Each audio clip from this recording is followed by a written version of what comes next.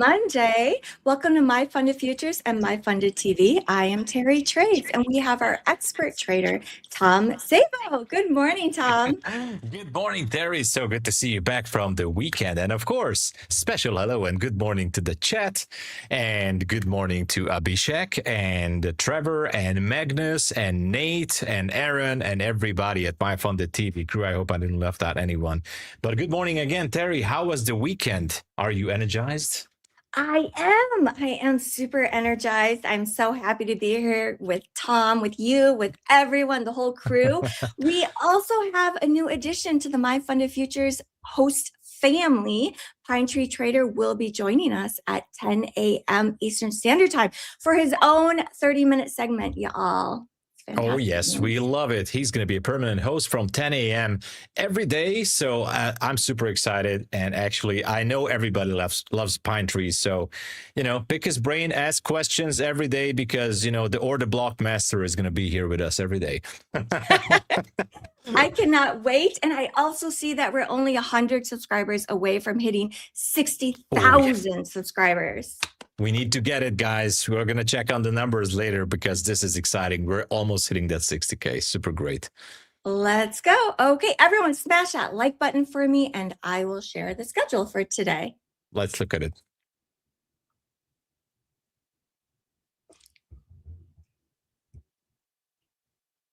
Hello.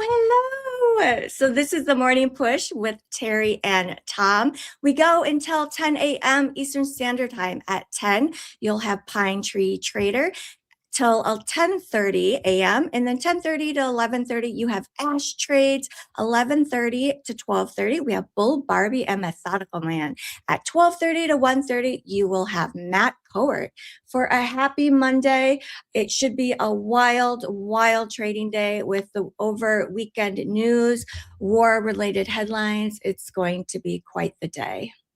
It is definitely. So we're going to talk about those things as well. But should we jump into the charts?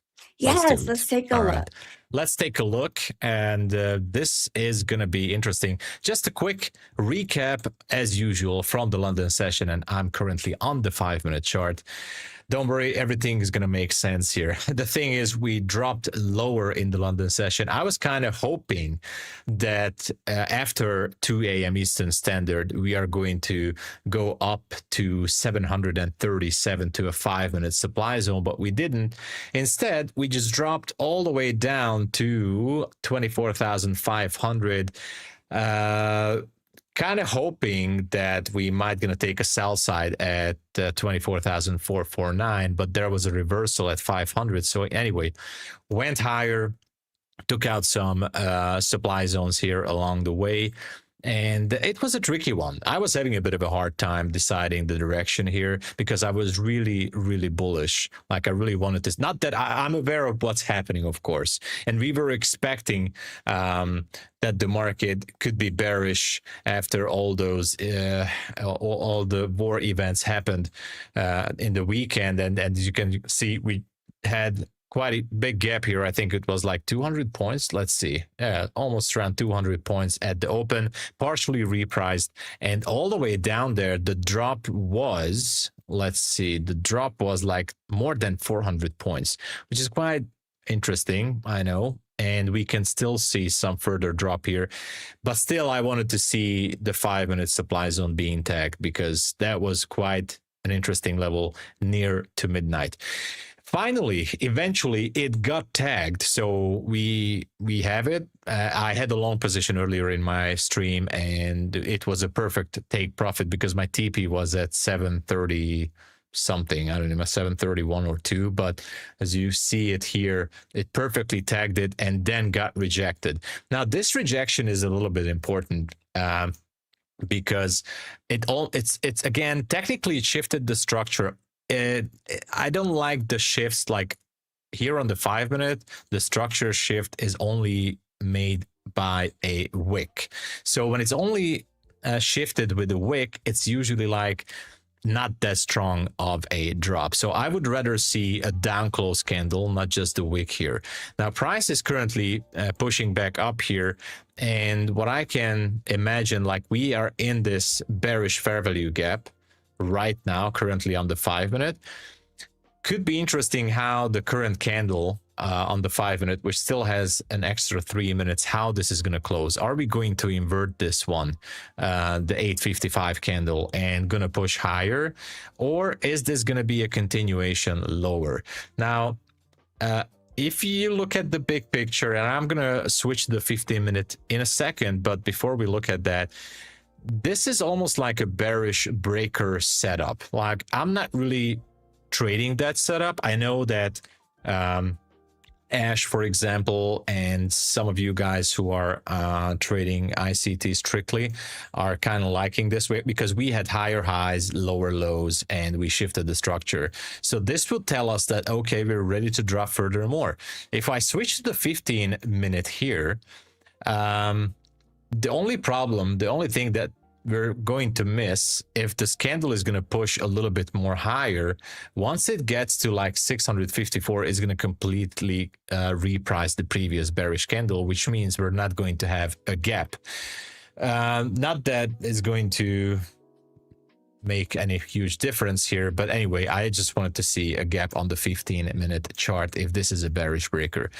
So far, by the way this situation looks like, at this moment it looks bearish to me. So even if I want to go long, I would be waiting for the price to go a little bit higher, like back to around the weave up here, which is like 684, or at least close above 675 or higher. So that would be the area where I would be looking for longs. Once we would have a strong push, the mid-level of the 5-minute supply zone or the New York midnight level could be a good target. So 747-ish area would be good. Nothing else is up there. The liquidity void, which means there was absolutely no trading in between the Friday close and the high here at 901, that is a little bit higher. So the market might try to reprice it. I know everybody would like to see a potential gap fill here because it's very popular, like, oh, let's see the gap fill. It might happen, but currently as we have shifted the structure lower, even though it's just a wick, I think it's bearish on NQ. So I like to see more drop. I have a 4-minute demand zone at 557 and another 1-minute zone at 524. So my plan on NQ is, if at the open we see a drop, if this 5-minute gap is not going to like act as a possible support and it turns into resistance again, then I might going to try to take a short into the 4-minute demand zone at 557. Usually I don't use the 4-minute level, but this looks exciting and interesting, so I'll be ready. So I have a plan for both directions here. That's what I'm trying to say. I have a plan for the 5-minute supply zone. I have a plan for the 4-minute demand zone. We are going to be reactive. And a quick look on gold. Well, gold is also tricky. There is a 15-minute supply zone up there at 54.47. I tried to go long earlier during the day, but as you can see, it's tricky. Now it's taking new lows again. I would be looking into some buy positions on gold once we get above 54.14-ish area, so somewhere around this. On the downside, I know we have a gap. We also have a new week opening gap here, so there could be a sell-off. I don't think I'm gonna trade gold today. Again, there are some levels, so I might gonna stay away from gold. It could be a little bit hectic. So and a very quick look on ES. There is also a zone at 64.40. For now, ES, it looks like it picked up liquidity from a 5-minute fair value gap from the London session.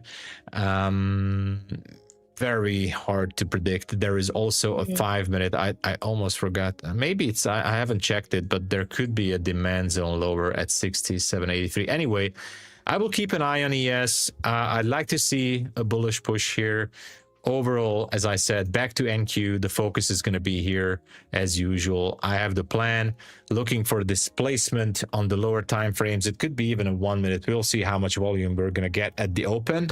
Target 557 on the downside, or on the upside somewhere above 737. Let's wait for displacement, fair value gap, and let's jump in. But reactive as always. That's all I have. Thank you. Thank you, Tom. You're welcome. I do want to share some news headlines with everyone. So the U.S.-Israel attacks on Iran killed the Islamic State supreme leader, which triggered retaliatory strikes from Tehran. Iran has retaliated against U.S. and Israeli aggression with strikes against multiple Gulf nations. So oil prices have surged on fears of escalating tensions and energy supply disruption, while gold and silver prices advance. So it would be really interesting to take a look at oil. What do you think, Tom?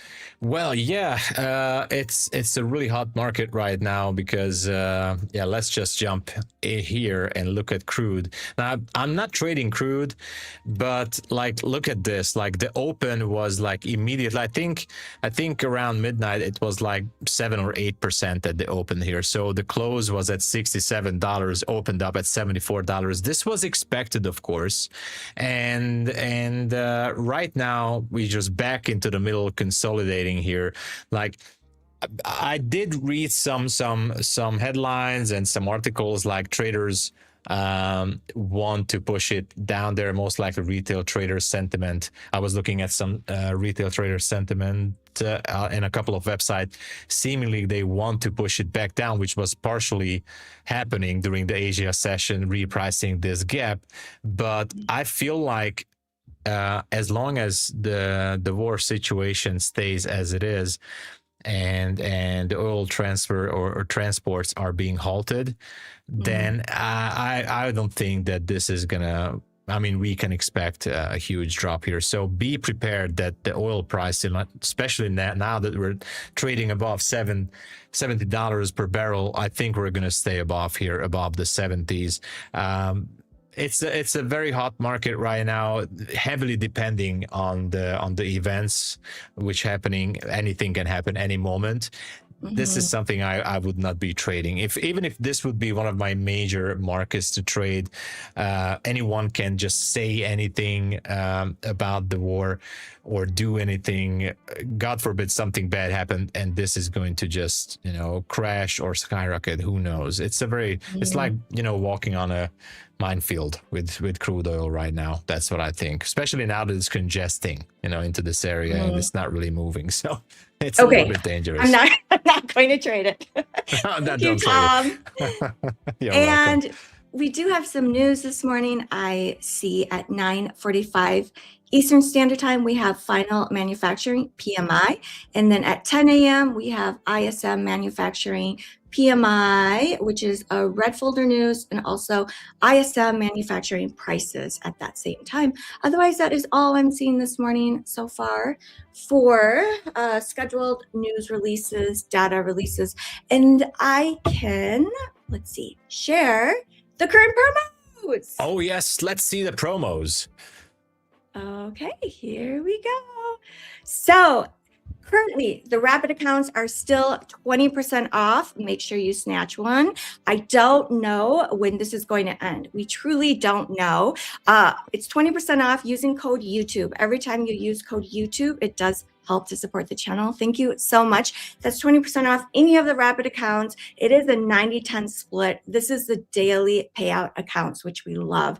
And the pro accounts are still 30% off. Again, we don't know when it's going to end. I feel like our promos have been going on for a while now. So I'm like anticipating, kind of like when I trade the markets, I'm like, oh, how long is this going to go up for? Or how long is this going to go down for before it changes? So yeah, make sure you use code YouTube for that, guys. Thank you so much. Oh yeah, we don't want the promos to end ever, because these are awesome. So yes, exactly. So it'll be interesting to see what comes up next. Oh yeah, well, MyFundedFutures is always coming up with some juicy promos, some specialties. So we're really waiting for it. And of course, use these ones as well, because these are absolutely on great value. And of course, never forget to use the YouTube code, because that's what makes Terry especially happy. She likes the YouTube code.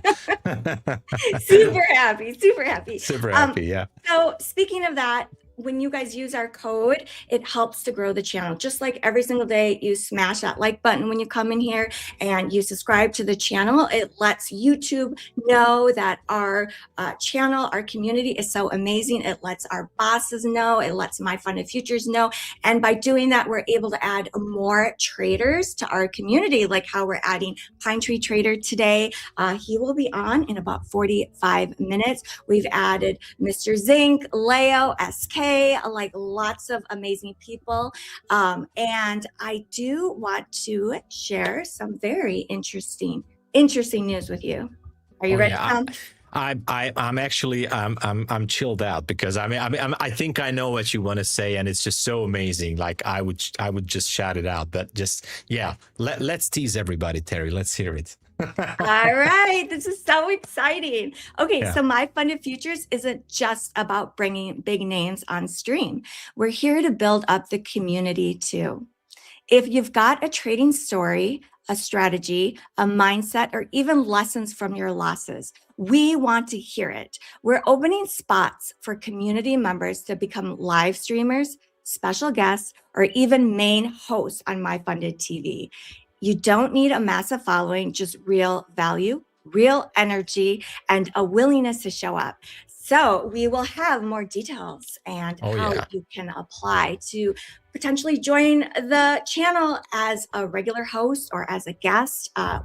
We want people from all over. It's not just like, oh, like you're an influencer. No, we want pieces of our entire community. And this is what we're truly building, everyone. We are truly building community. So thank you so much for using code YouTube every time. Also for smashing that like button every day. I know we ask every single morning, and Tom and I definitely appreciate it. We do. And yes, thank you so much for sharing that, Terry, because guys, we want your energy. If you feel like you would like to share your story, if you feel like you have the guts, you have the energy, you have what it takes, that you want to be part of the team and come on to the show, like maybe even on a regular basis, it seems like the doors are getting open. Uh-oh, Tom, I think you're muted. Oh, I'm muted, sorry. Yeah, my microphone, my microphone, there's a button here, it's very, very sensitive. So just want to say, like, this is like the absolutely great opportunity, as MyFundedFutures is opening up the gates and teasing everybody a little bit here. More details are coming up most likely tomorrow, and more details how to apply and everything. But if you feel like you would like to be part of the team, come up to the show, maybe even on a regular basis. That will be like, this is what we're looking for. And I'm so happy that we're getting, extending the host, maybe even extending the show. But, we're getting bigger, stronger, better every single day. And this is my time to check on you guys with the numbers, right? I know you guys love it when I do that. So I will look at the numbers.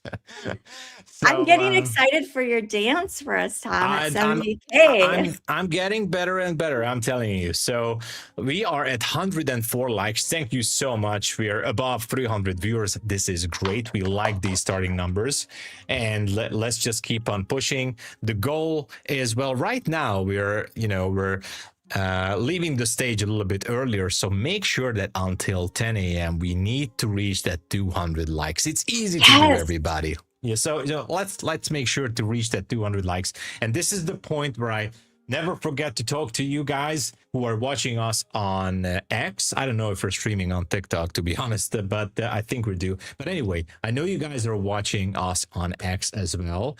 So just hop over to YouTube, smash that like, because we want the algorithm to spread the good word all over the YouTube land. So thank you so much. Thank you. It definitely works. Every time I see our likes go up, it does push it out. And then Oh I yeah. see our viewership go higher and higher. Yeah. So Tom, we're only 100 away from hitting 60K. Are you getting ready to call Luke on the phone? Yes, I am ready. I'm ready. And guys, I'll try to do my best. No promises, of course, but I will definitely try to get something special for everybody here in the chat. Well, everybody. Well, maybe that would be too much. Can we ask for 500 giveaway accounts? Maybe I don't know. I will check what I can. You'll negotiate for us. You'll try real hard. I'll try to negotiate as much as is possible. Yeah. So yeah, less than, well, a little bit more than 8 minutes until market open, and so far it seems like NQ is unplugged, and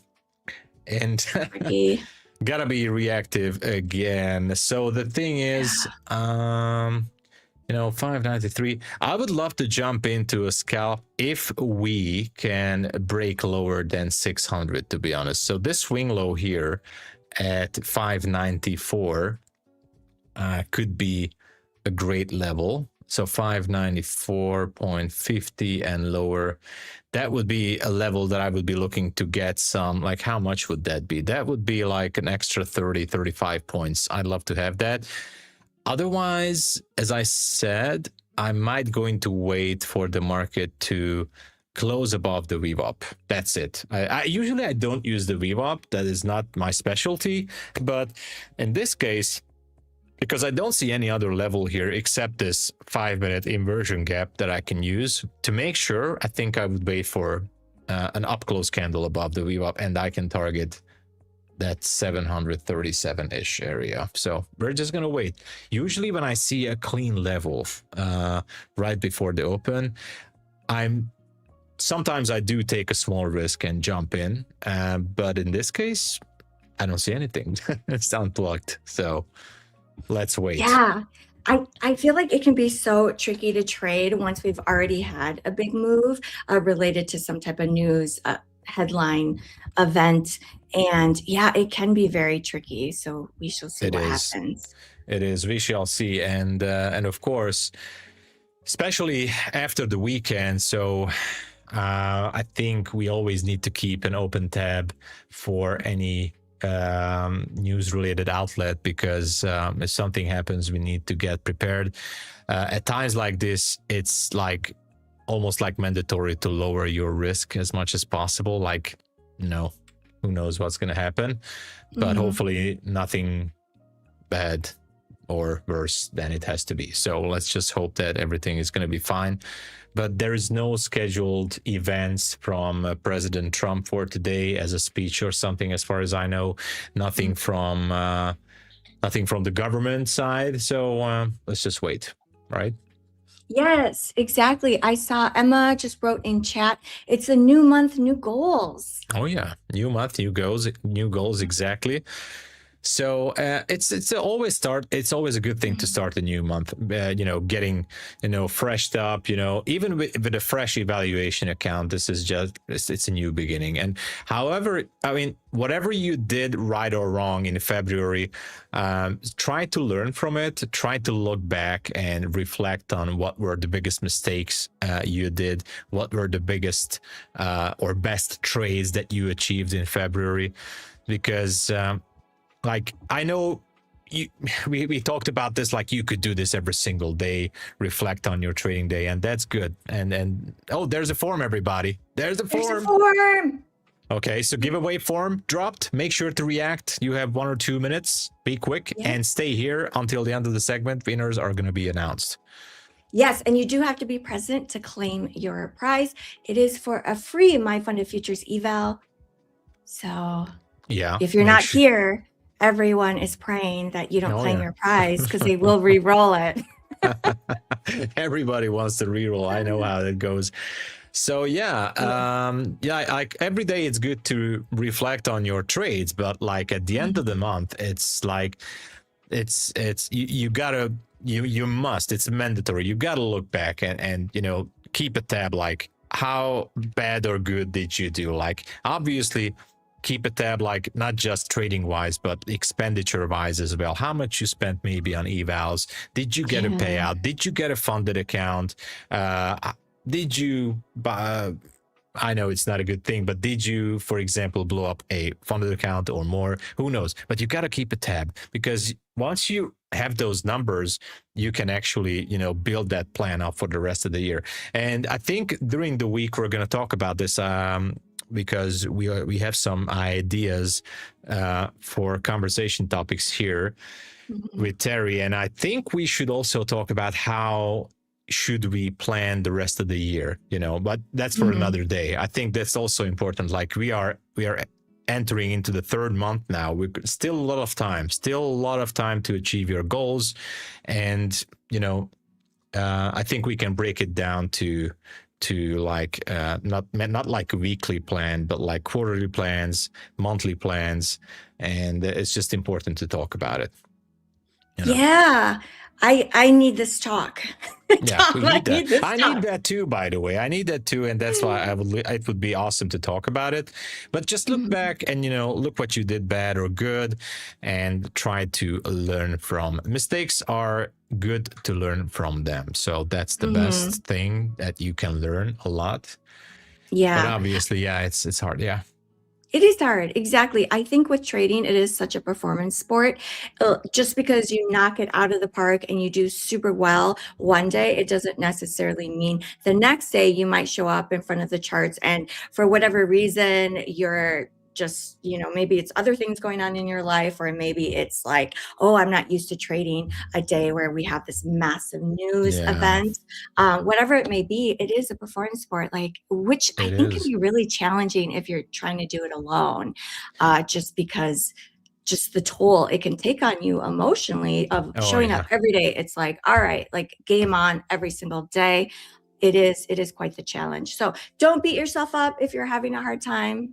Yeah, it's everybody has a hard time every now and then, and yeah, just, you know, keep on grinding, keep pushing it, because it's gonna get better and better. Yeah. So I'm looking at the 5-minute chart, Tom, and it looks like we've just been consolidating straight across, like bar coding since for about 30 minutes now. Yeah, honestly, the 5-minute chart looks very bad. I don't like it. The 5-minute chart looks very, very bad. We have all these wicks on these bars here, and I don't like it at all. So far, we're seeing a bit of a bullish push momentum. Looks like a bullish pin bar. It's the whole thing, like right at this price level at 639, 640. Yeah, we have a bit of a push here. So this whole area here, it's just a consolidation area, and we're seeing like we're heading right into the middle. And this is why I don't really want to take a trade once we're inside of this area. So that's why I said, even if it's pushing higher, the VWAP is actually a good point to look for long positions. My only issue is, almost market open. My only issue is that once we pass that level, if we go higher, I have really no other target than looking for the gap fill up there, because there is no supply zone. So as for the sake of beauty, if we can say it as the you know, as the market opens, I'd like to see a nice drop taking out all that liquidity and then maybe reverse. That's what I would like to see, but we'll see. Yeah, 15 seconds, everybody. Oh, good luck. Deep breaths. Yeah, good luck, everybody. And, you know, yeah, I have an interesting topic once the market open, actually just for a moment, but now I know everybody's locked onto the chart. So let's see it. The market is open for business. So it is open. Okay. We are trading below VWAP on NQ. Down 360-ish points. ES is down 76 points. YM is also down. YM down 500-ish points, down a little over 1%. Okay, so if it's going down, I'm checking the ES as well. Okay, we're seeing a bit of a move lower.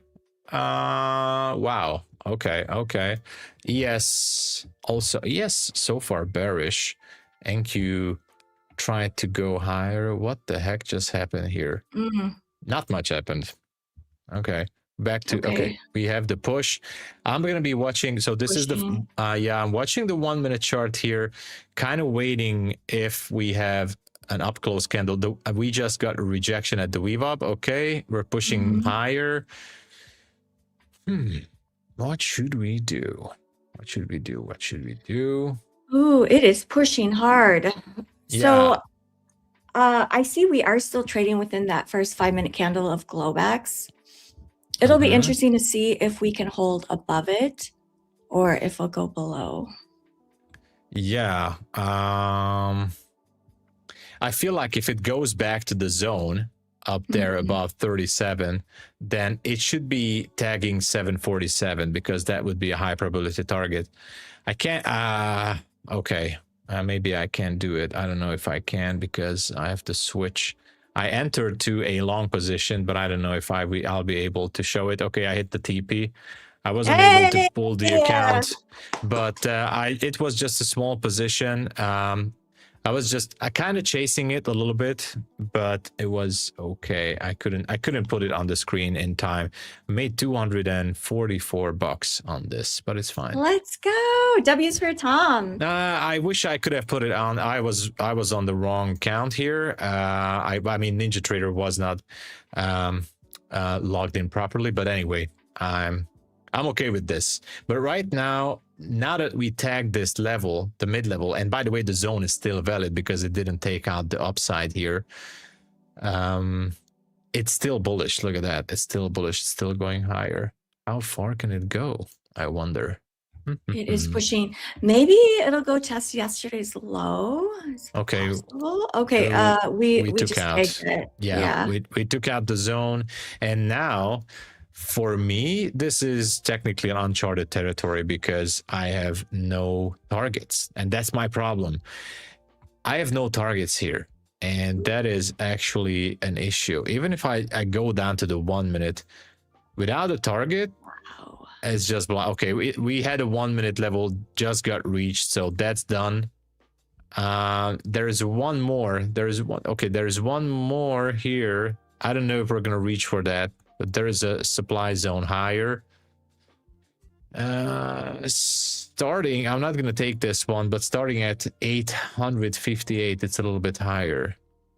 Okay. But anyway, that's a supply zone. Let me just put it here. That's a 1 minute supply zone. All right.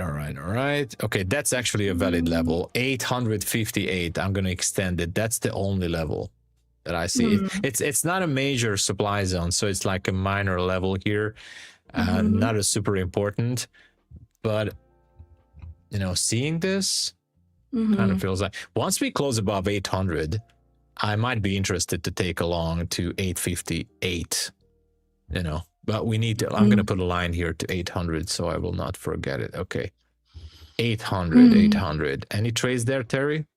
No, not yet. I'm watching this, waiting for some type of reversal because I do want to go in short. Oh, you want short? Yeah, okay. Yeah, I do, but I'm not seeing that reversal yet. So we are trading towards the high of the overnight range. So I'm waiting. So far, the market is so strong. The bulls are definitely strong. Back. Yeah, we have. Let's see, this low is 605 in this 5 minute candle. Oh my gosh. I can't even scalp it. I can't even scalp this one. Okay, I'm scalping with 2 micros. If it drops, it's fine. I'm looking for, I just jumped, I'm just chasing it at this point, guys. It's very, very dangerous. I want to see it tagging the 858 level.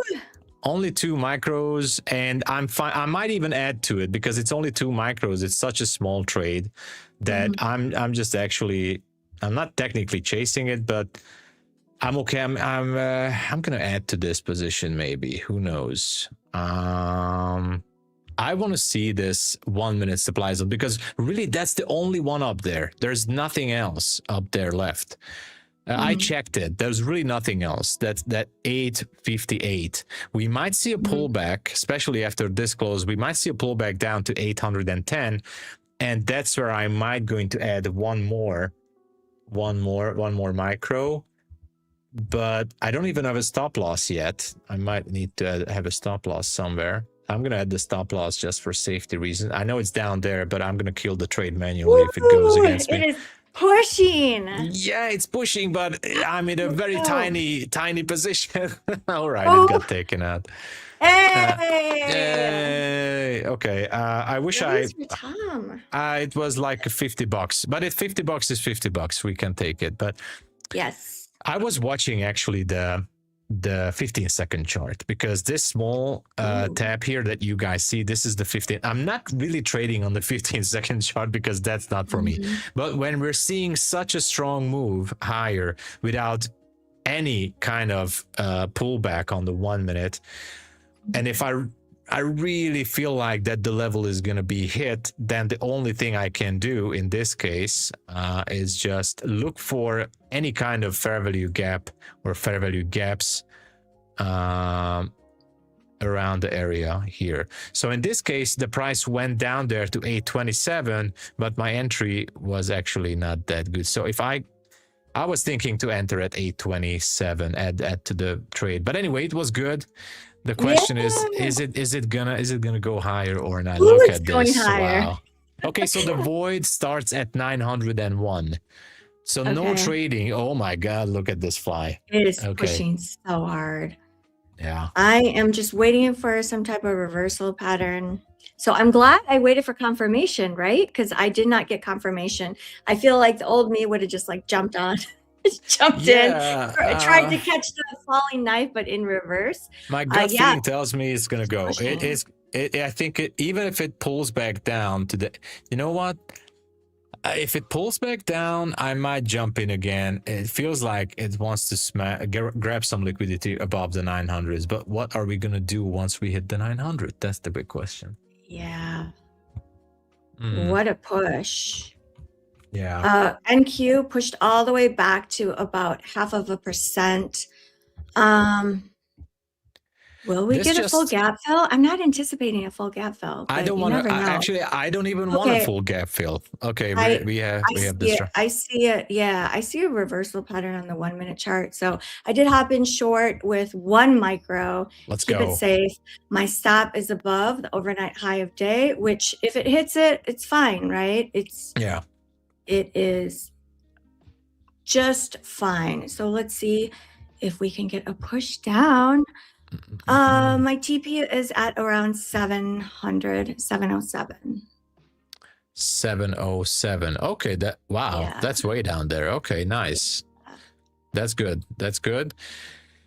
Let's see. Like, I can imagine. I think like retail, including myself, we want to see that the market is going to go for the gap, right? Because that's what everybody wants to see. And now it's time. Wants to see that. And now this is the time to squeeze out the long positions or not. But if it's not going to drop now, then I'm not saying never, but it should be dropping for Terry. It should be Thank you, Tom. I hear what you're saying. Like as far as market behavior, like if it doesn't drop here, because it has that fuel from all the people who went long.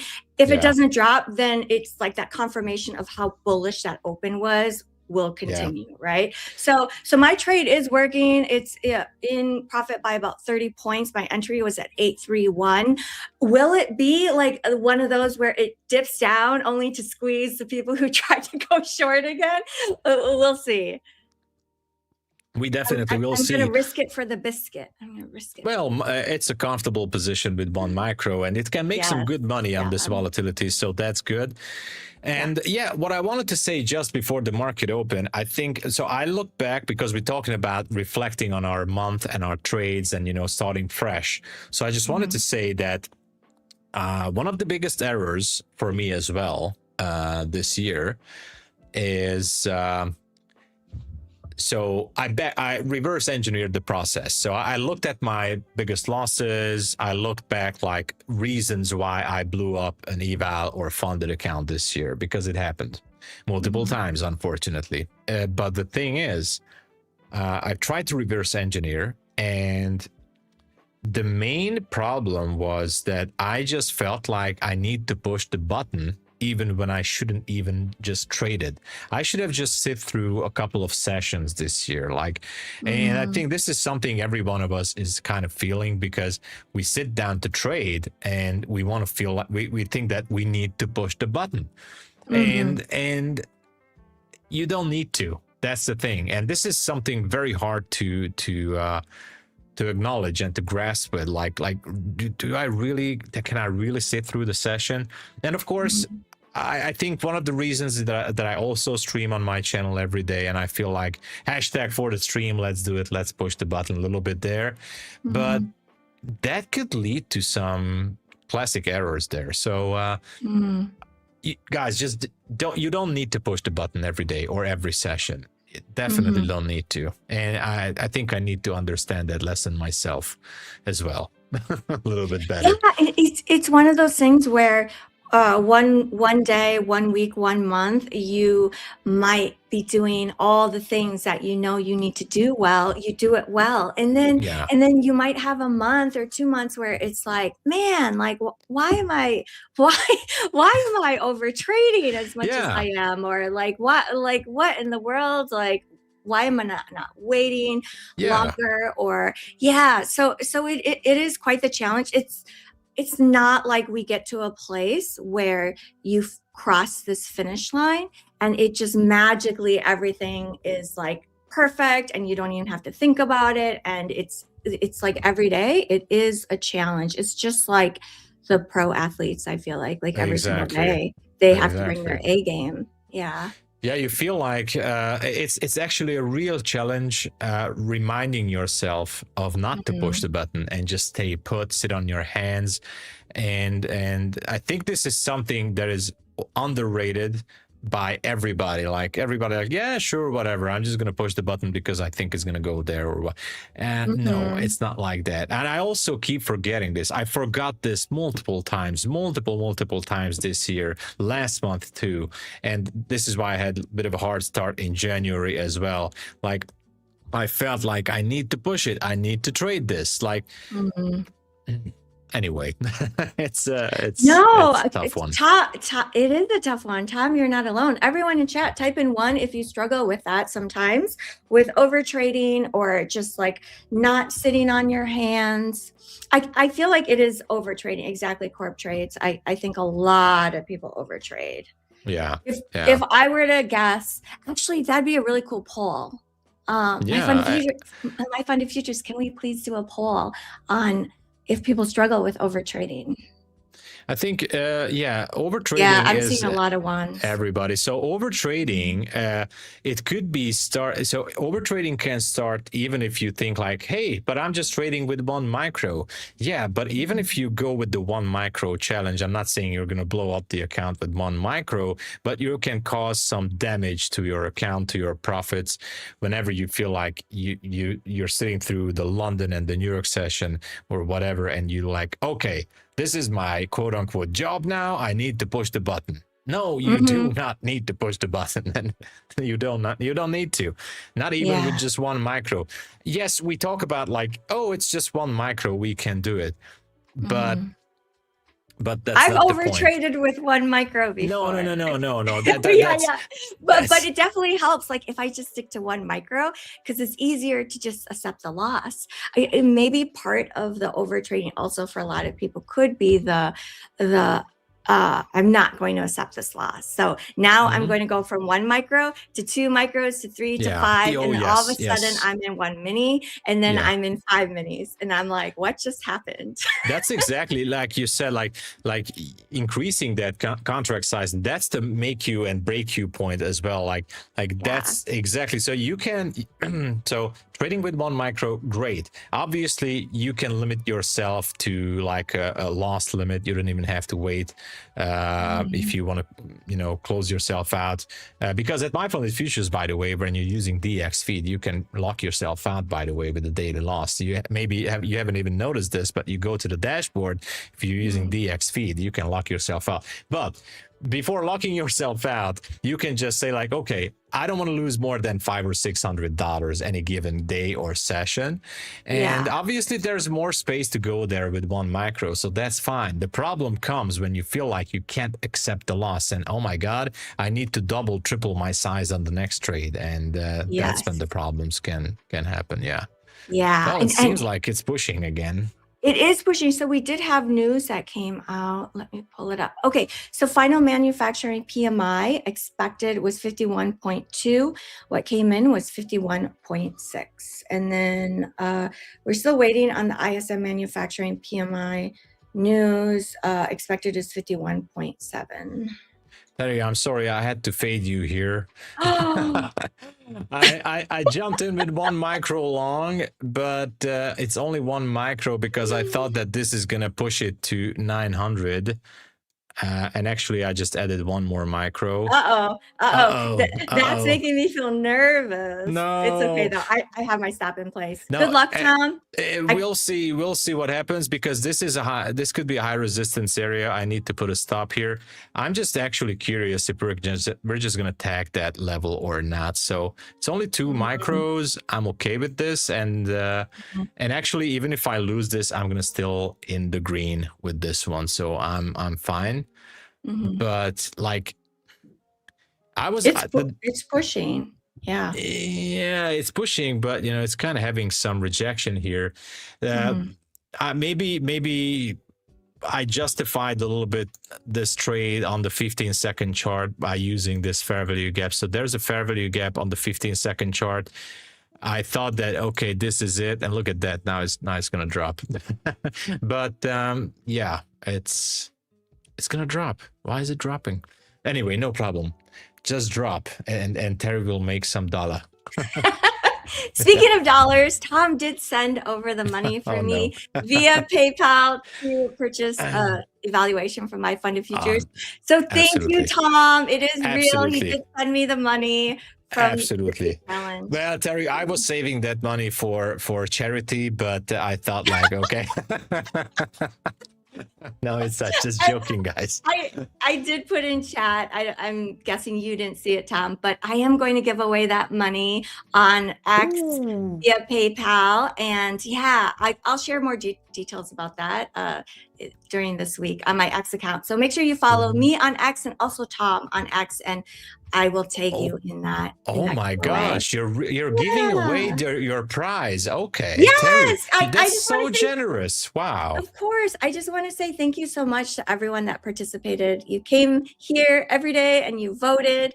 It was just fun. It was really fun. I was like, how am I going to beat Tom in this? I don't know. Because like you were up 8 rounds in a row or something, 8 or 9. I'm just like, I am just getting smoked. But you were winning straight every day. Like, what is happening? And I know it. I know why. Because you're the cute one and I'm just crazy. So they were like, okay, Tom is crazy. Let's vote for Terry. And that's how it happened.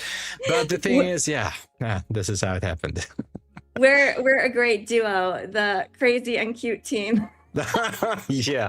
Oh, by the way, I hit the TP. Yeah, guys. So I hit the TP, but we still didn't go into the liquidity void up there. So my TP was at 95. Oh my gosh. My TP was at 95 and the high was 95.50. That's a good TP there. So two ticks in. Wow. Anyway, amazing. Let's see. I'm still hanging out in the short because my stop is at 906. Likely all the shorts are getting squeezed, right? But we shall see. I'm just gonna leave it alone. It's in the red by about $115 ish.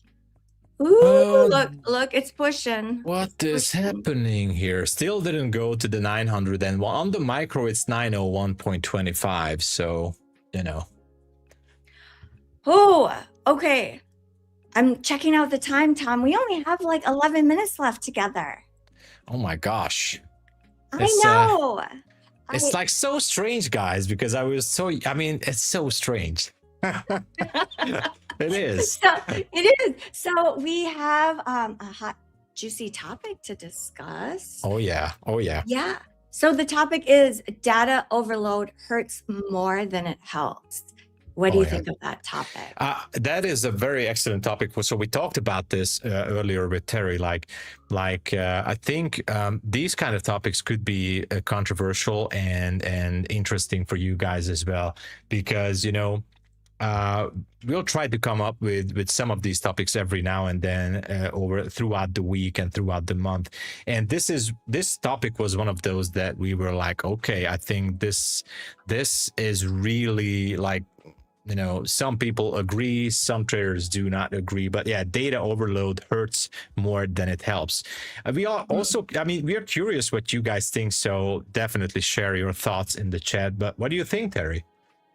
Yeah, I think sometimes it can hurt. I know I've experienced where there's just lots of different information, like different fundamental countering information, and then I can easily get confused. I'm like, wait a minute, is it a long or a short today? Like, oh, what should my bias be? And that can lead to the over trading, just kind of that flip-flop erratic trading where you go long, you go short. You're like, oh, but wait a minute, like Nvidia came out with this news that was super bearish, but the PMI information that came out was super bullish. Like, so I think it can be overload. You know what? What do you think, Tom? I felt like, as data overload for me, it comes like it comes with fundamental news. Like I have so we are technical traders, and this I heard the first time I heard this, that was from ICT. So just I'm not an ICT follower or like a core member or whatever, but I did hear him say that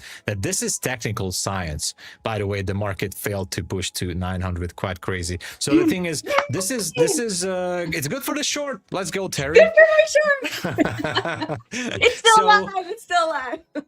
So let's root for Terry. Let's hope that this one will drop to 700. That would be great. So this is like technical science, and I love that expression. I think it is technical science, and I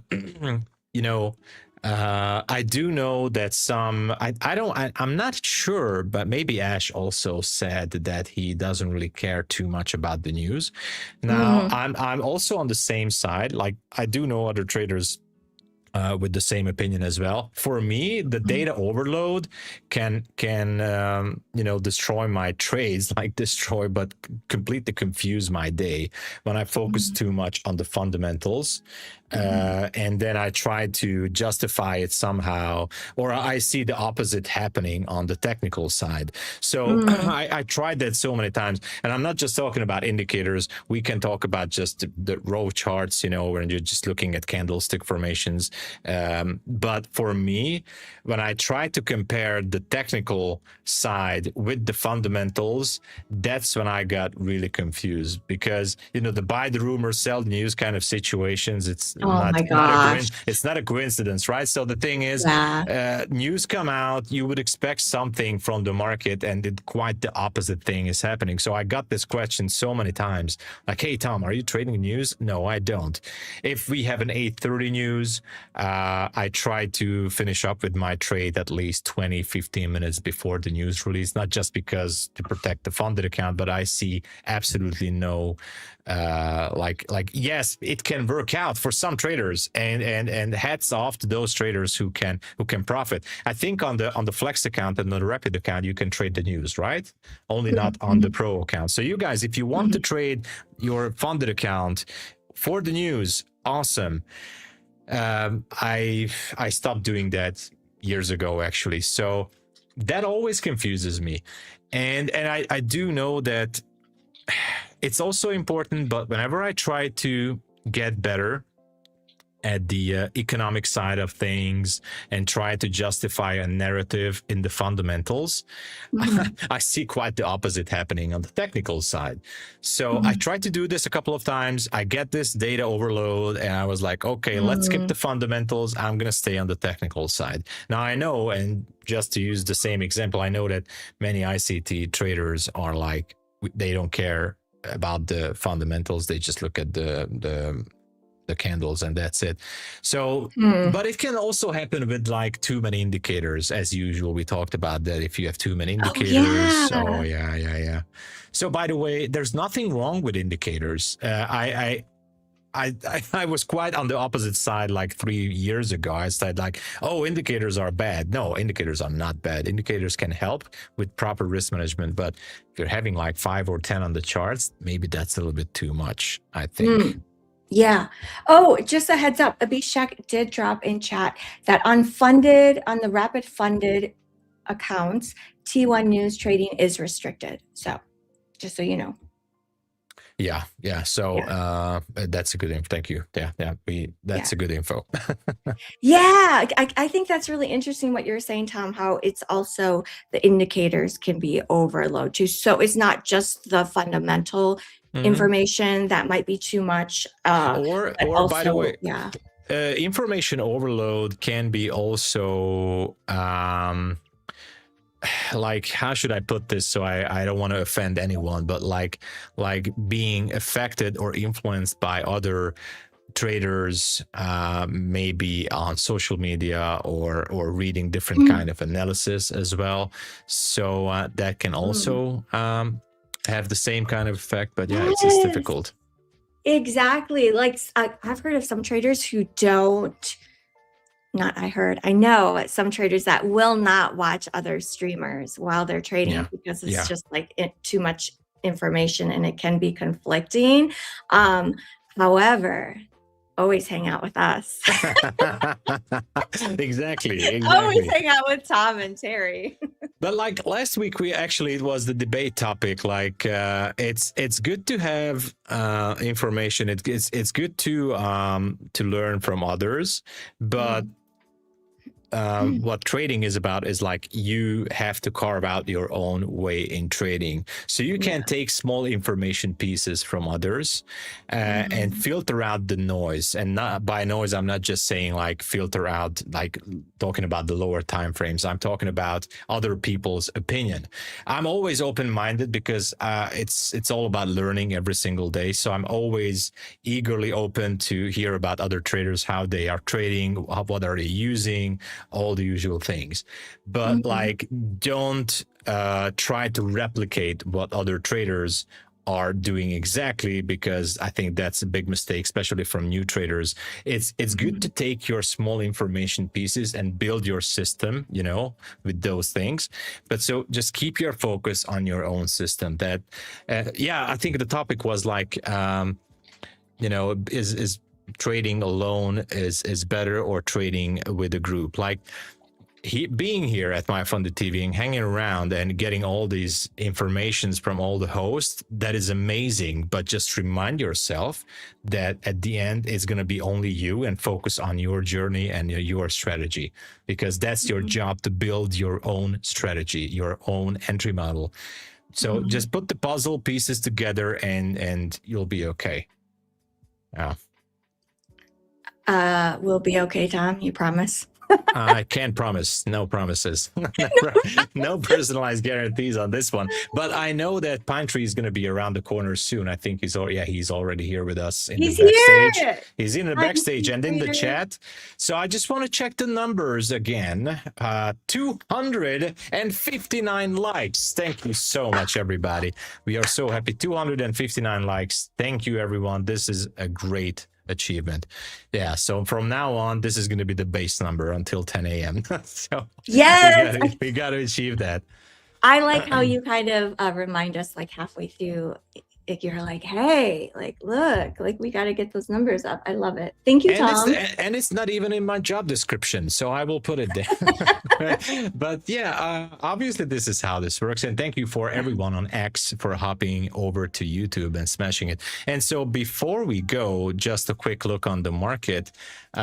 We still didn't go to that 901 level. You're still in the short, right? I am. So I hope for your trade that it's gonna just drop. It feels like currently that the market might want to squeeze the longs. I'm not sure. And that would be good for your trade. But it will be interesting. So any last thoughts, Terry, before we give the stage to Pine? No, well, actually, yes. I do Okay. have a last minute thought. All right. But I love your psychology pieces, Tom. Like, I think Tom and I have discussed with each other that we definitely want to share more psychology tips with everyone. I do see that in the poll, the majority of people, I think it was over 80%, struggle with overtrading. So Yeah. we will be tackling this topic throughout the week. So make sure you join us every morning.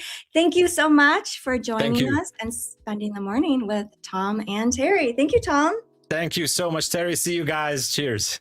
See you guys. Please give a warm welcome to Pine Tree Trader.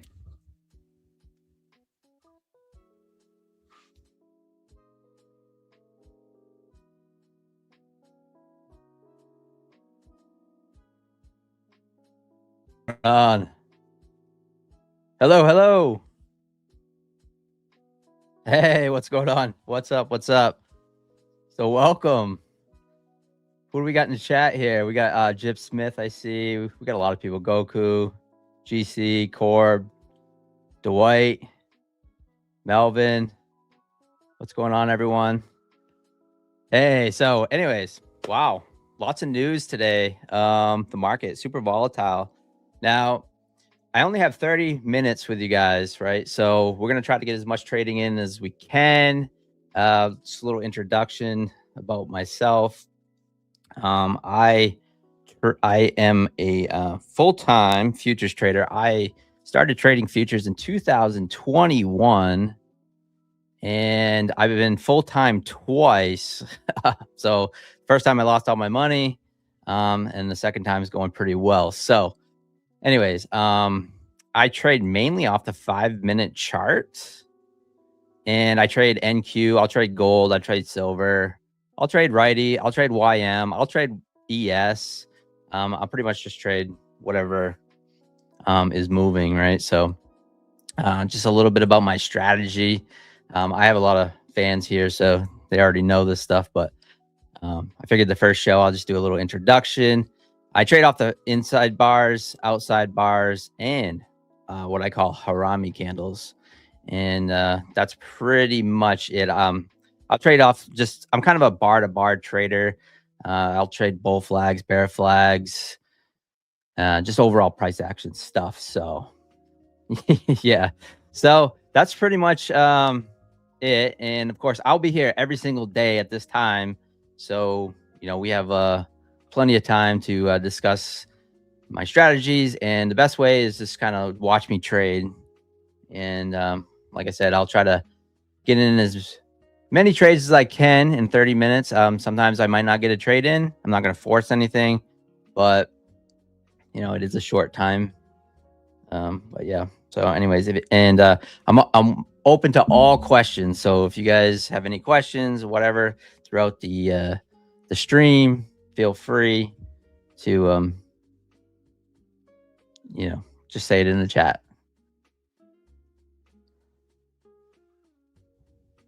Not the first time, no. What's going on? Inside bar, you've heard Terry talk about it. So one of the things, the systematic trades that I like to take is the very first inside bar. And right now I'm up on this pro account, $1,240 for the day. It's 50% consistency. So, I can make another $250, $260. So if I do see a trade, I probably will take it and maybe try to get to that 50% mark. But one of the very one of the cool systematic trades that I take is the very first inside bar. And you can see right here, it triggered right at 840. And it's pretty simple systematic trade. It's during the New York session, so it's the very first one that appears. And I have a very systematic trade where I just I take the break of the very first inside bar. So in this case, it triggered a long.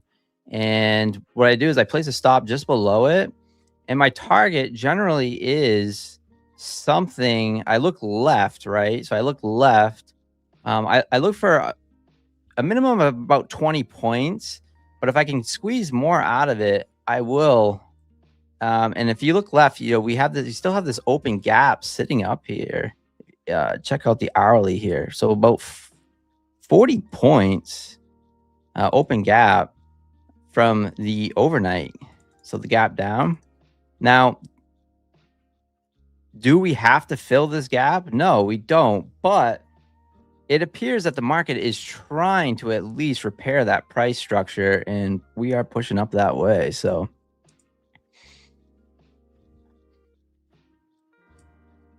now the market's pretty volatile. So what I'm going to do is I'm going to trade a micro, and because if I do take a long off this outside bar looking to fill some of this gap, I'm going to have to place a pretty wide stop. So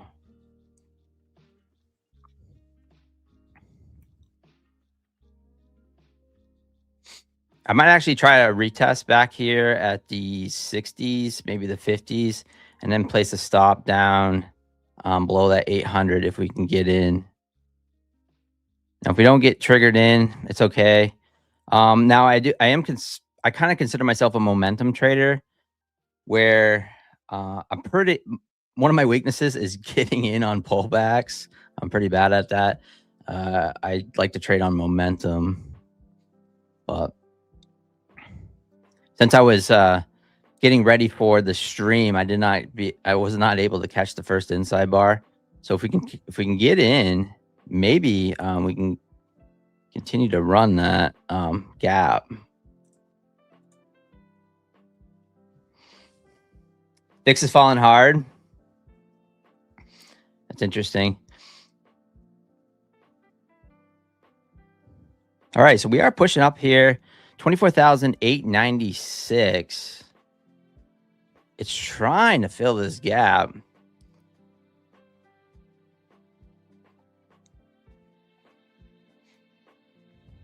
Let's take a look at ES as well. I'm kind of curious.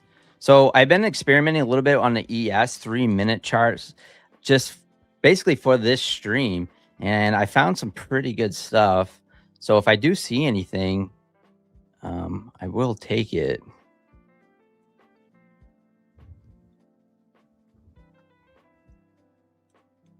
All right, taking a look here. NASDAQ still trying to push up here.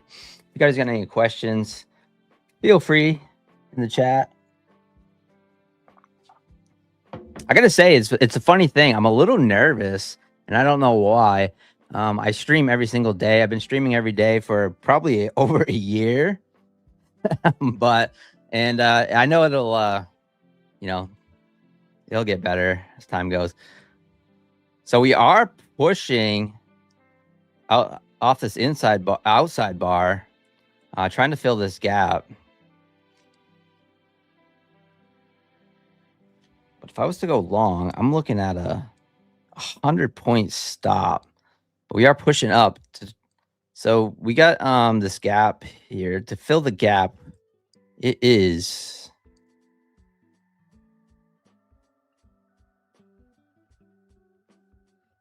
the gap fill would be right around 942. Don't be nervous. We're all good students. Yeah. How did I start again after losing my money? Did I change my strategy? So I've changed my strategy a lot. So I guess I started trading TPO charts, market profile, initial balances, point of controls, all that stuff. That's how I started trading. That's what I learned. That's what I studied for a few months. But I guess what really changed the way I trade was not over trading. That was the biggest thing. That's the best thing that I've done lately too, is just not over trading. Looking for that one trade a day, maybe 2 or 3 on per account, and that's how I've managed to find my success lately. So it's just kind of taking that base hit, trying to make 250, 300 bucks a day on a funded account, and then just moving on. Going and touch grass. You hear Ash say that a lot. In my case, it's going to touch snow, but I see Ike in the chat. What's up, Ike? Thanks, guys. Thanks for tuning in. We are bouncing. What's up, Trading Gems? So, stupid. Sorry, Suddy. It actually changes. It changes quite often, but usually hitting around 65-70%, is where it's at. Now, the market changes all the time. We can go through streaks, losing streaks all the time with the first inside bar. It happens. And you can also go through winning streaks, right? So it definitely goes through its ups and downs. But I literally have been trading it for maybe a year and a half, 2 years. It's something that I end up passing a lot of evals doing it. I will take it on a funded account occasionally if I like what I'm seeing. I'm a little discretionary with it. But generally, I'll trade a lot of evals on it, getting to the 50%. Sometimes I can get to it on one trade, or even pass an account pretty quickly doing it. So go touch the pine trees. Exactly. So we are pushing up. It looks like we're trying to fill that gap. I don't see a reason why we don't. Another 20 points away, we fill this gap. It's pushing up here, 920s, 927. Hit the gap fill right around 942.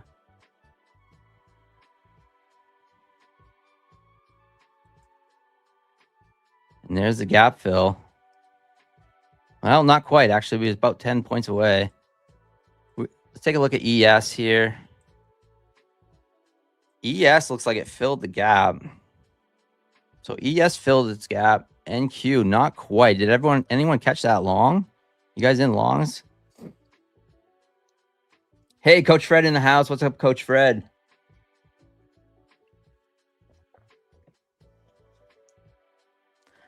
This market is crazy. Yeah, it is. It's super volatile.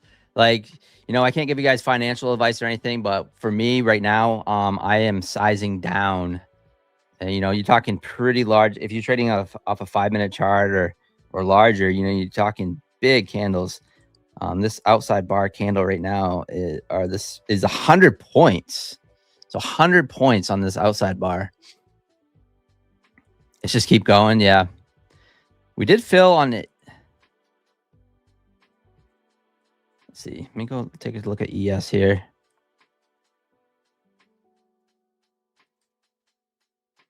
So I might try an ES trade here. I need about 250 bucks. I'm going to look for the continuation on the 3-minute chart. I need 250 bucks. I'm already up 1,200 on this account. If I get it, great. If not, it's perfectly fine. But I'm looking for to squeeze. I was a little bit hesitant to take the, if you're looking over at NASDAQ, take any of these inside and outside bars because we had that news at 10 a.m. Eastern. So we'll take a little trade here. We'll just see if we can make 250 bucks, right? To get to 50% consistency. That's what we're looking for. And like I said, I don't have that much time to trade on stream, so there's only so much. So I've been experimenting a little bit with this ES, and I'm just basically looking for some continuation on this. All right, we got some winners in the chat. I guess they did a giveaway. Congratulations. Yes, and I want to remind everyone, if you guys are, I'm trading a pro account today. If you guys are picking up any MyFundedFutures accounts, please use code YouTube to help support this channel. That's the reason why I'm here, right? Because you guys are supporting the channel, and that's the reason why they brought me on. So if we get stopped out on this, it's perfectly fine. I'm willing to take the little risk to try and I'm gonna put my stop at 300 bucks, and I'm gonna look for, like I said, 250 to try to hopefully get to 50% on this pro account. And what I want to do is I'm going to try to build up my MyFundedFutures accounts. I'd like to be able to get a rapid account, get those daily payouts, and then be able to get it over the buffer right on stream, and be able to get daily payouts every single day, or at least try to get a daily payout every day while I'm on this stream in 30 minutes. So that's kind of going to be the goal, maybe going forward. you know, but right now I got a pro account, so I'm trying to get one of these bad boys passed. How many accounts do I have currently? So right now I have one MyFundedFutures account. It's this pro account right now, but I'm gonna look into getting loading up and getting 5. So ES did fill the gap. So do we get the continuation, or does it want to pull back? Right now, looking like it wants to pull back. I'm gonna stop there at 28.6850. Taking a look at NQ. I'm actually curious about gold, oil too. So oil actually pulled down. Let's see, where's the, wow. So you can see the gap up on oil last night, and it has not, it come back about 50% retracement on that, the open gap, and has not filled that gap. And it's just hanging right now at the VWAP.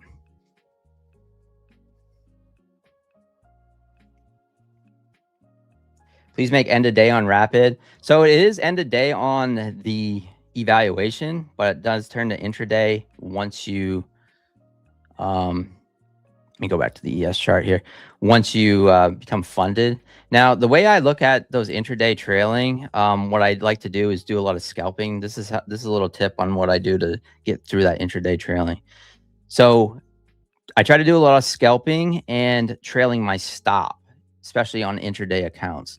So intraday accounts are very, very difficult to, let's just say if you're trading NQ, to take a 100-point runner, place a stop, 50 points, even though you're catching 100, placing a stop at 50 points. What you really want to try to do is move your stop up and trail it, so that way it doesn't come back and get you.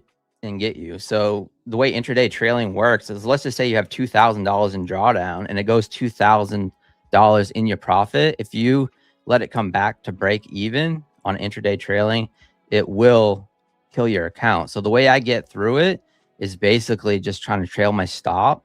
And then once you're over the buffer, it's static anyway. So once you're over the buffer, then it becomes static, and then you can just, trade how you want. But just a little tip there, just kind of scalp, trail your stop, and,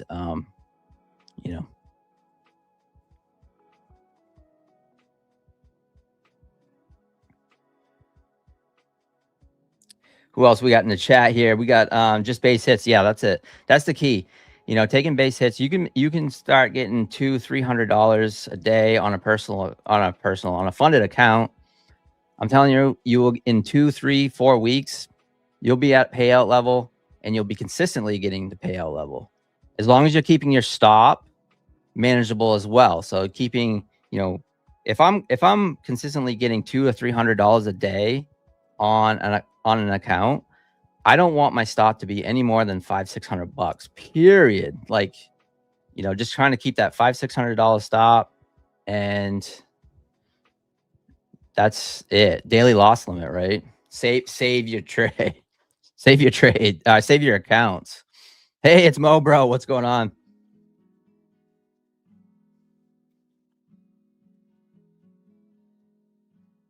So my stop's holding so far. Will it hold? I barely trade ES,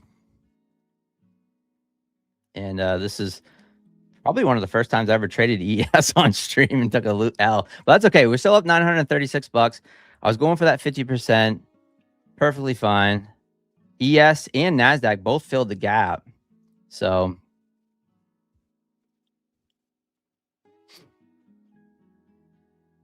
do I think a person should pass the evaluation phase within 15-20 days?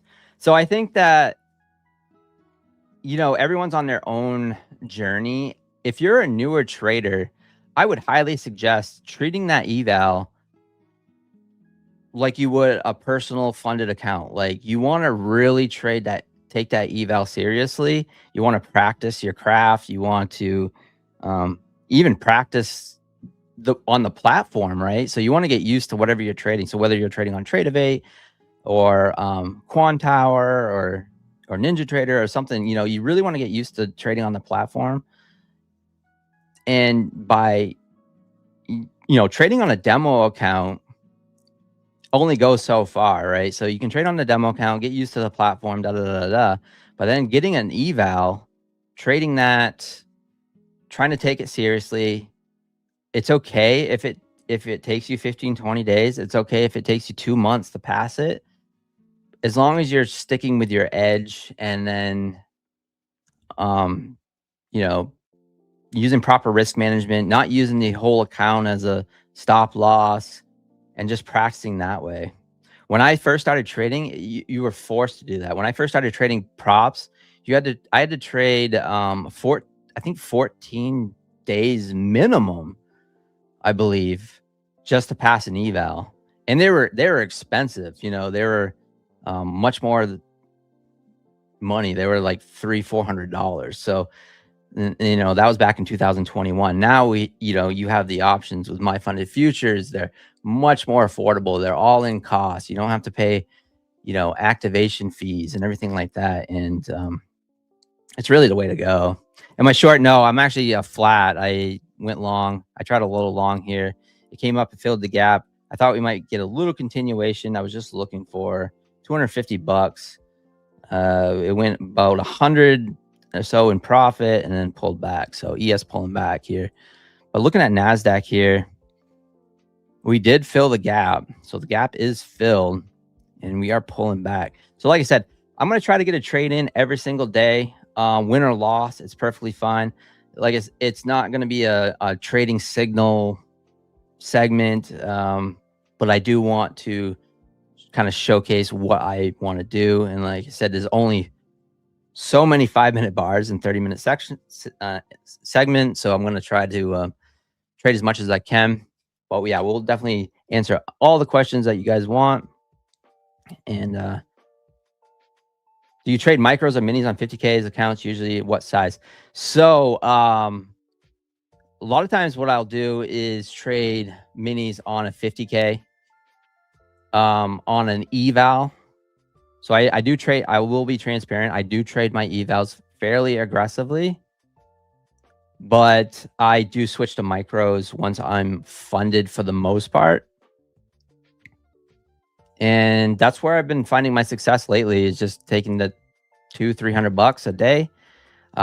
During New York Open with NQ or MNQ, 2 or 3 micros, you know, you can make $100, $150, $200 pretty quickly with the volatility. And you make, you know, 2 trades with that. Next thing you know, you're at $300. You do that in 2 weeks, you're out of payout. So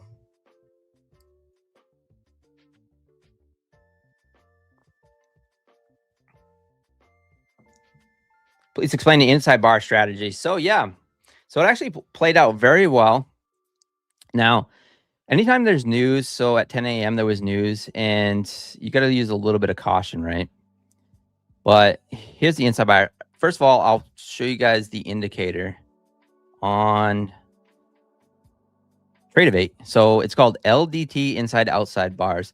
And how I discovered it one day, as like probably most of you, I was in the indicators on the community indicators, and I was downloading every single indicator. This is, you know, when I was trying to figure things out, and I'm still trying to figure things out, but you know, literally just downloading every indicator. And all of a sudden I put on these inside bars, and I was like, this is interesting.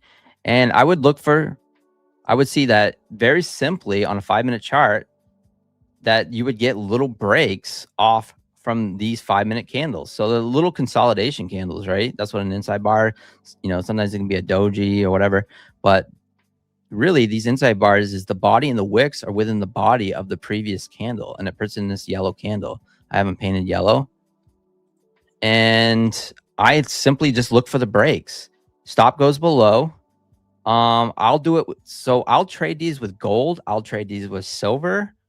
I don't trade them so much with YM. I actually like trading these purple candles, Harami candles on YM. But but I will trade them on gold, and I'll trade them on silver and NASDAQ.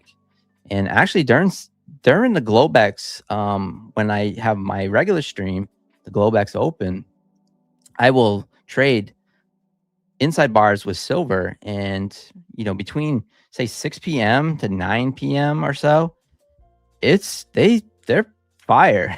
They work pretty good. So if you're able to trade a micro with silver, you can catch some pretty nice moves off these inside bars. Now, this is a new thing because of the volatility of silver, but they've been working really, really well. And like I said, all I really do, if you take a look at NASDAQ right here, the very first one here triggered a long. So I take a long right here. Let me pull out my fancy pen here. Got my fancy teacher's pen. So basically what I do is I'll look for a long, right? So as soon as it breaks, right, I look for a long. The stop always goes at least below that candle. And I'll look for, say, a 1-to-1, which meaning if say my stop's $200, I'm going to look for at least $200. In this case, if I was able to take that trade today, I would have looked at the open gap, right? So that would have been my target. And now, obviously, in hindsight, it worked beautifully. But it's always good to look left, maybe taking a look at the hourly chart. Like, what do we have? Do we have equal lows? Do we have equal highs? Do we have a data candle that needs to be run? A lot of times when you get a news candle, like especially in the morning, 8:30 candle, the 8:30 a.m. where you have like a CPI news or non-farm payroll or something like that. Oftentimes, both sides of those data candles will get run. Do we have the overnight 5-minute candle? Like, does that need to be run? That kind of stuff, So an interesting stat, like about the 5-minute opening candle. So here's the Globex opening candle. Interesting stat that Terry Trades 100 actually shared with me, because I trade Globex a lot, is that 84% of the time. So here's the opening candle of last night. 84% of the time, both sides of this candle will get run at some point throughout the trading day. So as you can see here, it finally got run at, the 5-minute ORB got broken to the upside, and then it came down, and at 12:20 a.m. it got run, and then it dropped pretty hard. You can see like it breached it, pushed back up, and then dropped real hard at that 5-minute open candle. So that's a very cool statistic. 84% of the time, both sides of that candle will get run from the 5-minute Globex open. So anyway, so like what I was saying is, like, when I'm looking for an inside bar strat or looking for an inside bar and I'm in an entry, one of the things that I like to do lately is have a target in mind, but not be stuck on a bias, right? So like if I'm, say I went long, I'm looking for the open gap up there at the 942. So, all right. I don't see this. This is going to go by super quick. I only have a minute left, right? So this is going to be like an action-packed 30 minutes. It's a transition between Terry and Tom, and then the next host. Today we have Ash coming on. It's going to be, that's that segment that has the different hosts pretty much every day. So very exciting to transition to that. So it's pretty awesome. And yeah, so like I said, this is going to be an action-packed. I will be here every single day. So I hope you guys can come back tomorrow and support me, support this channel. Smash the like button and use code YouTube. I think that was good. And like I said, if I didn't get to your question, I will be here every single day. I appreciate the support, and awesome. So, and yeah, so we have Ash coming on next. Thank you so much, everyone. W's in the chat. Thank you so much. Thanks, guys.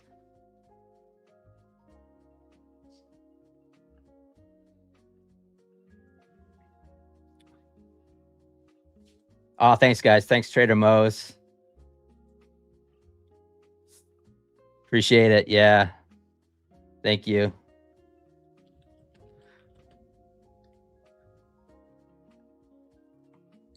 See you tomorrow. All right. Thanks, Dwight. TJP in the house. See you later. Yes. See you later, guys.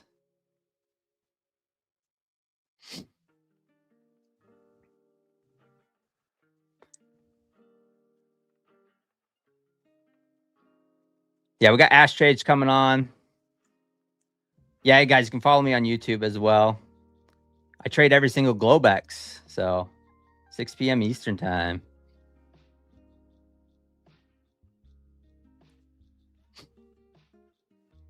I'll see you later, Mose. Yeah, awesome. So we should have Ash pretty soon. Yep, we're ready.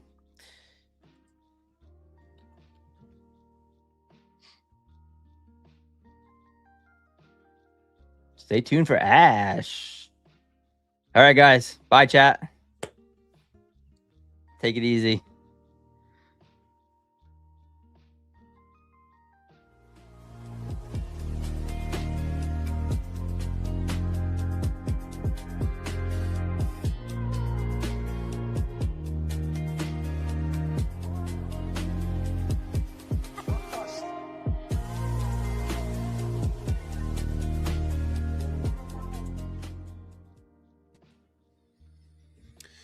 Good morning, everyone. Good morning, good morning, good morning, or good day, depending on where you're from. Welcome back to another segment with myself, Ash Trades. How's everybody doing today? How did everybody's weekend go? Good morning or good day, depending on where you're from. Very excited to get back on here with you all. New week, new opportunity to gain more conviction in our business. So, just going to take a moment to welcome everybody into my segment, and then we'll get into some of the information here. Good morning, good morning, good morning.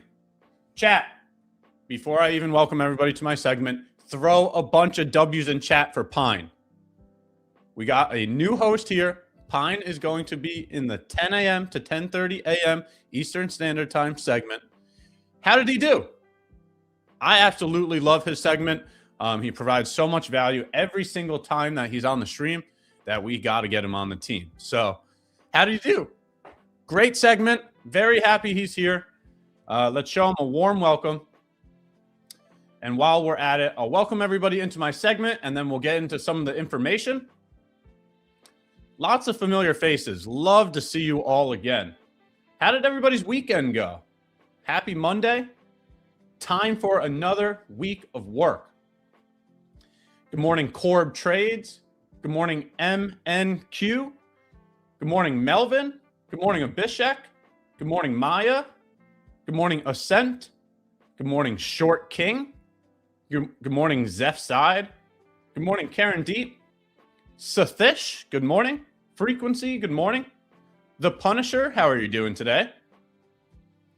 Bacon Air, good morning. Nick, good morning. Forex Ike, what's up, man?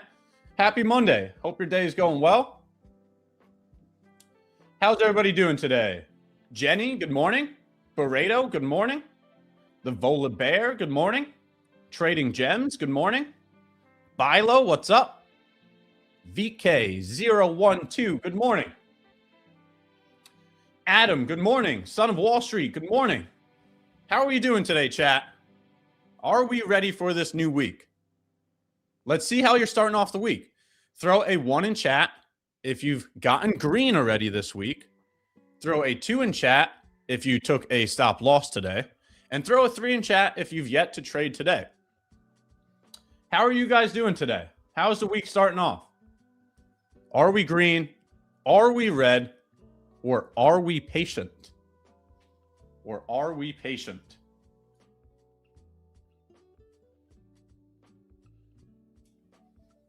Okay. Bunch of ones, bunch of twos, bunch of threes. All right. Well, chat, listen up. I have a question for you before we get into some of this information here. Listen up, chat. Focus up for a second here. Ready? All right. Focus up. Chat, MyFundedFutures isn't just about bringing the big names here on stream. We want to hear from you too. If you have what it takes to join the MyFundedTV live streaming crew, if you want to share some of your experiences, if you want to share some of your lessons, if you want to share some of your trading, and you think you have what it takes to join the live stream, contact us. Contact us in Discord. Our CEO just put a job listing on Twitter. Go fill out one of those applications. If you think you have what it takes to join the live streaming crew, we want to hear from you. We've been building up this community ever since we started this stream. And you've got to see the community grow. And we want to grow with you. So if you have what it takes, we want to hear from you. We want to hear about your trading experience. We want to hear about some of your trading goals. We want to hear about some of your best lessons or advice that you have for the community. We want to work with like-minded professionals. And we're going to keep working and learning every single week. So if you think you have what it takes, go fill out the application. Go contact us in Discord. We want to see other people join the community. We want to see other live streamers join the show. So if you have what it takes, we want to hear from you. Go fill out that application. Who thinks they have what it takes, chat? Next question. Throw a one in chat if you think you have what it takes to join the live stream. Tell me what you think. We want to hear from you. We want to hear from you. We want to build up the community, and we want to be working with other like-minded professionals. So please do contact us. All right, chat. What are we going to get here for today's information now? So far, we've had a beautiful move off of New York Open. They decided to sprint it higher right there at 9:30. There was a huge opening gap from that Sunday Open that they clearly wanted to go fill. And they did very quickly this morning. Okay. So we had some 10 a.m. news. Between the 9:30 Open and the 10 a.m. news, it was a straight shot. I mean, they ran it higher for both NQ and ES. Both of them. Now we're consolidating a bit here around 10:30 to 11:30. And you can see what I'm looking at. I'm taking a look at the initial balance. Right? So, as you've seen, Mr. Zink, our Friday host, he has brought the initial balance to MyFundedTV. So, let's see what happens here with the initial balance. We'll throw a, let's see, we got MES. All right, we'll have MES on the left screen, and we'll have MNQ on the right screen. Okay, reason being, because we're taking a look at an initial balance here. I want to see if either one of these will let me into a long using 50% of the range. So let's outline that so you can see what it looks like. All right, this is what I'm pointing to for my session. This is the information that I'm pointing to for my hour of MyFundedTV. Okay. Now, we will see. We will see if we get any type of retracement to 50% of the range. If we do, we will take either entry. So whichever one enters us in first is the position we'll take. So you can see that MNQ is further away from 50%. So if MES retraces to 50% first, then we'll take this one and we'll cancel this limit order. Okay.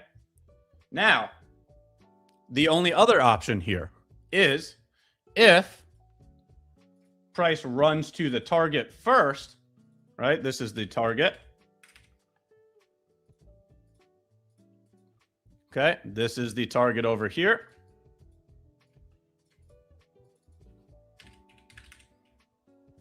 All right, so couple options here.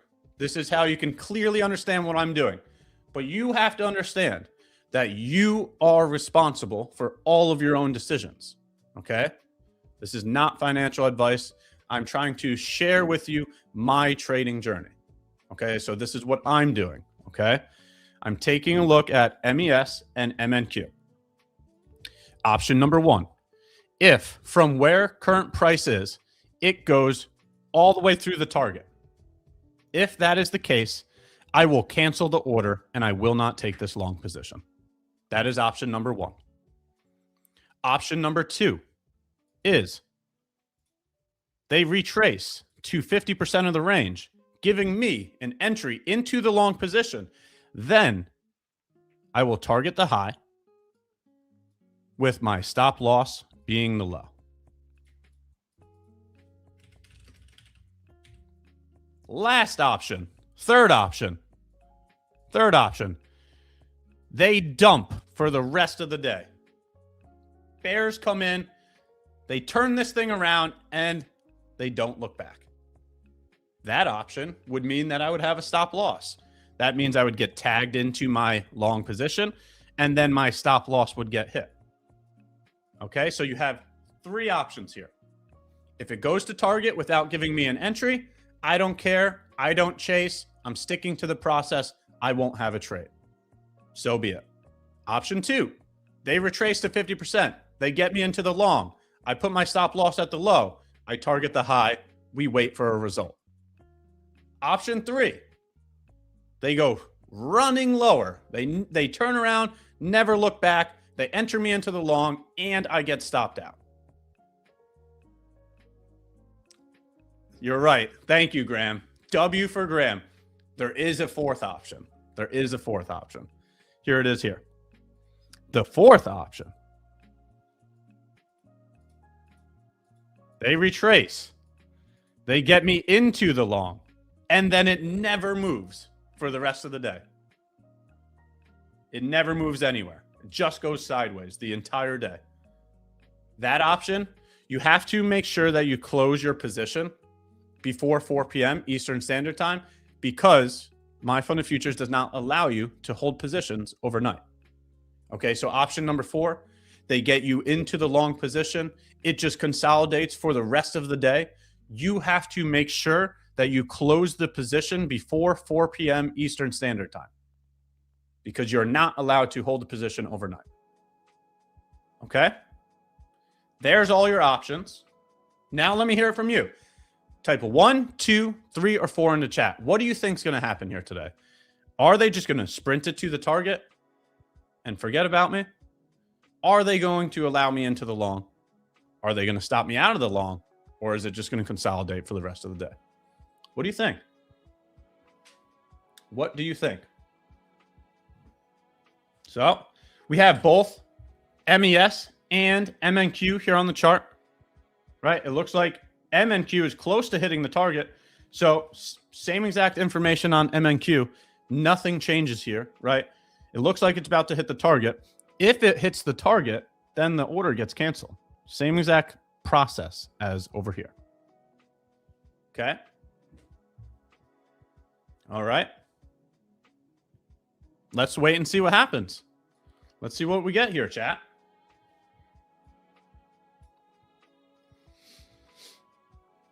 Let's see what we get here. Also, while we're waiting, smash the like button. We got 350 people in here, but there's only 290 likes. Get the like button over 300. While you're at it, hit the sub button, turn the notifications on. We're going to keep going live throughout the year. So if you want to be working with other like-minded professionals who are trying to learn this trading business every single week, you know where to find us. You know where to find us. This is where we'll be at. Okay. All right. So let's see what we get here. MNQ getting real close to the target. Looks like it's acting as the stronger pair here.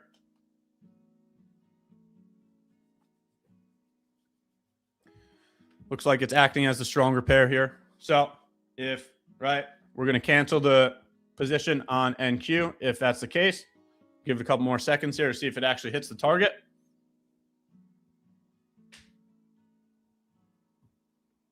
See what we get here, chat. Also, while we're waiting and watching, feel free to throw any type of questions, any type of information in the chat. Gladly willing to help with any portion of this business. So as we're waiting and watching, it does not matter how beginner, intermediate, advanced, ask any questions. Let's go over any information that you'd like. I'll hop over to chat now. Okay. Let's take a look. Any type of questions, any type of information.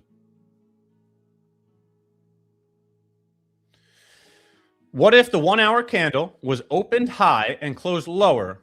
You would have considered shorts and reverse scenario. So this is a very, very simple strategy. I know that Mr. Zink has already explained this very thoroughly. So, review his information. He's got phenomenal information, but I'll give my 2 cents here too.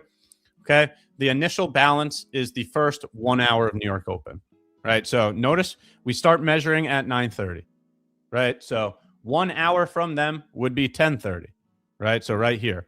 Yes, this says 10:15, but if you have to understand that's a 15-minute candle. So when that candle closes, it is 10:30. Okay. So here is the high and the low of the first 1 hour, right? So, and for the lower time frame, now you can see it. Ready? Here's the 10:30 mark. Ready? Here's the 9:30 mark.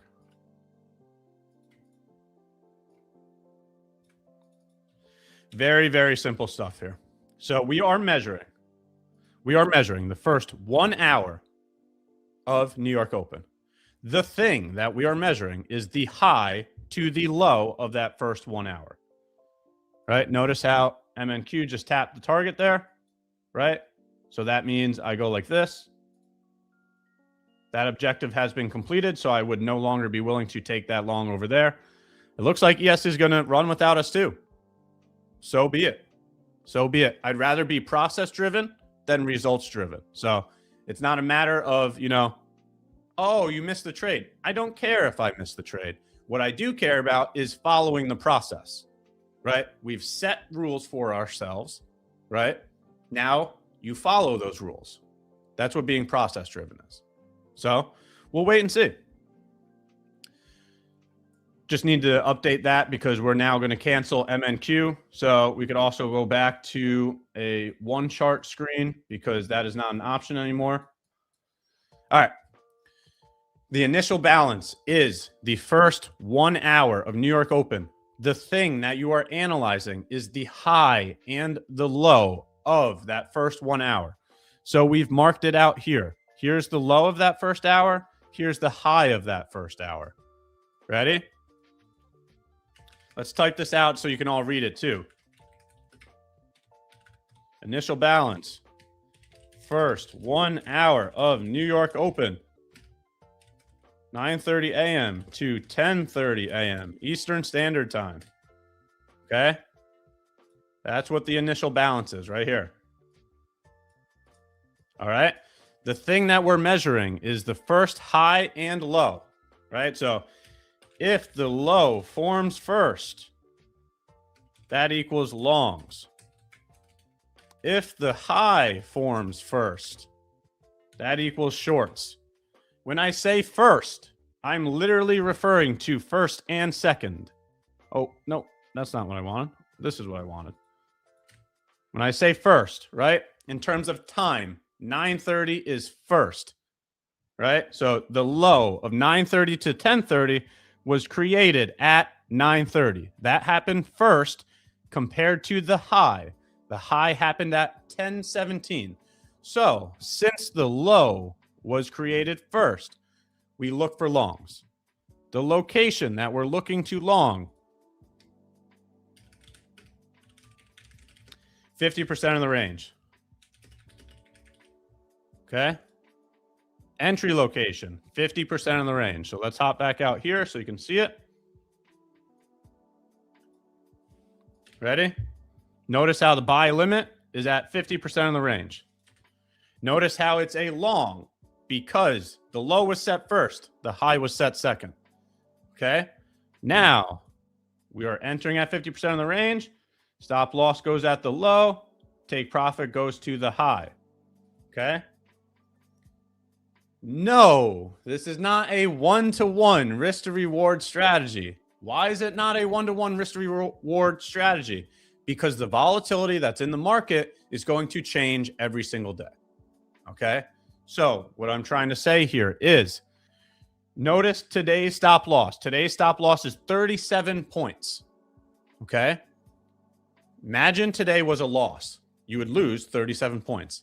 Now imagine tomorrow's range being 90 points, right? So imagine if tomorrow's range looks like this, right? We'll just use 80 as an example, right? So imagine this is tomorrow's range. So today's loss is a 30-point loss, but tomorrow's win is an 80-point win, right? That would be a result of more than 2R risk to reward. You have to understand that the volatility that's in the market is going to change your risk, right? If today's a 30-point stop and tomorrow's a 60-point win, that's a 1 to 2 risk to reward. Okay. You have to understand the difference in volatility that's in the market. Your stops are based upon the initial hour. The amount of points to your stops are going to change every day. Okay. All right. So initial bounce, first 1 hour of New York Open. If the low forms first, we look for longs. If the high forms first, we look for shorts. Entry location, 50% of the range. Take profit and stop loss are the range extremes. Okay. There's only one caveat to this, and it's this right here. No entry if the target is completed before they give you an entry. Okay. Exactly what I explained when I was pointing to these arrows. Right? After 10:30, they have not let me in yet. If they go to the target, right? This is a long, so I'm targeting the high. If they go to the target before letting me in, then I will cancel the order. That's the only caveat. All right, so there's your initial balance. You might want to take a screenshot of this current chart because that explains the entire strategy. And now the next thing that I have to say about this is don't make it any more complicated. Simplicity brings clarity, right? You do not want a checklist of 20 different things, right? So for example, notice how I did not mention SMT. I did not mention an entry function. I did not mention any other criteria than what is listed right here. Okay. I'm not pairing SMT with an inversion at, Asia session low. There's none of that. None of that. There's a reason for simplicity. Okay. It makes execution easier. It allows you to focus on what really matters, risk management, right? So we'll see what happens here today. MES is still showing that we might be able to get an opportunity here. We will wait and see. So $5 per point. Let's take a look. Let's take a look. Yes, chat, I am bad at math. Yes, I am pulling up a calculator. Whatever. 38 points basically for a stop loss. That would be $190 for a stop loss, right? 38 times 5, $190. All right, so I would even be willing to take 2 of these. So I'm okay with risking about $500 per day. Right, so we can even change this to 2. That would put us around $380 of a stop loss. All right. Ash, is this strat another one for your arsenal? Yes, we have added a tool to the tool belt. Okay. Now I will be using 2 entry functions. The model that I've traded for the past 2 years, the unicorn model, and the IB. So now there is 2 tools on the tool belt, right? Who was here for my first live stream for 2026? Who recalls the goal setting that we did on that first live stream? Remember one of those goals? Who remembers some of those goals? And that'll explain why that we added a tool belt here, because we specifically mentioned looking at other strategies to see if we can get into more trades this year. Now we've added IB to the tool belt, and we'll see if it provides more trades, right? So we're collecting that data that we talked about on day 1 together here live in real time. Okay. And that's where I would point to everyone. So if everyone's saying, oh, what's the win rate? What's the risk to reward? In my opinion, you need to go collect that information, right? Sit here and back test, right? Go back test an entire year. Go take this strategy and back test it for an entire year and see what the results are, because that's where you build the conviction. Doing the thing that you actually have to do and doing it a million times over so you can build that muscle memory, right? Seriously, go build the conviction by backtesting. No exaggeration. All right.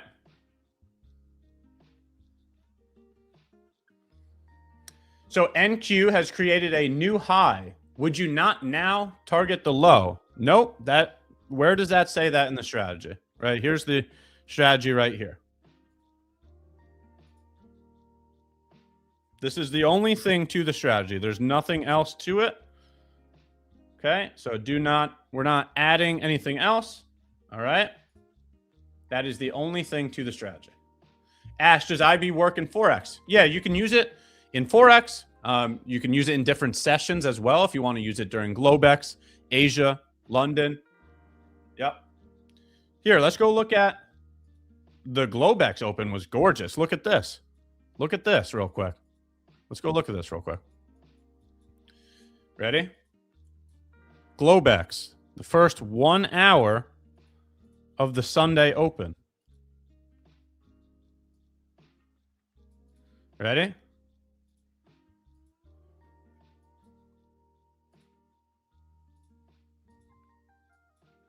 First 1 hour.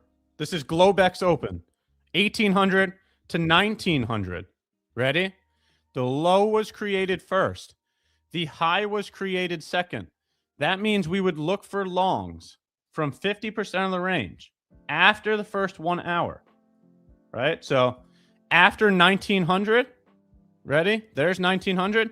These are longs right here because of the Globex IB. And look at what happens here. That's just gorgeous, man. That's just, what else do you need? What else do you need? That is gorgeous. Okay, so you got Globex Open, you got Asia Open, you have London Open. Okay. Gorgeous stuff there.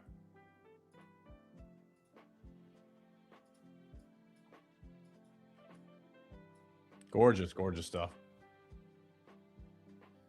But listen, don't just take what I'm saying and just think that that is, the overall information. Again, please go back test. Do your due diligence. Go collect the information yourself so that you can have the conviction in your data. Hi, Ash. Since NQ has broken IB high already, would you consider ES now if 50% was given?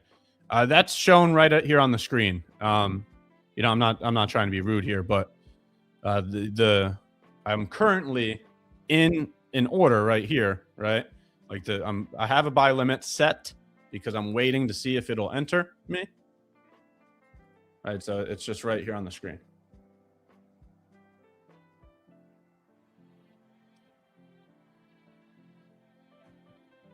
Any questions, any information? Feel free to throw anything in the chat and we can go over it. So far, we looked at MNQ.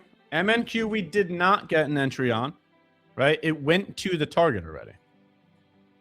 So that's why that order was canceled. MES did not go to target and it did not go to entry. So we're simply just waiting. Hey, Ash, do you wait until after 10:30 a.m. Eastern Standard Time to start entering? You can start entering at 10:15.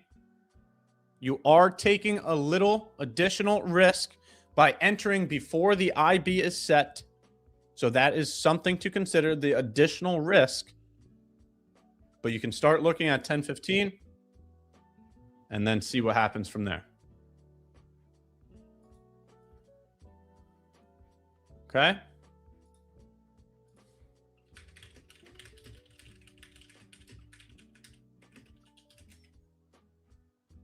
All right.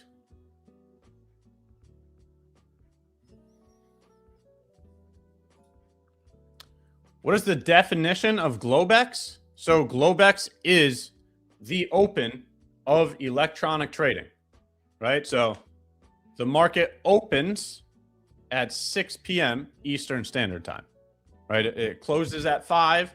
It opens at 6. So the open at 6 p.m., that is Globex. So it's specifically referring to the weekly startup. The session generally begins Sunday with market activity in index futures opening at 6 p.m. Eastern Standard Time. That is the actual definition of Globex.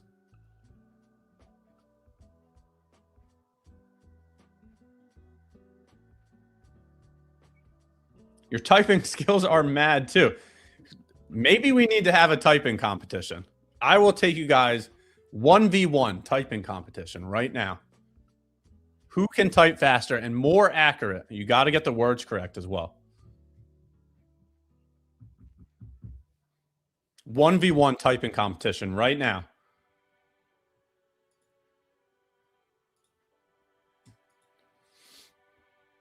Ash, you're trading on a live account in MyFundedFutures. I'm currently in my live account right now. Right? This is, who remembers that live account that I started with MyFundedFutures back in May of last year? Anybody remember that? Who remembers that?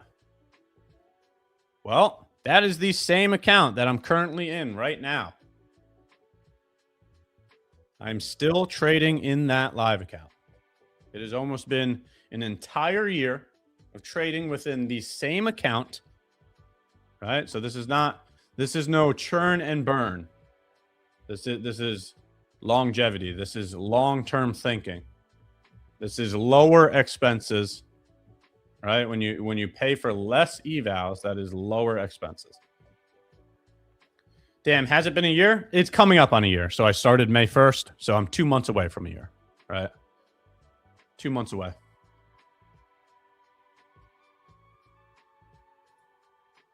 So I wonder who else still has their, accounts for that long.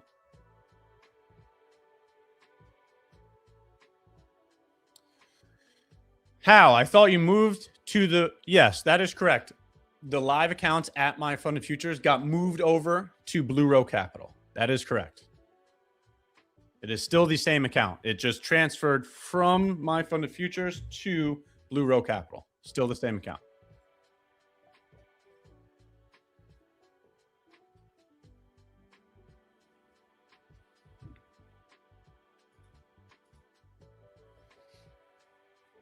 All right. That's another good question too. Chat, how about this? Throw a bunch of names in chat for who you would want to see on this live stream. So I mentioned earlier during my segment that we want to build up the community. We want to hear and see from you. If you think you have what it takes to become a live streamer on MyFundedTV, contact us. We want to hear from you. Okay? We want to build up the community, and we want to work with other like-minded professionals. All right? But also on top of that, throw some names into chat that you would want to see on the channel. Who are you guys interested in hearing from or seeing on the channel? Tom Hogard. Imagine that. That would be... Let's do a book club with Tom Hogard. Best loser wins. Who's got the contact for Tom Hogard? If you got the connection with Tom Hogard, let me know. All right?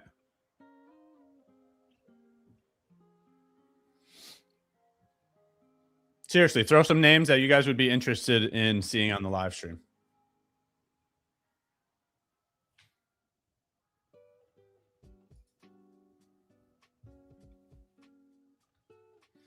All right, looks like MES might be running to the target too. They're just not giving us any type of pullback here this morning. So if they go and hit the target too, then this one also gets canceled.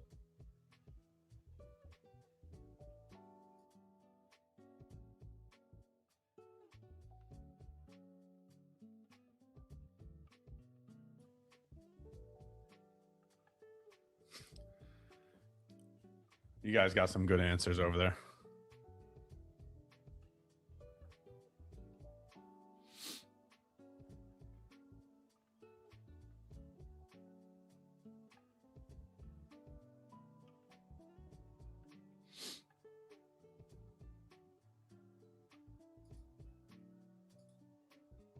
What a move today. The Bulls were out. And they haven't turned around since.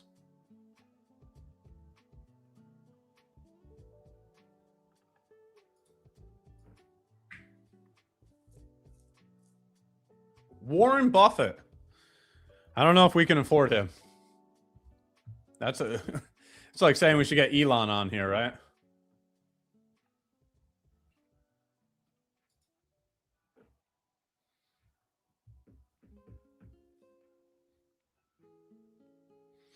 That would be kind of cool if we got some kind of celebrity. Imagine we got Leo Messi or like Ronaldo.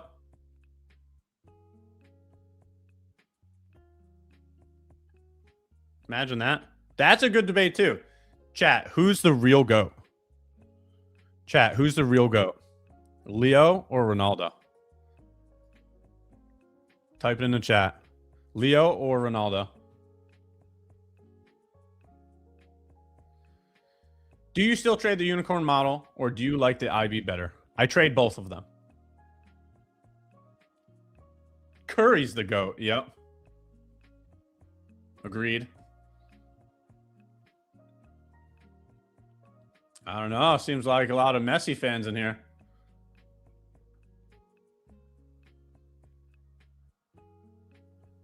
Seems like a lot of Messi fans. Some CR7s. Some, but a lot of Messi.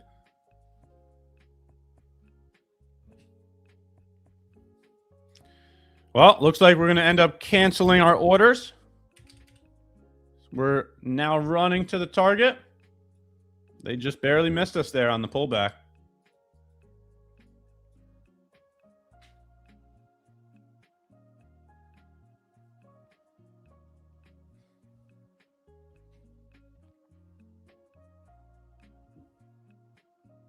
Looks like it's about to hit target here. The Bulls are in full control today. They did a phenomenal job going and closing the gap. Looks like the bullish SMT at the lows on the dailies really playing out now. All right, so here we are at the target. We just hit our target, so we follow our process. All right. We follow our process. So, let's take a look at the daily chart. I think it's pretty telling here. Makes a lot of sense for the move higher this morning. Take a look at this real quick.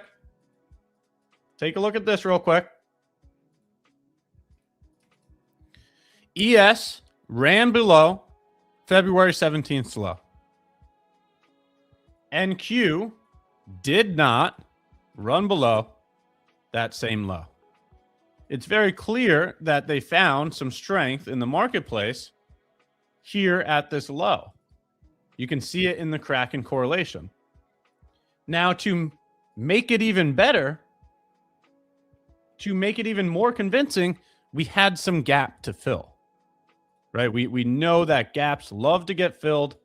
So with the Kraken correlation at the lows,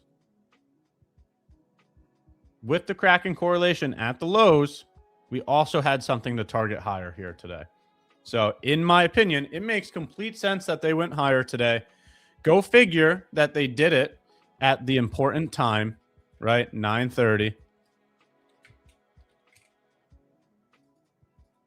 Right? So this is everything that we've always talked about. Daily chart, being bullish at a swing low, looking for SMT to act as a confirmation, waiting for the important time, and what a move it was. What a move it was. The bulls took full control today. Beautiful move higher there. Amazing job. So be honest, chat. Were you bullish today or were you bearish today? Throw a 1 in chat if you were bullish today and throw a 2 if you were bearish.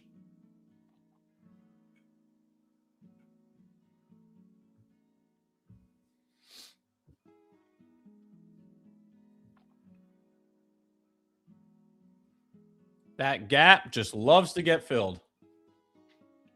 Makes sense in my opinion.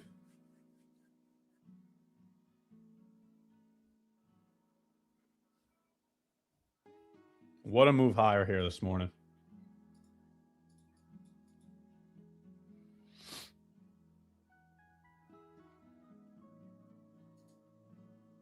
Well, I will be starting my week off flat because they left without me. They left without me. I'll show you what I was looking at. So this is what I was looking at New York Open. So at New York Open, you can see that there's very clearly a bullish unicorn here. Breaker block plus FEG. Even more importantly, there's bullish SMT here. So this is what I was looking at during my live stream on my channel. You can see the SMT here at the lows because ES ran below that low. 845, right? 845. SMT here against ES.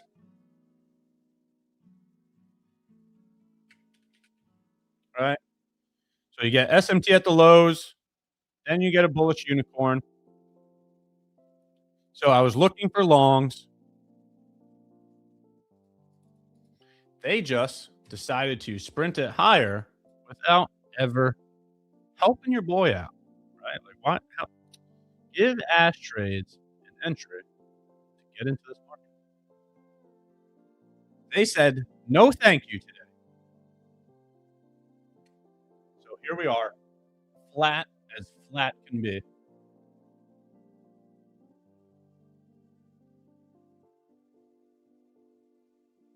All right. Amazing stuff here today, though. Beautiful move. Beautiful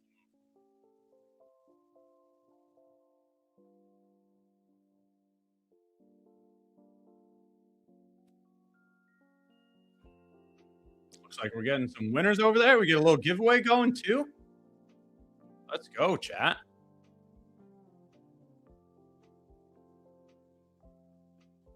Chat, smash the like button. If you're getting any value from these giveaways, if you're getting any value from all the education that we talk about, if you're getting any value from the community, smash the like button, hit the sub button. We're going to continue to keep doing this every single week. Congratulations to the winners. Another day, another giveaway. Love to see it.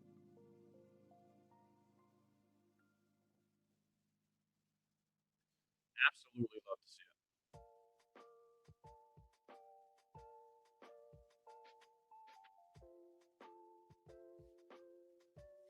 Ash, was simplicity the reason for you to choose IB as your other setup? The stats were the reason. right? After collecting back testing results, right?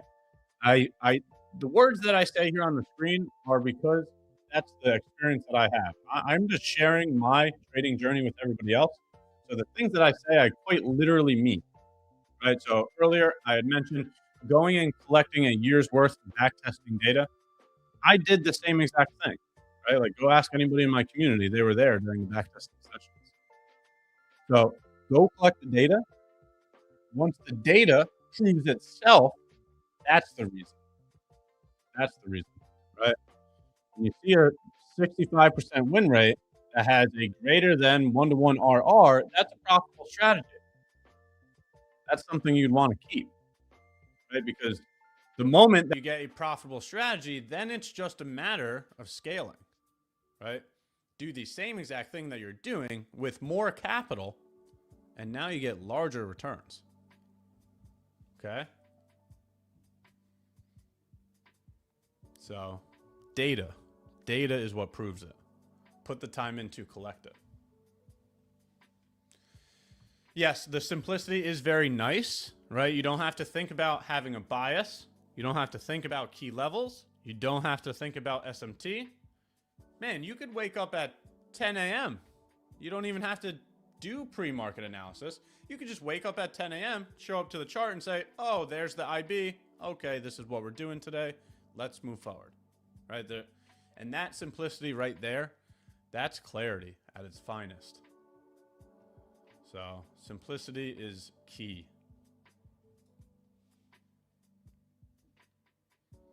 Simplicity is key.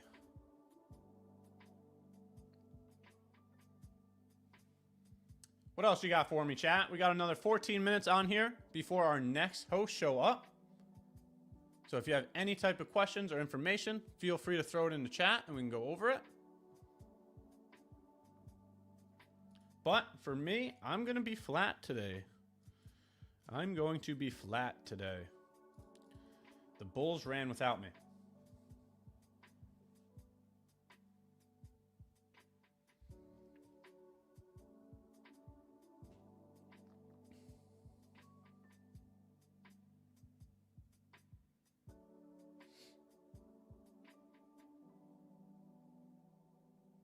Any questions? Any information?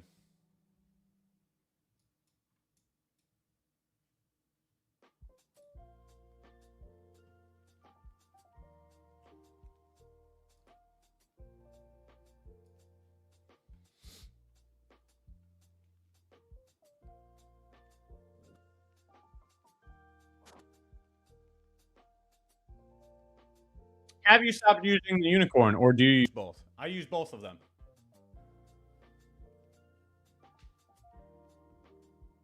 I use both of them.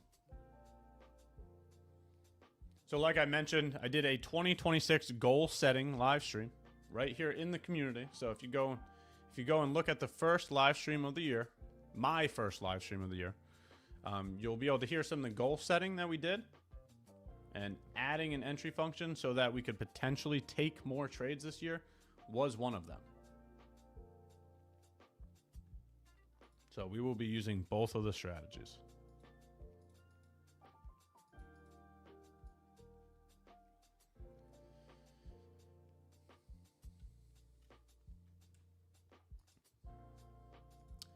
Let's get through some of our assets too. We can take a look at some biases for the week. Euro finally moving lower. This makes complete sense here. This makes complete sense. Why? Because of the dollar, right? We know that Euro is inversely correlated to the dollar, right? So when the dollar is pumping, it would make complete sense for the Euro to go lower. All right, so this one was extremely clean on the dollar. So if you go back to last week's live stream, you would have saw me point to a bullish bias here. Just go back to Monday's live stream of last week. Oh, I typed out Monday. That's hilarious. Bullish FEG here, providing support for price. So we were looking for higher prices to the swing high. That was completed and it was over exaggerated, right? They pumped it way through the swing high. Obviously, that's from the news, so I'm not going to dive into the news, okay? I'm not some kind of news expert, so I'm not going to comment on that. But yes, the news definitely made this move even higher than it would have been without it. So the bulls definitely stepped in here on the dollar. What a move higher there. Same thing over there on oil, right? Oil clearly being affected by the news. Clearly being affected by the news. It gapped up for the weekly open. Okay, so you can see how important some of these drivers are. This is why we always want to be aware of the drivers. That's why we talk about the economic calendar. That's why you've heard me say here a million times on stream, right? If Trump is making some sort of announcement, please bring it to the community. We need to know about that stuff because look at what some of those drivers do to price. It brings a lot of volatility. Okay? So some big moves there from the news. Dollar going higher, euro going lower, oil going higher. ES and NQ. ES and NQ gapped lower and then got bought up. So decent buy there. They filled up the gaps. Ash, not looking for shorts. Can a unicorn be on the 5-minute chart? There is no unicorn here. There's no confirmed entry function. Not on NQ or ES, so I'm not sure what you're looking at. No, there is no breaker. There's a fair value gap, but there is no breaker. So, no, this is not a unicorn. No, I'm not looking for shorts. No to both of those. Nope.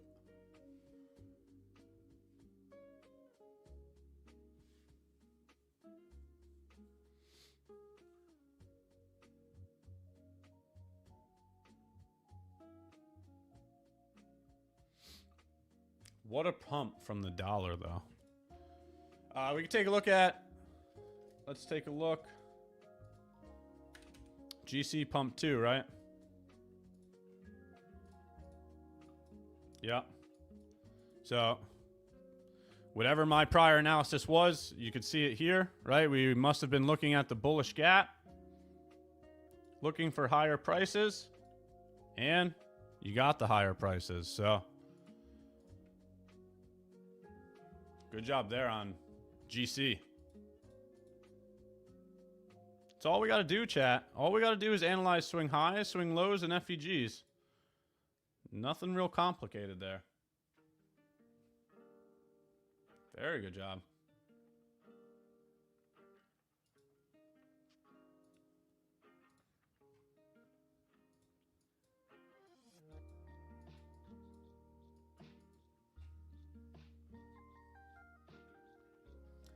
So, last 7 minutes here. Any questions, any information, feel free to throw it in chat. We can go over it. I'm excited to see who's going to take the step. Who thinks they have what it takes? Are you going to make an attempt to show us that you can live stream too? I'm curious to see who steps up to the plate. Who's going to take a swing? Who's going to take a swing, chat?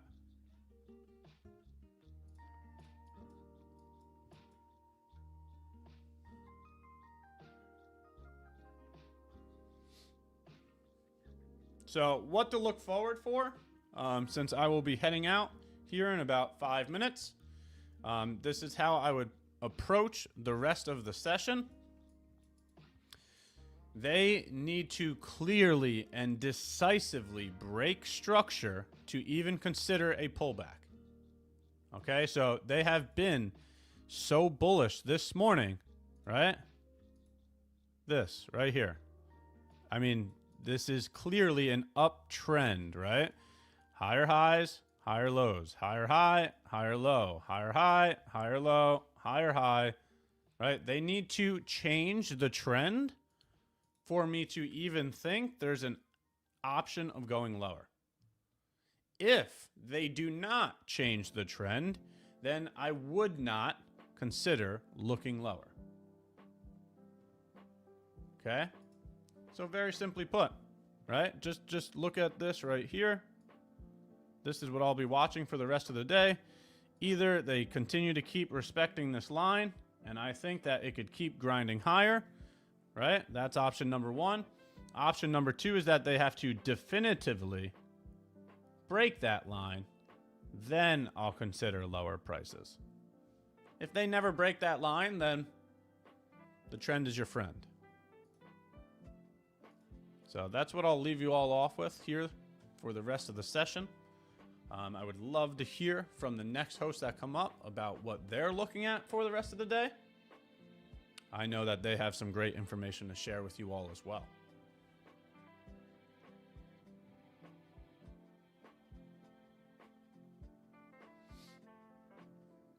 So we'll see.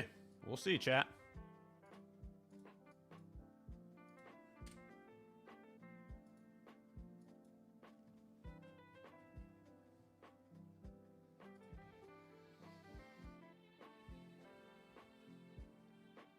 The trend is your friend until it bends. Yeah, basically. Basically.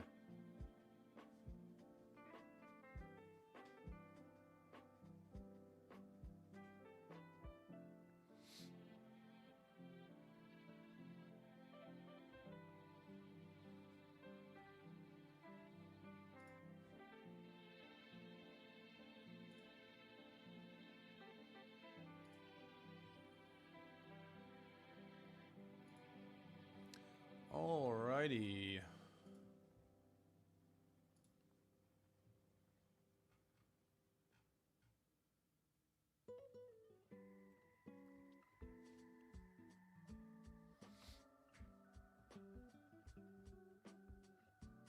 Taking my $225 on the day and running.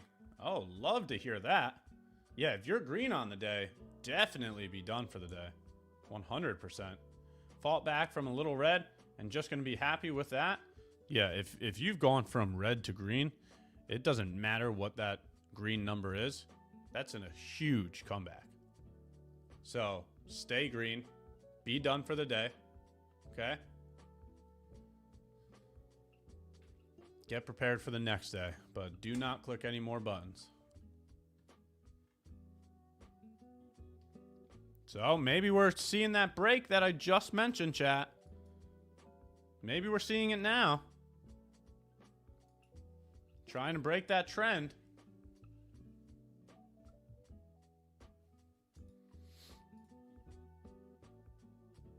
See what happens.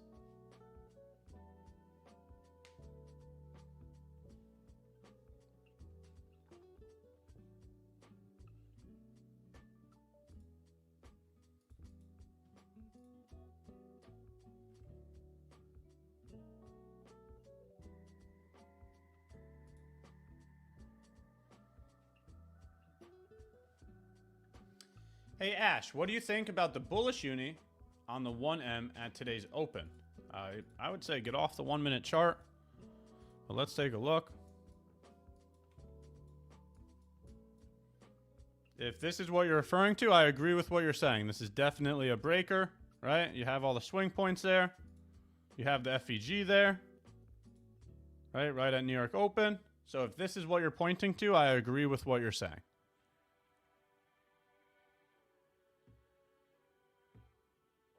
That is definitely a breaker plus a fair value gap that happens right at New York Open. So, yep. I agree with what you're saying.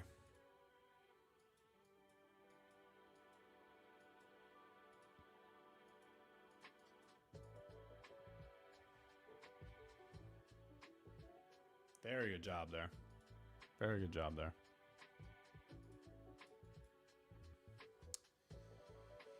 Well, chat, my time is coming to an end.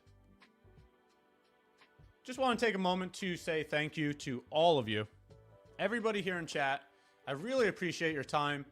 Thank you for showing up day in and day out. We greatly appreciate all of the questions, all the information, all of the comments. You know, getting to work with other like-minded professionals is phenomenal, right? Gaining so much more experience than we would if we were doing this on our own. Yeah, let's definitely continue to keep showing up. Let's keep providing value for everybody else. That way we can all get more learning experiences. It's only going to help in our process to becoming a day trader with these prop firms. So let's keep showing up. Let's keep working. Let's keep learning day in and day out, one step at a time. Brick by brick, we will all get there. I'm certain of it. All right. So thank you for your time today. Let's throw a bunch of W's in chat for Barbie and Myth. I'm going to go ahead and hand the mic over to them. I hope you all have a great week. I will see you on the next one.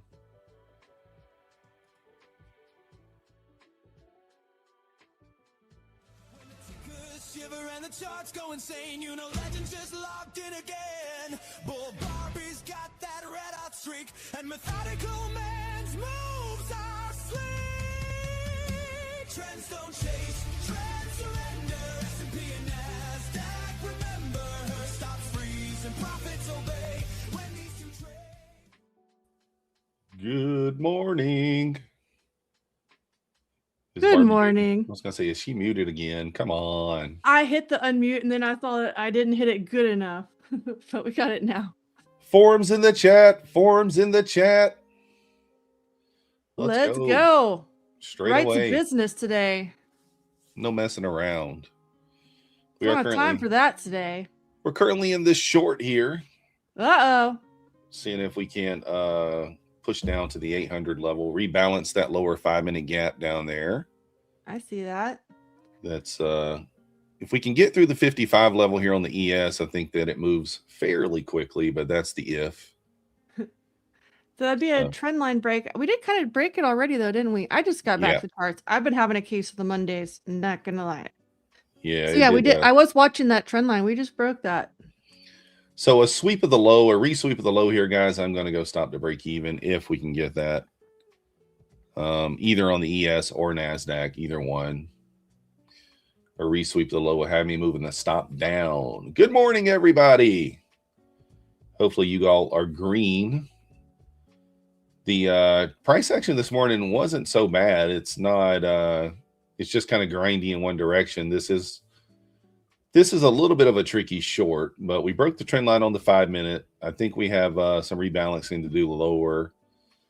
We held the previous day close up there. You guys know I like to see that. I did take that previous day close banger for 10 points earlier. Let's go. Yeah, I had to wait for it. We came within like 4 points of it and then pushed lower and then had to wait for the second push up. So Well, you wait for that one anyway, right? Like you don't take that right out of the open. 10 o'clock. After 10, we take it. Yeah. So this would be a 100-point trade here if we can slap it, but we're not going to be results oriented on it. We're going to move our stop as when it makes sense. You're gonna follow the rules? The rules. Let's go. I mean, theoretically, I could just take the 50. We already have 50 points, but we'd like to follow the rules. So now ES swept the low. So I'm going to go ahead and move my stop to break even. All right, nice. Just based on the fact that the ES swept the low. I don't want to, because if this rips back up out of here, we might just revisit the highs. So I was just going to protect myself because the ES did sweep the low there. So what did you think in the morning? I know a lot of people were ready for it to keep dumping. That's not what we got. Yeah, honestly, I came in. So last night on the stream, I kind of thought we would gap down into the 670s and then pump out of there. Is exactly what we did. We took advantage of that. And then this morning when I woke up, I wasn't sure what to think. I mean, I thought that we could maybe take out those levels down near the 400s. But if you look back, I mean, we've traded towards those levels 2 or 3 times already and then just bounced. So, yeah. Woo. I don't know what that is. Trump is speaking, right? Is Trump talking right now? I think he is. That would not surprise me. I do think Trump is talking. This might stop me out here. But again, that's why I'm protecting myself here. This is a counter trend trade. Got a protection. Yeah, I'm not gonna be too crazy with it here. All right, stop this outbreak even. That's all right. But that being said, we are green on everything today. Let's go. Yeah, green on the fundeds. The I haven't opening gotten to take as many range. trades because life kind of got crazy this morning, but the orb stopped out at break even on ES. It's still in NASDAQ, but we haven't gone anywhere yet. It's long. Well, the pre-orb did not, it didn't pay this morning. It broke out. So you had a little spike out about 11 points, pulled back, stopped me out, and then went. Oof. Of course. However, I did kind of foresee that coming. And Uh-oh. so I had set my auto break even at the 10 points because I just had that feeling that we may just spike out. I don't know why, but I did. And so I did set my break even there. So this is one of those scenarios where like going break even there might end up costing me. It may save me, may cost me.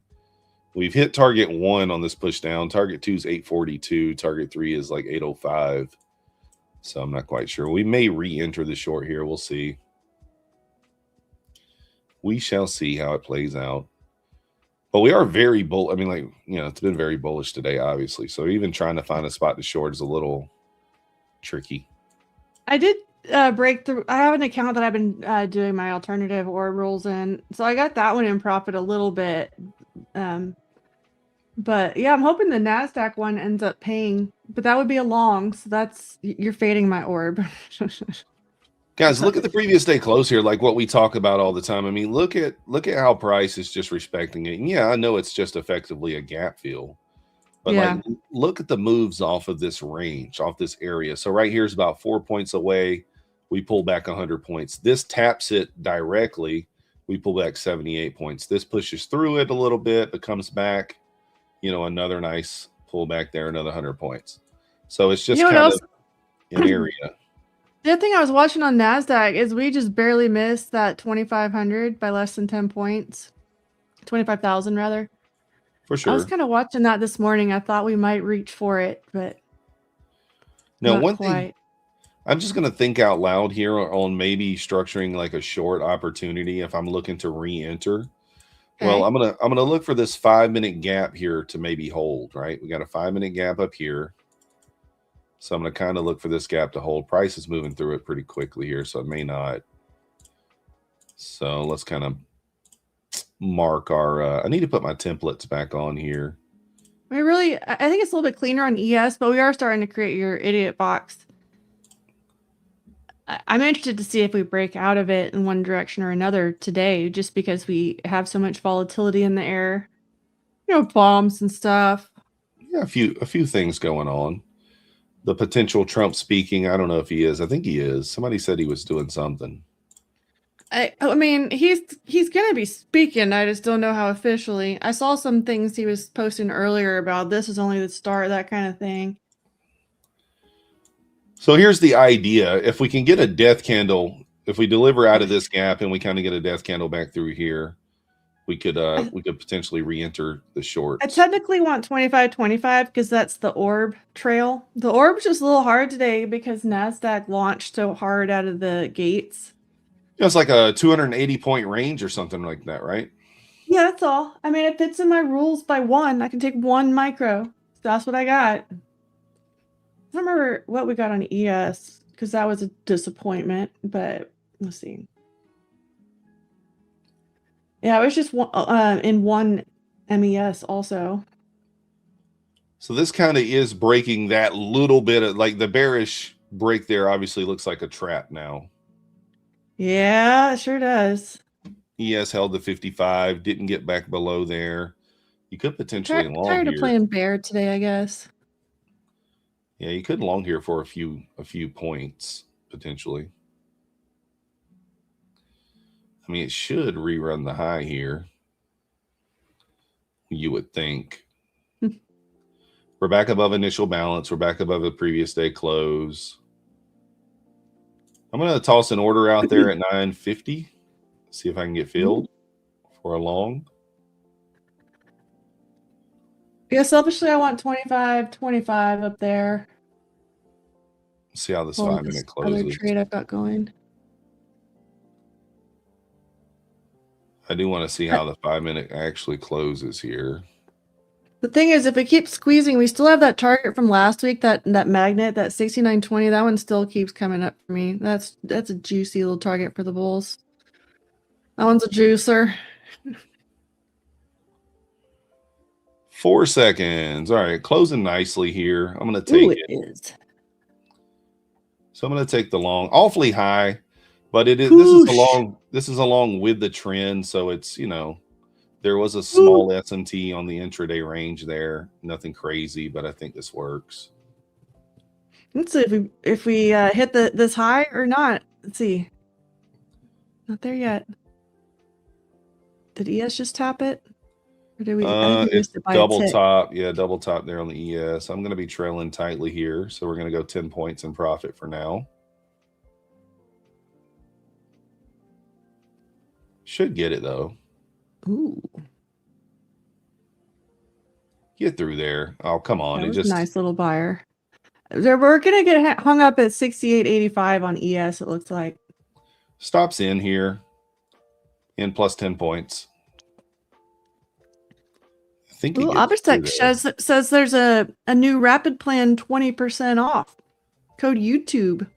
Let's go. That one has a profit split of 90-10. That discount is for new and existing users. So you have daily payouts, no activation fee, and 100K max payout. That one's been extended. I just moved my stop back to break even here because I have confidence that this high is going to hit. So Yeah, we're getting to 85 on ES. I feel it in my bones. let's go.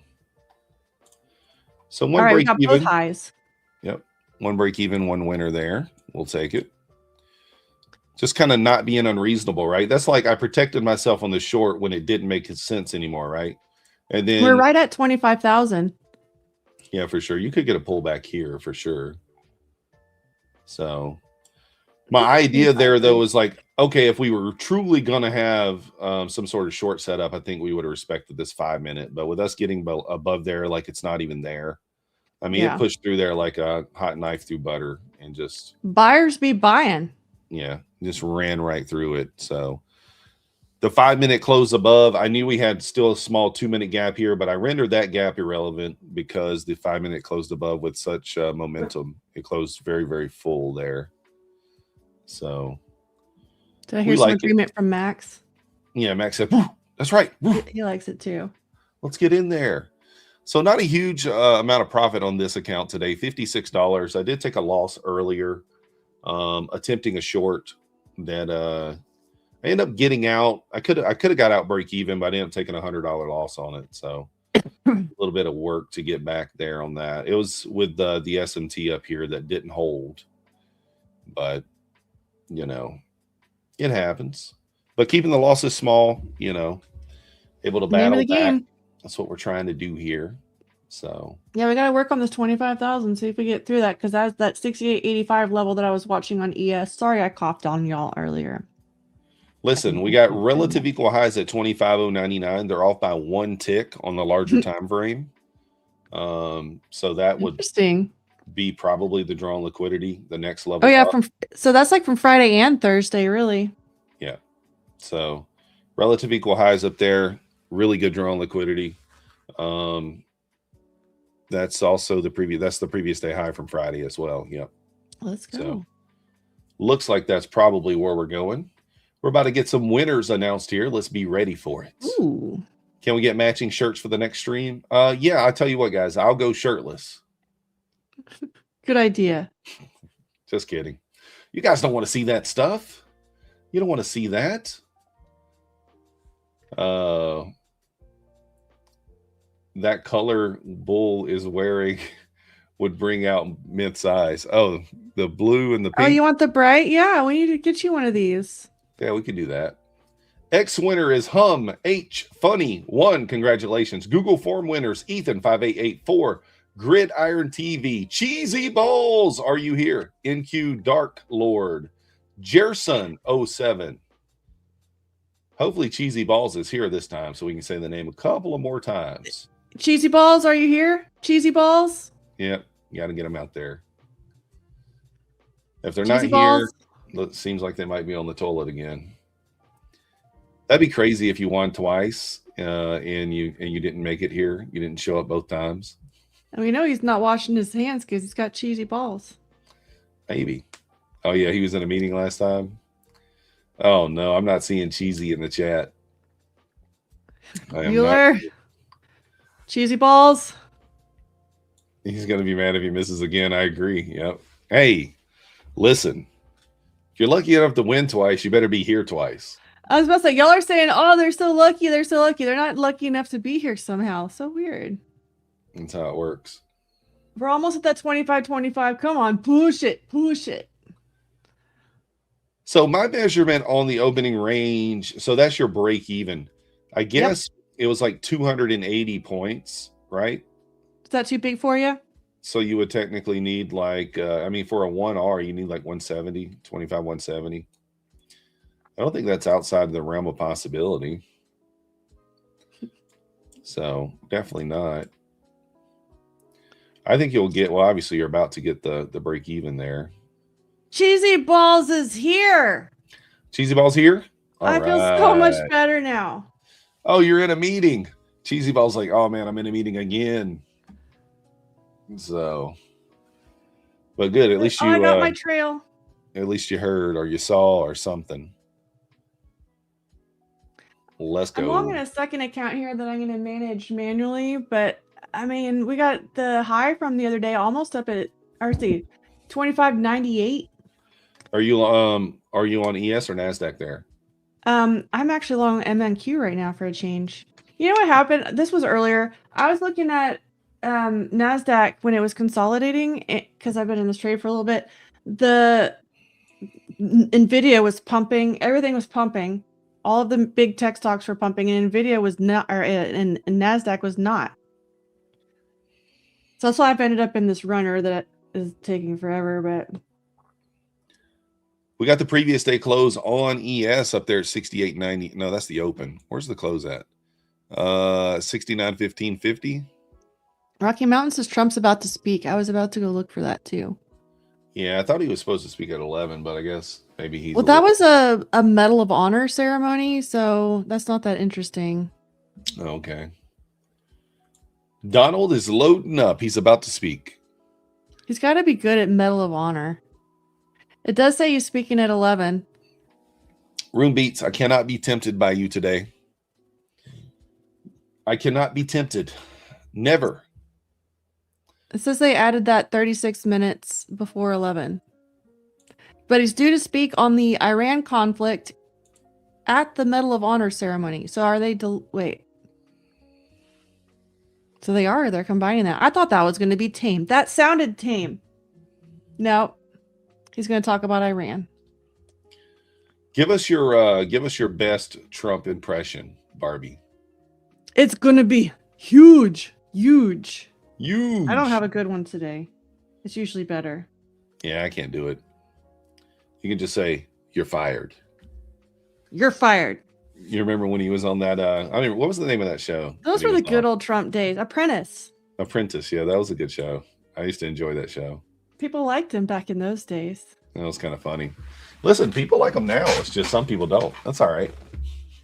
You're not allowed to be in the middle, though. You can't say you like him a little. You either have to be drinking full Kool-Aid or you got to be drinking one of the Kool-Aids.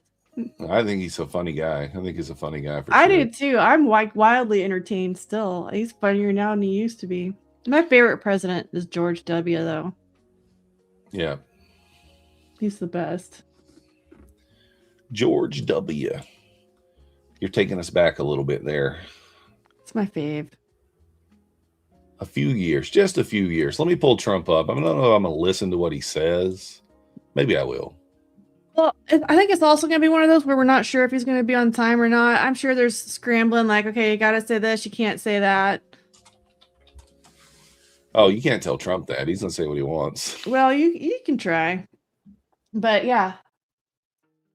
I mean, everyone was expecting the market to just dump because of war news, but this is kind of more complicated war news because we're working on keeping the big bombs away from the bullies. Basically, like that's good. So it's kind of a little complicated, complicated war news.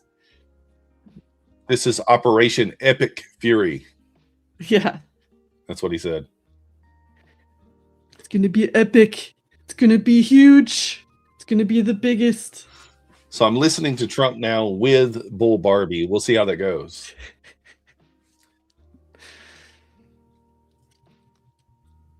He's naming all these operations. Operation Midnight Hammer. All right, I'm gonna have to mute that. I can't listen to much of it. So I mean, I'm thinking like as far as like looking for a trade, obviously got to be careful right now, but like I mean, shorts, you got to be very, very sniper-esque with Nimble. the shorts. Yeah, it's difficult. But I think the longs probably make more sense. The deep one's Operation Dump and Q. All right, Operation Take a Dump. Let me send it over to. Let me. Well, call I've him got right now. one. Hold on. I've got one stop in profit and one at break even, so I'm protected. But we're going for higher yet. I am. Are you still in anything? No. I just still was. You those two protected trades. yourself. Yeah, of course. Yeah, A little better protected. we're not doing much. No, my ears aren't bleeding. It's just difficult, like when you're, trying to listen to two people. I don't know. I'm not that good at that. That's why I can't like listen to other people and trade the open also because there's so much going on. I have to have my quiet zone. Easy Lizzie in the house. Keegan, F your calls. We F your did have calls. some winners announced, and Cheesy Balls was among the winners. Cheesy Balls for sure, and was here. Let's go. I don't think we had a reroll at all, did we? I think everybody was here. You know where So- my focus was. Guys, if we hit the like button today, let me look. Better.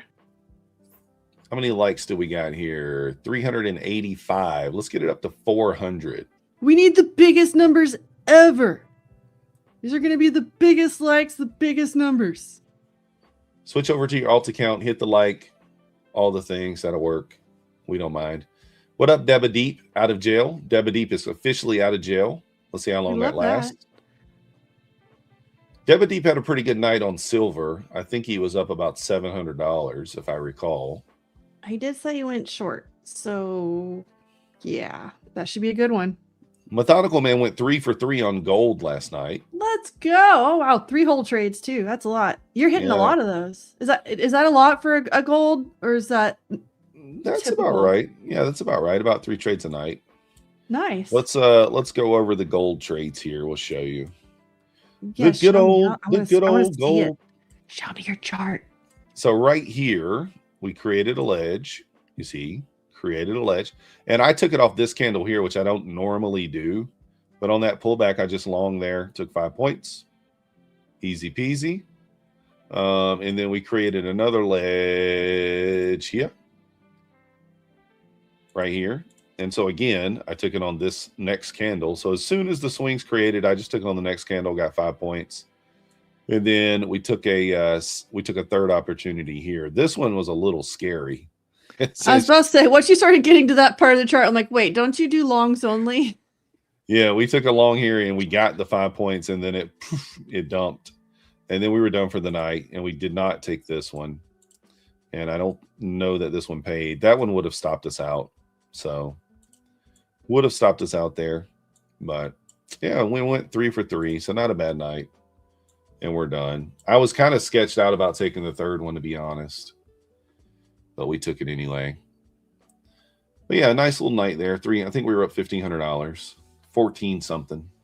So 14 something. Listen, if you're up 1 or 2 trades, I mean, you got to consider that third trade. The main reason I took it was because we were up 1,000. And so even if we lost on that third trade, we would only be down 500, which is just 1 R.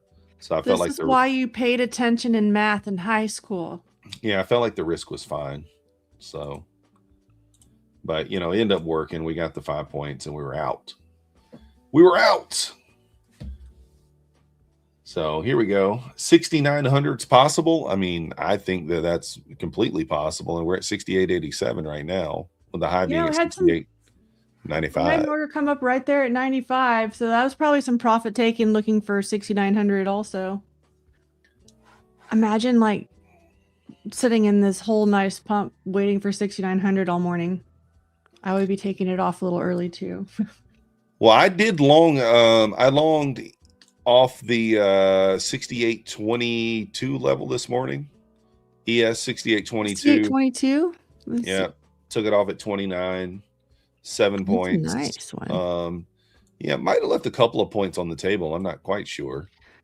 I had Just some a kind of couple. mixed signals for the open, plus a little bit of like household chaos. So I didn't do my opening drive play. I guess you did it for me today. Yeah, that recovery of 22 there was pretty clean, and it happened pretty quick. So 0 drawdown, just very, very quick, whatever it was, 7 points, something like that. And I was out. I didn't even have time to think about leaving a runner. So Who needs runners? listen, I like a runner. I mean, on a day like today, if you really got confidence where we're going, but you know, it's difficult to know sometimes. And look, when everybody comes into the market thinking a certain thing, the market tends to do the opposite. So, Debadeep already got a message deleted. What? My That one wasn't- guy. That one wasn't that bad. All right. Oh, goodness. Guys, if you're interested in being a host or a guest on MyFundedTV, we do have the link for the application there in the chat. They are looking for some entertainment. So if you're interested in that, We need Deep. He would be the perfect entertainment. yeah, we'll get capitalized. Yeah, I want to interview Capitalized Deep. Why He's not? got a YouTube channel now. He does. So I'll grill him. I'll get all the deets out of him. The Yeah, Silver Slayer. the war is never a good thing. Like, I'm not a huge fan of war. And what it kind of does to the market typically is kind of bearish at first, and then it turns bullish. And that's exactly kind of what it did, you know, last night. We 200-point gap down, and now we've completely filled the gap and moving higher. So You have to think about kind of what the point of the thing was too, and it wasn't just to drop bombs and blow people up. You know, they're trying to keep nuclear peace. So yeah. I mean, you know, no matter your stance, I mean, I always look at war as like, you know, like you said, I mean, innocent people die and stuff like that. So you try to, I don't look at that as a good thing, but might be necessary. So, but the market does tend to react bullishly to it for some reason, at least after the initial kind of, you know, slap in the face or whatever the word is. Usually reacts pretty bullish to it and just moves up, typically. But now here's the thing, guys. Like the videos and stuff that you see, you know, like you don't know if that stuff's real. You don't know if it's AI. Like, yeah, it's curated at best. Yeah, it's like- At best. you really don't know. So It's what we're supposed to see. MMNQES said, "Who's a big fan of war?" You'd be surprised. There's a lot of people that like war. So Same people who want the NASDAQ to drop 600 points every 5 minutes. yeah. So yeah, how did oil do today? I didn't even pay attention to oil. I didn't have a chance to. That was on my lists of to-do list too, and the morning was too crazy, but I would expect it to, yeah, so we got you know what we did? We got a major pump with the news on Friday, and we're right back where we closed on Friday or before that. Here, let me get this trade off of here out of the way. So this is this Friday volume pump would be when we had some war news, and here we are back where that happened, literally. Yeah, that's kind of what happens, right? I mean, just like NASDAQ there, we dipped at the open a couple 100 points, and then we You ripped. dip, I dip, we dip. That's right. Something like that. Could be a song. Yeah, it looks like oil did. Yeah, it wasn't even, yeah, it's trying to push back up now. Here's one of the trades I'm sitting in. The other one I've trailed to 957 because I have a different entry on that one. What's that target? 164? Yeah, let me go look at that one real quick. So this one's targeting 164. Yeah, so basically 165. But this other one I was kind of looking for before that because we got the previous day high. around 98. So I was going to take it off at like 90 for this other trade I'm managing. Yeah, I like the 90 exit because probably going to get a little drama at that 90 level, little pullback maybe Yeah. into the 70, 60. You don't want to deal with all that. Maybe front running, it's not a bad idea. So I've got the bot trade that it's trading real mechanically, and then this other one I'm trailing. I like having a challenge. I function better. I work better with a challenge going on. So this is like my personal challenge to beat the bot. We'll see. Yeah, guys, follow us on X and on YouTube at Bull Barbie, at Methodical Man. If you follow me on X, I will follow you back. I've grown to kind of regret following people back because, yeah, you get weird people in your DMs when you just follow everybody back. Mm-hmm. So Some of us aren't that nice anymore because we've been through that one already. But I do repost stuff a lot, so tag That's me, I'll what I do. repost your stuff. yeah, I like to repost stuff too. Why not? I hope this prints. I was telling you, like, this one on the screen is my mechanical trade, and then I've got another one going that I'm going to take off a little sooner. That's trailing tighter. I'm trailing the other one in profit, but my other entry's right at the 900. It's a little bit later, so or my average ended up or whatever. So that's I got to protect that one a little bit better. Yeah, I'm gonna if ES or if NASDAQ can pull back to like the 980s, then I might can look for another re-entry long here. It's kind of what I'm thinking. We'll see if it's able to. May not be. So no, I'm not getting those kind of messages. X gets weird. It's like it's the weirdest of all the spots, I swear. But I did get a person asking me if I wanted to be their sugar baby. I'm still not quite sure what that means. It wasn't me. Not quite sure what that means there. I don't know.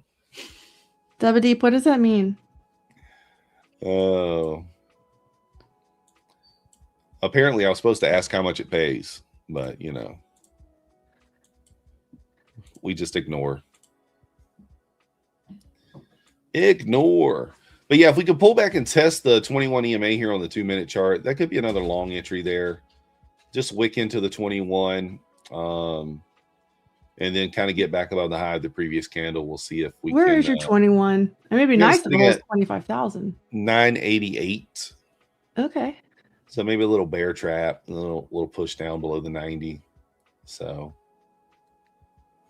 I didn't follow you back, WeWop. I follow everybody back, but they only let you follow so many people at a time because I don't pay for it.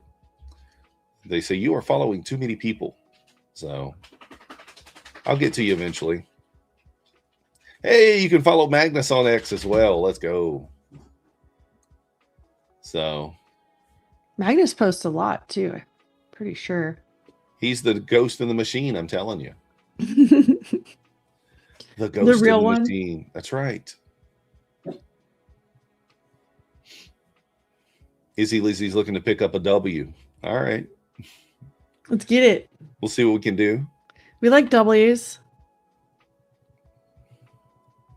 I'm a little hungry today. I do have one of my kids at home. She's sick. She got back from the DC trip and has been sick all weekend. I'm hungry too. My morning, it was hilarious because when I woke up, I was like, I'm gonna do my best to keep this morning really, really calm. And then I got the complete opposite. So I didn't get any breakfast or anything yet. So I'm with you. We're going to be off to the urgent care as soon as the stream is over. She's running. Oh no. Listen, I know they're not going to do anything. She's running a low-grade fever. She's not throwing up. I mean, you know, Let's have a note. Yeah, you got to have a note to kind of be excused. So it's annoying. Let's go Internet Explorer. I don't think we can show that one, but I appreciate the support. I appreciate the support. Oh, pretty sure you've been in crude a little bit, huh? Yeah, sick kids are never fun, but you know, it's a part of it. I mean, heck, I was sick over the last 2 weekends actually. Yeah, it's your fault. You got your kid sick. Well, she wasn't even here. Oh, She wasn't even here. She was gone. Tom Sabo's fault. Probably Sabo got the germ spread everywhere. So, Yeah, Ruminga, I like the videos from Bear Trader too. I do share those out. They are get- the best. I need Bear Trader to make me some Trading Ranch videos. Should I buy the 9 EMA or what? Hold on. Uh-oh. Where is it? Oh, is it at the bottom of that consolidation? That's what I was looking at, like holding 25,000. I like that spot, but it's got to Yeah. hold, so that's the tricky spot. 25,018 is where I got it at right there, the 9 EMA. My daughter tried to come here and talk to me. I said, I can't talk to you. Can't talk to you right now. Guys, if you want to enter the X giveaway, you got to share and repost the stream on X, tag MyFundedFutures, and hashtag MyFundedTV in your post. One share a day gets you entered to all the giveaways 4 times a day, 50K bonus accounts that are given away. There you go. And you can also tag us if you want to. Why not? If we like your post, we'll repost it. We'll like it. We'll share it. Do all the things. NASDAQ is making its way back towards the high. ES not quite there yet. 6 or 7 points off the high for the ES. NASDAQ's kind of right there. For anybody that's short, if I buy the 9 EMA at the 18 to 20 level, might help you out here. You're gonna help fade them, see if that works. I'm not going to take one for the team there, so not going to do it. I just want to see this have a little bit more follow through, just a little bit, just a little bit. Bushido, I don't think Max is barking for shorts. I think he's barking for food right now because he knows my daughter's in the kitchen. He's like, oh, she's in the kitchen. I need to be in there. Me. Yeah. What is 199? Is that the gym? I don't know. I'm trying to see what we're talking about for 199. Did I miss it? I don't know. Corb. He can't have that either. I don't know if we can show that one. I can't. I'm not going to approve that one. Oh. I did have that for dinner last night, though. There we go. Got approved by somebody. Yeah, I did have hot dogs for dinner. It is frustrating when you're on like your diet journey. You're trying to lose a little weight, and you know, I've been at the same weight for a week. You know, it seems like it's what's been happening lately. So 260, still there. They're asking if I like Starbucks. I like not having to make lattes myself. They get a lot of sugar on their stuff, but that's my vacation treat. Little Starbucks. Plus, if you have like preteens or teenagers, you get real sick of Starbucks real quick. Yeah, Will you they take love- us to Starbies? Take us to Starbies. Please take us to Starbies. I need the cold foam. Yeah, they do love that. I might stab long here off the 9. I may wait for the 21, though. I don't know if we get it. We do kind of got lower high here, so it is a little scary. That's why I have this other trade in trailing in profit. So it's trailing at 57, which is right below that previous day high, and it's kind of right at the value area high right now too. And the other one I'll stop at break even because I'm doing that one a little more zero or hero style. Right. All right, I'm going to take 10 points here, potentially. Potentially, we're going to take 10 points. And we will go stop to break even. I'm going to go break even at 30 here. 2 points for my take profit. Just look for a little small scalp off the 9 EMA. We've held it a couple of times, so it is a little scary to buy it the second or third time. But when I look at ES, it looks like we've got a seller at 68.95 that we're still working through. So that's the spot to get through over there.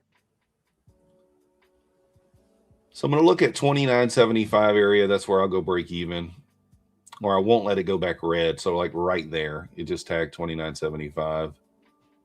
I'm not going to let it go back red. So I guess I'll put the stop in at break even here. Might get stopped out. I mean, when it goes that close to my target, when I'm only looking for 10 points, you really want to just see it go. There we go. Little 10-point scalp there. Nothing crazy. Yeah, and protect your profits. That's actually when you.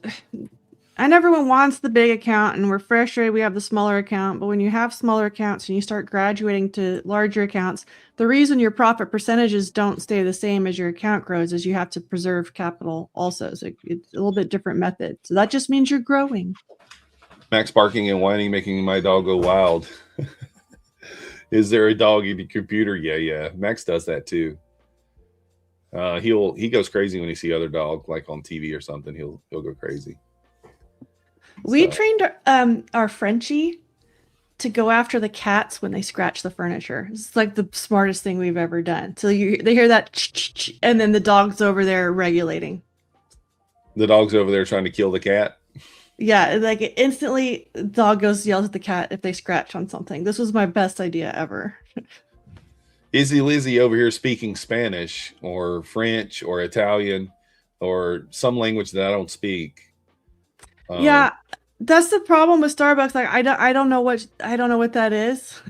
All right, let me write it down right quick. Iced Dubai chocolate mocha with oatmeal, double salted brown, butter topping, and double pistachio cold cream foam. Huh? What? I don't know what you're talking about there, Easy Lizzy. You lost me. Well, the cats have places they can scratch, and it's not my $16,000 sofa, okay? Seriously. Actually, no, it wasn't that much. It was, it's my big girl couch, though. This wasn't, like, given to me or anything. So, no kitty cats. You know me. I mean, I'm a guy, so we just shop at, like, Big Lots for the couch. You know, $4.99, $5.99. You have to buy one every year. That sort of thing. It doesn't last multiple years. Well, this one does, but it's because the cats aren't allowed to scratch on it. This is not a cat problem. This is a kid problem. And then you would hate the color. It's Yeah, white. toddlers, you know, kids running, jumping on the couch, that kind of stuff. Your sofa was $32 from Temu. Was it big enough for your dog, Weewop? That's what you never know the size of things. We always have size surprises when we order stuff on Amazon too. It's like, wait, what? Yeah, sofas are very cheaply made. So That's why I got mine custom. It wasn't 16,000. I don't remember how much it was, but it wasn't that much.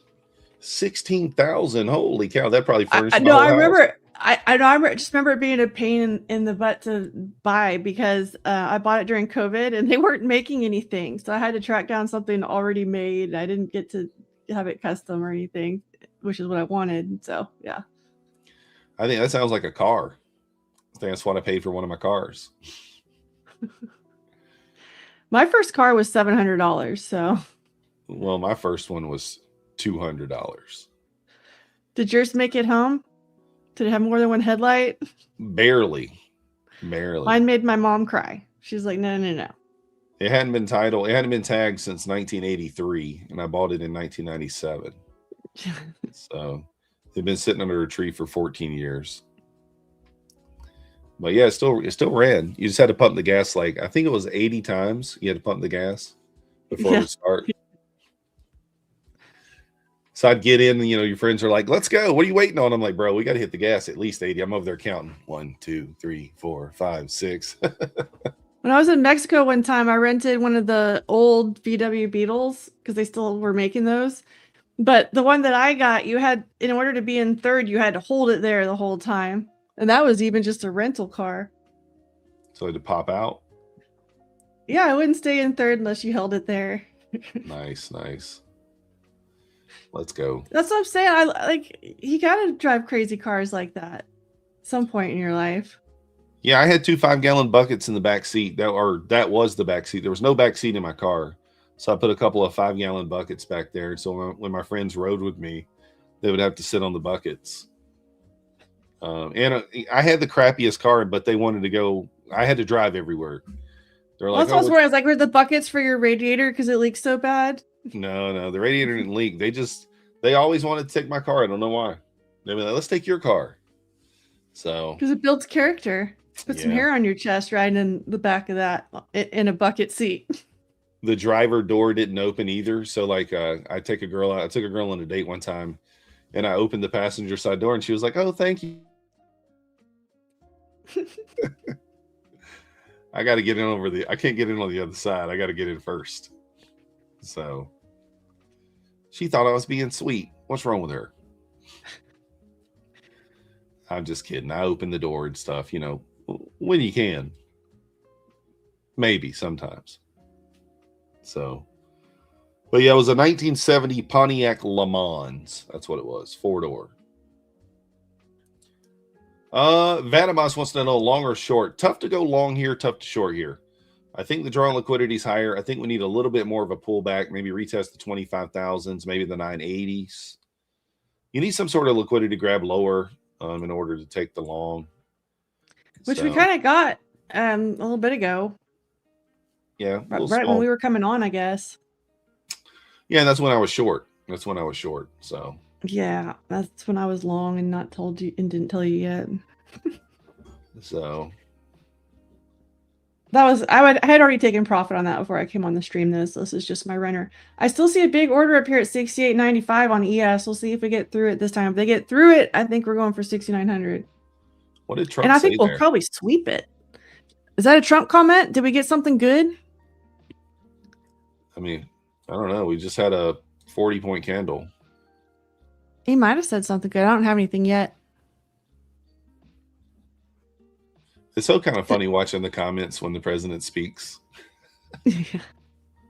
I was just watching the news because my news feed will post like the main talking points, and somehow so far hasn't been anything too crazy. Like he's basically saying that the reason that they're doing all of this is because they would soon have missiles capable of reaching America, and Iran refused to cease its pursuit of nuclear weapons, which they were supposed to do because of the peace treaty that they signed whenever that was a while ago, pre-Trump by a bit.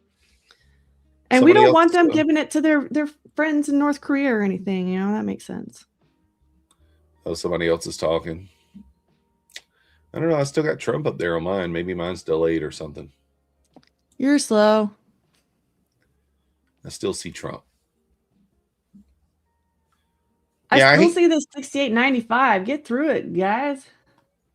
Yeah, 6,900 is still the big level there. And then, I don't know. I think we run those relative equal highs at 25.099. I just don't see how it doesn't get there at this point. It should. Yellen says that the Iran situation will put the Fed on hold for longer with rates. I mean, any excuse to shove it to Trump, right? Yeah. No, that makes sense. The Wolf of Full Port says, my girl has a horse and a brand new car, and that's why we have no money. Which one costs more? Probably the horse. I was gonna ask if Wolf was the horse. Are you the horse? That seems reasonable. Max is barking. Maybe he's saying that if we pull back into this bullish gap here, we should long. 44 points with a 4. That's a 1-to-1. So you can maybe long here with a stop, down at the swing here. I'm still going to take this runner off, this manual runner at like 25.87. And then see what the spot can do on the other one. Do I want to risk $90 here? I'm not going to do it. Abort. I think it's okay. I think it's. Like theoretically, if we're completely bullish here, there's no reason for this to be close. This to fail. It should hold.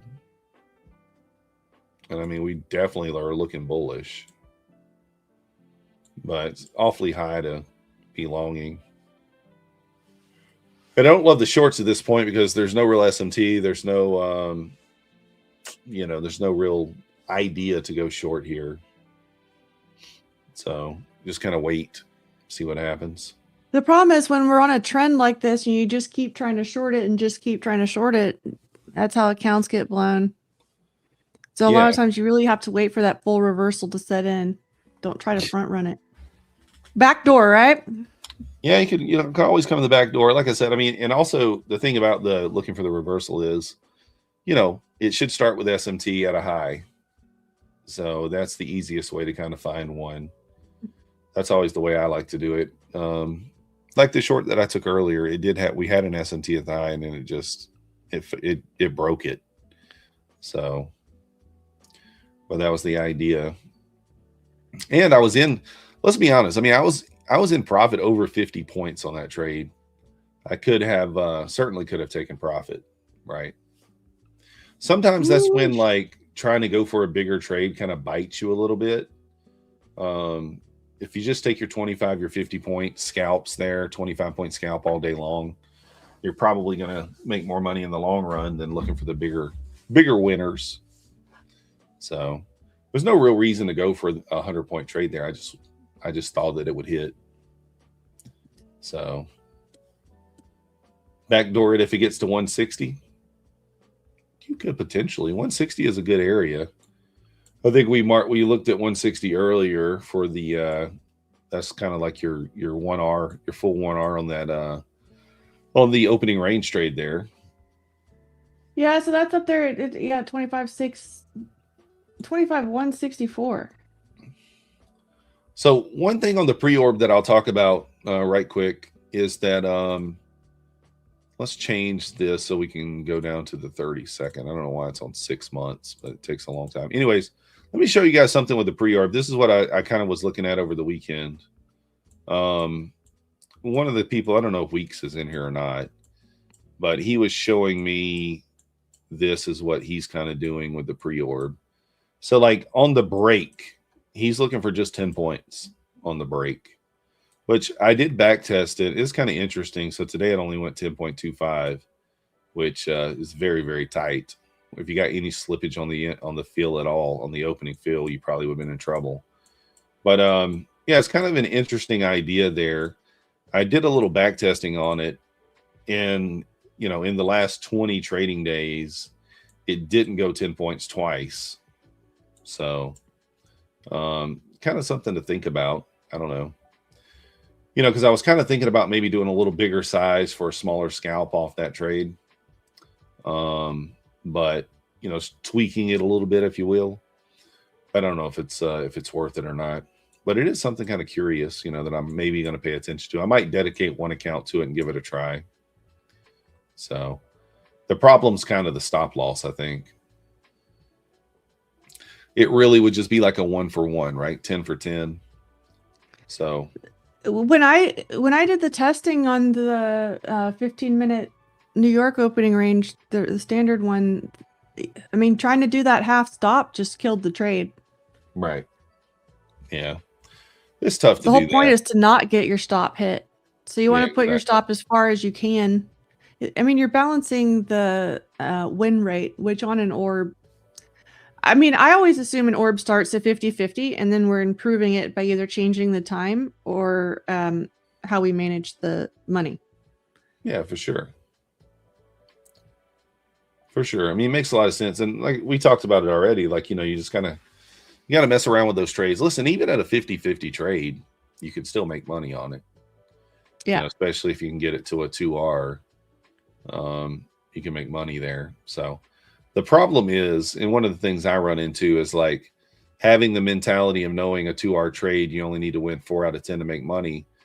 Can your mentality hold up over those 6 losses? Right, the 6 losses over 10 days, because I mean that is a thing, right? I was laughing at Rocky Mountain. He says his stop is always farther away than his count breach level. That way it never hits. That's true. It's a good point. It's probably not good for your account, but yeah, that would be a YOLO account. How close are we to 60K subs? I don't know. I know we're at 59.9 there, so 59,900. We're your girlfriend and your mom away. All right, let's go. Let's go. Let's just keep pushing, guys. Break out the alt accounts, hit the subscribe button. Call your cousin, your granny. If you go to an Airbnb, pull MyFundedTV up on the television, hit subscribe. I do that on my own channel. If I go to an Airbnb or a hotel and somebody's logged into YouTube, I go on there and hit subscribe. Here we go. We're getting through 68.95. Let's see if we get this push now. I do expect more orders at 6,900. Got a new 5-minute candle here in about 30 seconds too. I just want one more push for this manual trade, and then we'll see. But I'm not supposed to be messing with the orb in that account. We'll see. Yeah, so what happens is people rent their Airbnb out to me, and then they come back to it, and then they see they're subscribed to Methodical, man, and they're like, "Who did this?" Or someone that rented leaves their YouTube logged in, and they get home and they're like, "Who's this Methodical man? I don't know who that is. How are we subscribed to him?" What in the heck is futures trading? Oh. D right, I did take the long. I took a couple of scalp longs here. We took a break even short after being up 50 points on it. We took 125-point long and 110-point long. I've only taken longs today. Yeah, I had to I took one other short that I got called in, and then had to kind of fight my way out. Ended up taking a small loss on it, but it's all right. It's all right. So we are green. We're looking green on all the accounts. $88.74 on MyFundedFutures. We are up $1,658 on this account, so we need about $1,332 to pass. Larry's doing the good work out there. Thank you, Larry. The last couple of times, guys, that we've been this close to passing, which is only halfway, we've done something stupid and blew the account. We're not going to do that this time. Because you're a better trader than you used to be. Yeah, we're not going to do that this time. The goal is to pass it in front of you guys and get it to a payout with you guys. That's the goal. I mean, you know. Fancy. We'll see if we can do it. Feed some of those kids. Yeah, we got to get some food over here.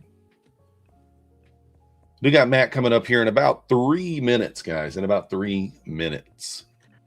I have not gotten to my take profit yet. I was about to just close it a second ago. I ended up trailing it just real close. I'm trailed over 25,000 now, so I think it's going to hit it. I mean, I don't see how we don't get 25,099.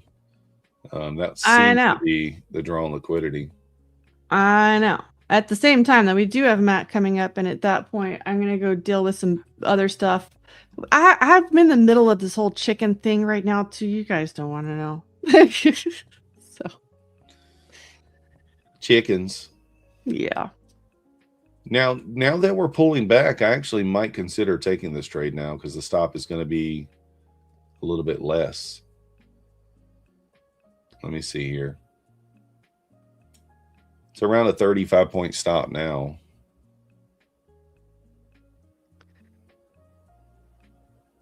All right, I think I'm going to probably take it here. All right, we're going to take it. And, you know, here's the stop out down there. No real stop to break even on this. Probably, I would say north of 60. We could probably safely go stop to break even. Kind of sweeping some liquidity inside this gap here. I want to see us create a swing here. So I want to see this candle close above the high of this low, or the low of this low. Rocky says Trump's done speaking, so we could kind of enter a new structure here too. No, not now. Not while I'm in the trade. Not while I'm joining you in the long. I mean, that's why I'm trailed, but we'll see. I just want one more push. One more push. I do think like 60 area is a good spot to maybe put in a break-even stop. I could even just take it off at 60, to be honest.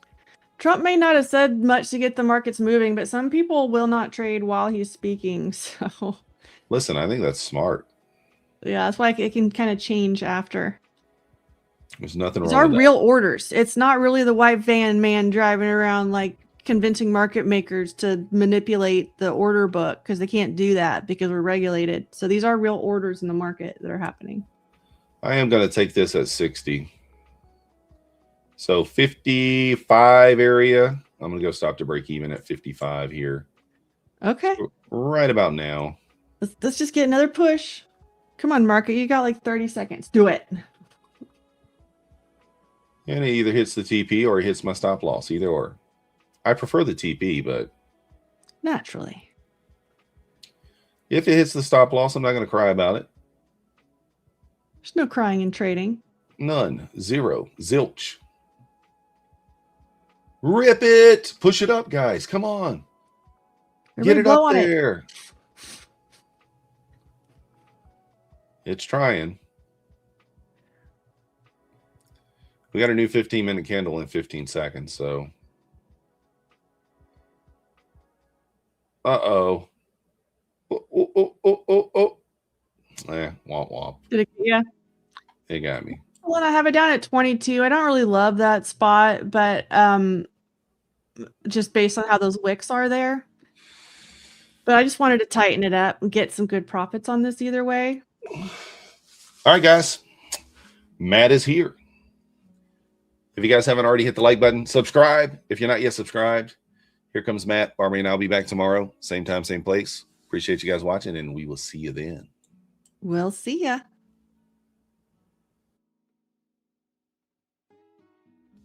Electric veins in the night. Feel the pulse, feel the bite.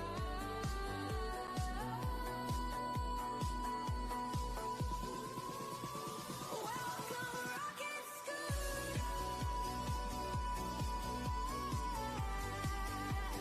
Burning trails where you're. What's up, everybody? Sorry, my screen is there it is. Sorry about that. Whoopsie. How y'all doing today? Welcome to Lunch with Matt here on MyFundedTV, the best prop show on the planet. Guys, love y'all being here every single day. We are growing and growing and growing and growing. We are 59.9K subscribers, almost at 60K. So let me explain something to you. Thank you. Rockets and chat, skiers in chat. Love you guys. All right, so here's the skinny. I got the account to all-time highs on Friday. I had 130 something $1,000 profit that day. It was insane. I'm at the 500K mark this morning. I'm almost there. I'm kind of taking a little bit of a loss now, trading small-ish. But man, woo boy, halfway to the million mark, live on stream.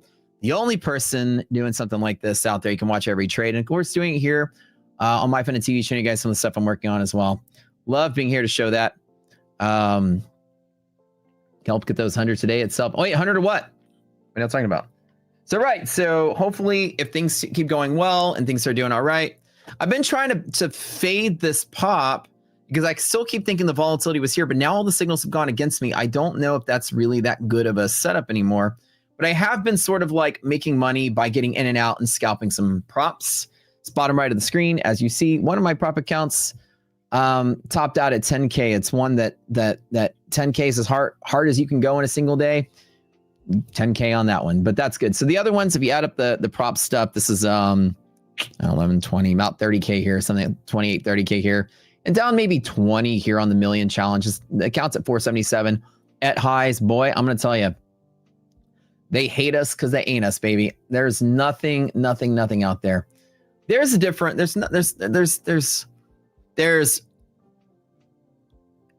YouTubers who trade and there's traders who YouTube.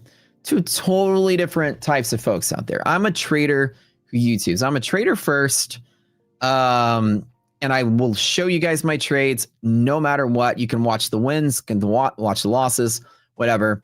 But there's a lot of chatter. This is starting to get a lot of attention, like a lot more attention than I thought it was going to get. But it also highlights the fact of how important it is to be transparent. Because boy, when you're transparent, you got haters, lovers, critics, everything. I'm making money. Market's going nowhere, and I'm making money, right? So I'm happy that I'm not losing. But boy, it is a fun. I think what happens when there's a bunch of just millions of people out there that aren't really trading or whatever, and you are, boy, that spotlight gets on you. So here on MyFundedTV, I'm getting a spotlight everywhere. It's crazy. So wish me luck. Yo, what's up, Pine? What's up, brother? Good to see you in here, man.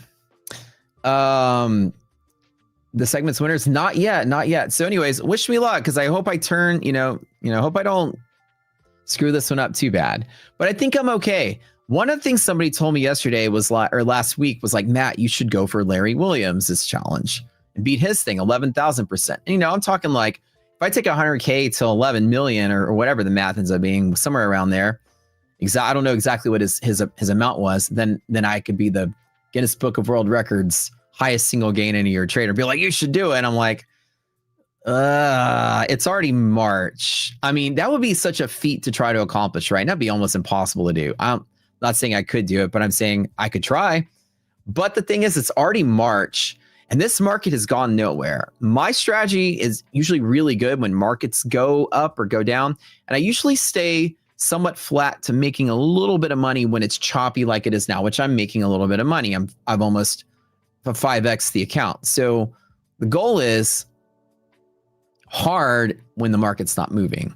So I don't think I can get the 11,000. Even if I tried without the market doing something. This is the worst year to do it. This was the worst year to do a million challenge. If I was doing this in a market that was either bullish or bearish, I promise you guys I would have finished in a month. My whole goal was, let me rapid challenge and do this in a month just to make a splash. And boy, I was just up and down and up and down. And it was definitely not the most stunning display of my trading. Luck especially was not on my side. I was taking some big hits. Structure was breaking left and right. In all honesty, I wasn't really trading bad. I would just take some losses because I'd get in at the right spot and the market would just dump against me. When things that I usually do that would work 70 to 90% of the time dropped to like 50-50 coin flip during those 3 months. It was a little difficult. But anyways, somebody said, should you apply for the MFTV host job? You do have MFTV in your name. You're halfway there. I mean, maybe you should. But yeah, so anyways, in this kind of environment here, what do I think is happening, right? I didn't make any trades overnight. I was like essentially doing a lot of work over the weekend on a lot of stuff that I'm building, so I didn't really want to do any trades. We dropped down exactly to DD band, which is a long setup. Guys, hit that form in chat, by the way. We got that post in there. Make sure you go sign that thing and get ready. There's a giveaway. Go to the form, fill it out. Go. So we dropped the DD band, which is an automatic long setup. And I normally will take that every time, but I was actually committed to not taking the trade. I was like, I'm just going to work and just chill. And, we hit it, we retraced, then we sold, then we recovered. And then we opened there and out the door, it really was a coin flip one more time. And so I was like, I'm just going to wait and see what happens. It went up. I did absolutely nothing but I started shorting through here and scalping against this and making a little bit of money. What I believed was that, we're going to wait and see how the stocks respond. Yes, a dead cat bounce day, but I don't know if it's one of those days that just goes straight up and stays straight up. My upper targets, again, were being challenged because this ratio right here being less than half will tell me that liquidity pockets are going to be resistance. So I started shorting here, made a little bit of money and was kind of break even. Then when we pushed up to there, then I engaged one more time to make a short. Liquidity pockets are usually resistance when the DD ratio is less than half. It's not the strongest resistance because it's very much right on the surface of being half. It's 0.49. It's not really that strong, but all morning we were getting negative ARB plays, which was showing that downward trajectory. But we got some other stocks like Google and others started picking up some steam midday.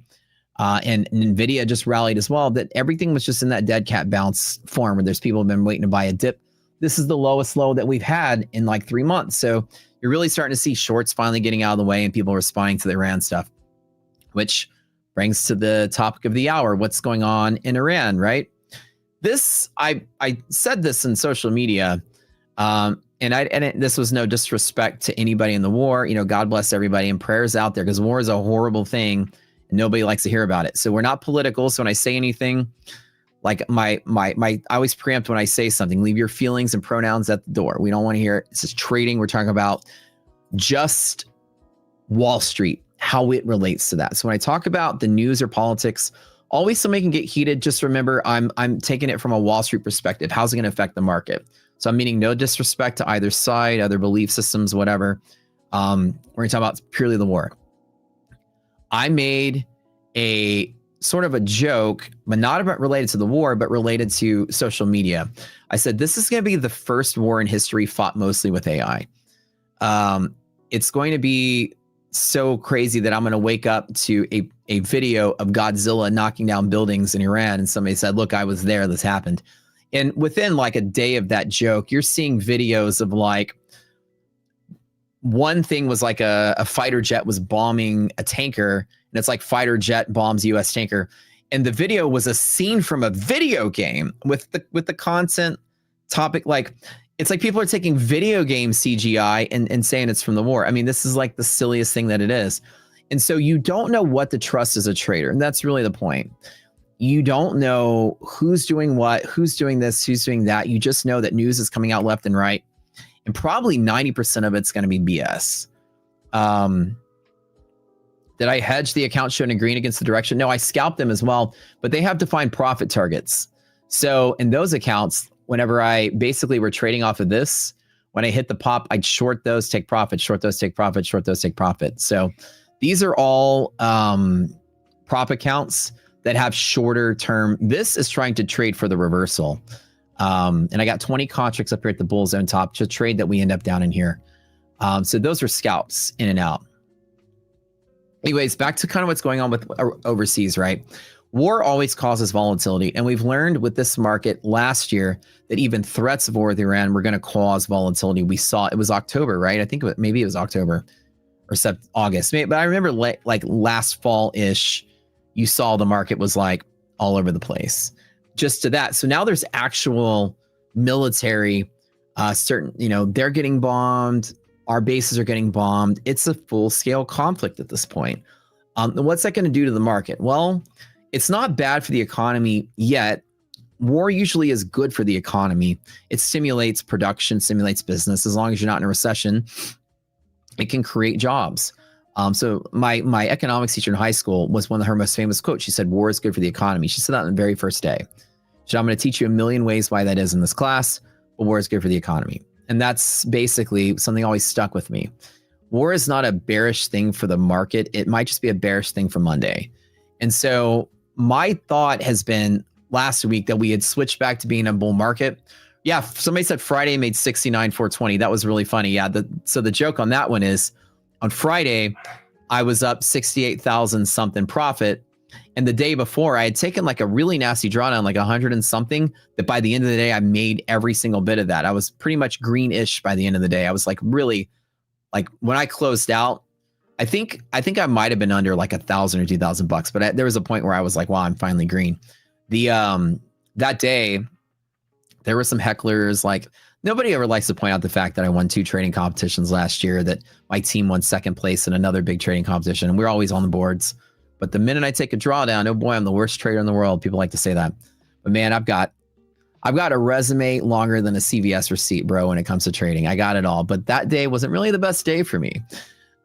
So whenever I was like, the next day, people were like, you should shut the haters up and make 69,420, yada, yada, yada. And so I had 68,000 and I decided to I made some profit, and then I do a trick that I can do to make myself lose money on purpose, which is trade a contract against the bid-ask spread, open and close really quick, and you can whittle it down. And people do that in props to get consistency. So I whittled it down by trading some NASDAQ M6, then NASDAQ H6, then MES H6, which knocks you down $1.25, and I inched it all the way down to 69,420.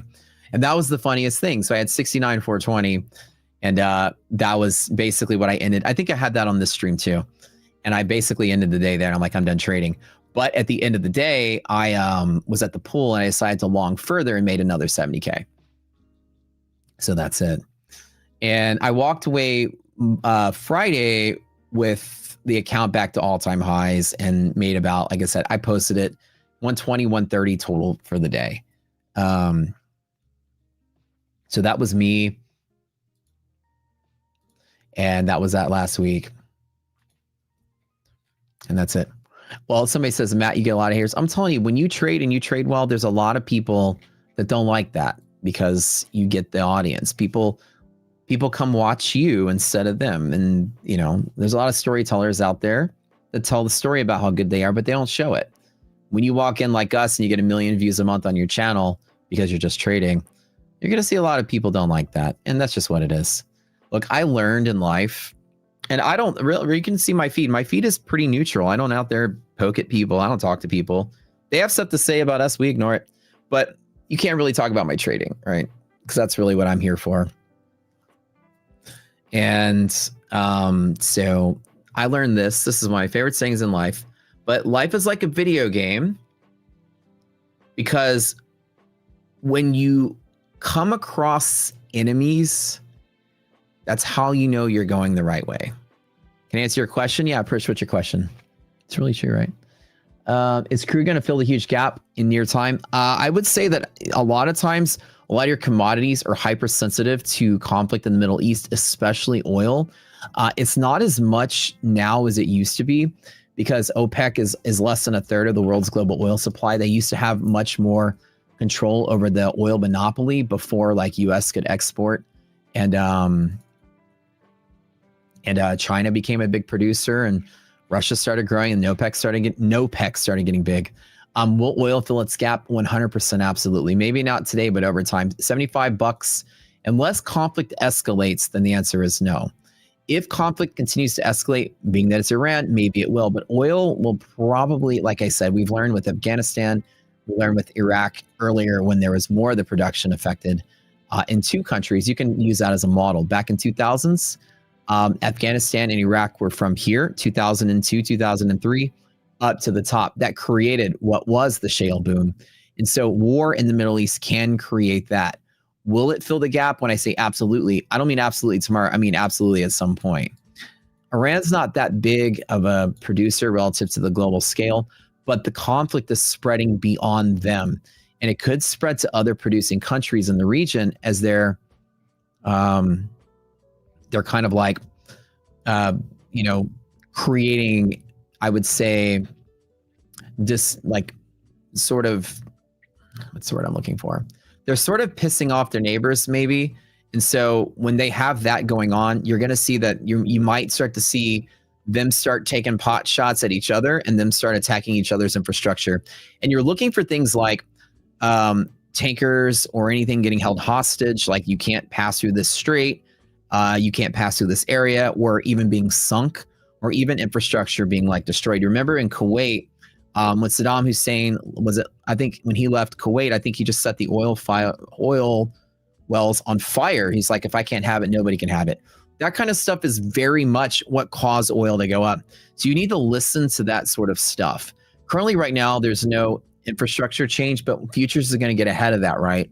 So futures trying to create that sort of, okay, maybe so. If I were a betting person, I would personally, and again, I can't give you investment advice, but as a betting person, I would personally bet that this conflict de-escalates fairly quickly. Iran is not that strong of a superpower or that big of a threat, believe it or not, on the grander scale of things. I would like personally bet that this will end in less than a month, whatever it is. And oil's response will be to go up until it ends. But the moment it ends or something, but I could be underestimating this, right? I'm just taking a guess now. Maybe in a week or two, I might change my mind if more people get involved. But as it stands right now, this isn't the first time Iran and Israel sort of went at each other militarily like this. And how quickly will it end? Now, obviously, the news of the Ayatollah's demise is probably going to escalate it much more than we think. But if I'm a betting person, I'd like to bet on de-escalation first, more so than anything. And I think oil historically, when this is all over, is going right back down to $40, $50. I wouldn't be jumping in today to short it personally. I'd like to see evidence that things are de-escalating. But I haven't looked at the numbers in a while. I used to be an oil trader. That's how I know a lot of this stuff. But I'm kind of detached from it. What is Iran? And it's not just Iran that you'd be worried about.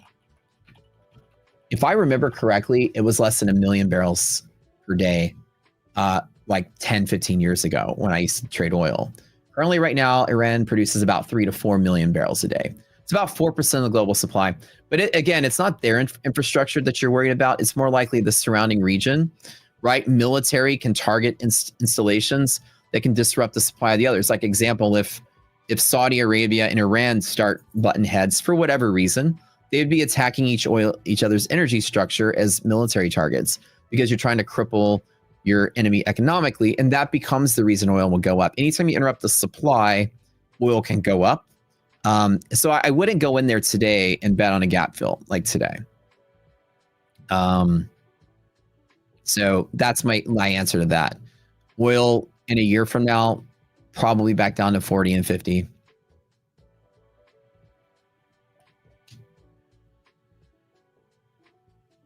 That's it.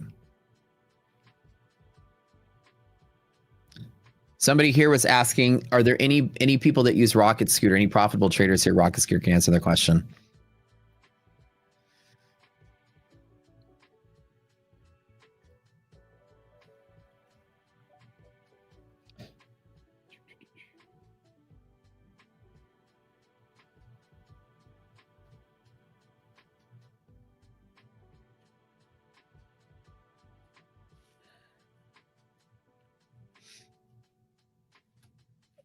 Hold on one second.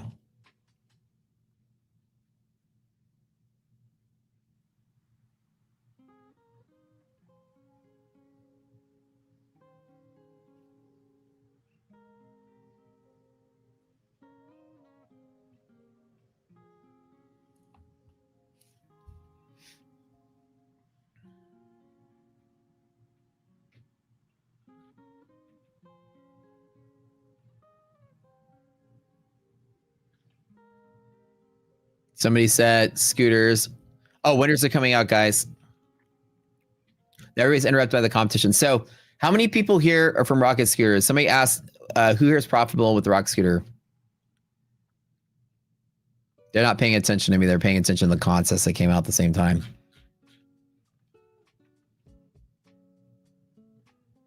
People are posting rockets, all that stuff. Sorry about that. Yeah, nobody was listening when I said that. They're all worried about the free account. So a ton of people. There you go.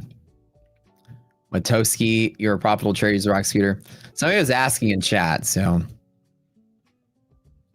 I guess they had a question for you guys. I don't know if I'm getting the pullback though. I'm not really doing so hot. I'm breaking into that bull side. Ratio's still less than half. I'm still going to stay committed to it. But man, this was a little bit of a surprise today. I really wanted to get the rejection off of this area here and then close back down in bear zone by the end of the day. I'm pretty sure that by the end of the day, this is where we end up, but I might not get a clean trade off of that. Kind of sucks. Down about 30 on this. Let me see if I have any plays that I can maybe do. I don't think we get a bull side break with the 44 DD.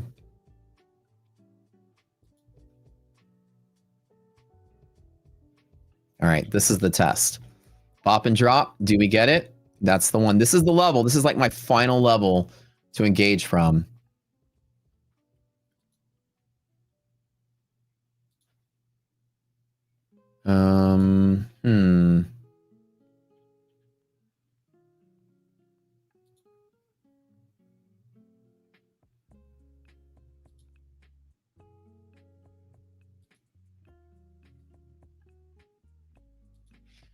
That was a little. That was a little Apple, I think. Nvidia, no. Was it Apple? Let me look. No, it was an Apple. Was it Microsoft? Meta, no. Tesla, no. Google, no. I wonder who's moving. The big seven, not a lot of it's moving. It's still flat. Most of it's still flat. Just like an overshoot. Yeah, ARB is now positive 100, which is crazy. So now we have a volatility could be 100. So 070 to here, the volatility sweeps this range here. So we've got this to 980. This is the range here. So with 100 possible points of swing, there's 100 points up, 100 points down from this moment. So it's going to be a big move to finish out the day.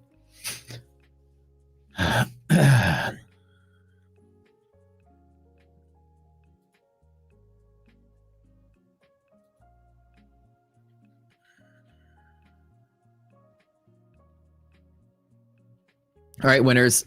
Nice job, nice job, nice job. Yeah, I don't do, somebody said, was asking questions. Yeah, I don't do an alert service. I don't do paid Discord, follow my trade sort of thing.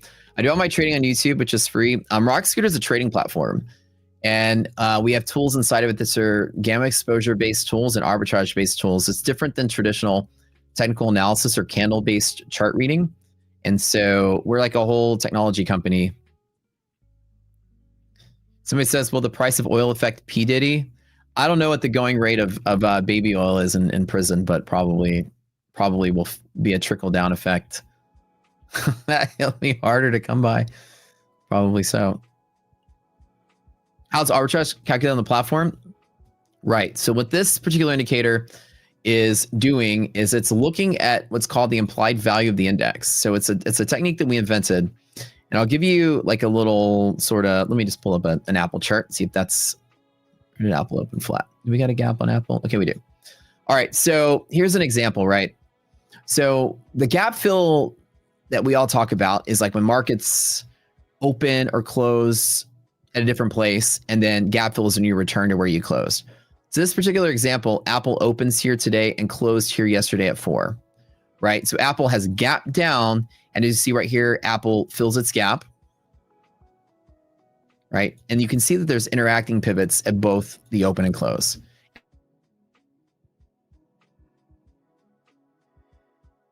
Because of imbalances, right? At the end of the day, there's MOC and MOO process in the morning that creates a share imbalance where somebody was trying to like buy or somebody was trying to sell in abundance at the close, and the market maker fills a large order at the exact close. With that being said, those large orders create large volume spikes at the start of the day and the end of the day, which means a high liquid spot at point A and point B. So when the market is sort of like gapping down and returning to the middle, it's sort of like the balancing act between two different liquid spots. Market had a large sort of buyer and seller amount of, large amount of buying selling liquidity here, large amount of liquidity here.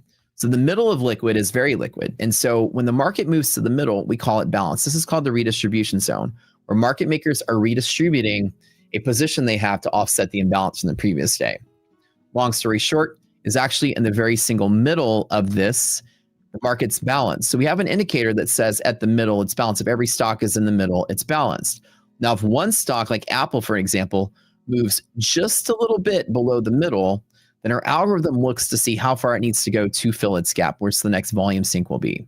And therefore, Apple has moved this much, the S&P has moved this much, but the S&P could move a little bit more because Apple could finish this distance. That's called the implied value. So when Apple could go a little bit further, the S&P now has an actual implied value that's less than the current value. So the actual calculated S&P in the future is less than the current, because the current S&P is based on the real value of where Apple's trading at this moment in time. And our algo goes, well, Apple can go down another 50 cents. And so we go, S&P should be valued 50 cents worth of Apple lower, and it has a new value. So what arbitrage does is it looks at that combined with how the implied value and the current index differ. And it also looks at how contango adjusted futures stretch from the actual spot value itself. So it takes those two things and looks at how far futures are trading against the implied index, which is trading against the index itself. With that being said, arbitrage is a beautiful indicator that represents volatility to the penny. What it tells you is about how far that range is going to be. When the futures market is sort of like rubber band stretching up or down from the actual value of the index, when this ARB is positive 100, it means the futures are 100 points under the implied value. If the stocks keep moving, we can move another 100 points today to 150, if this is the low. So it means that I'm kind of trading against the herd now, and I'm not in the best spot, right? So I'm using it to look at how the market is built against the underlying components inside of it. And you can see most of the stocks like Apple have sort of held their gap and they filled. So the potential is just to push up. So I'm kind of like not in the best spot right now to be fading this market. The only thing that has me doing that is the stronger signal, which is here, which when you put the two together, this could pop really heavily and then fall out, which I'm kind of worried about because I might lose the trade, but be right on the direction. So I'm kind of hoping that at some point in this environment is that the stocks themselves start pulling back a little bit, which you're not really seeing.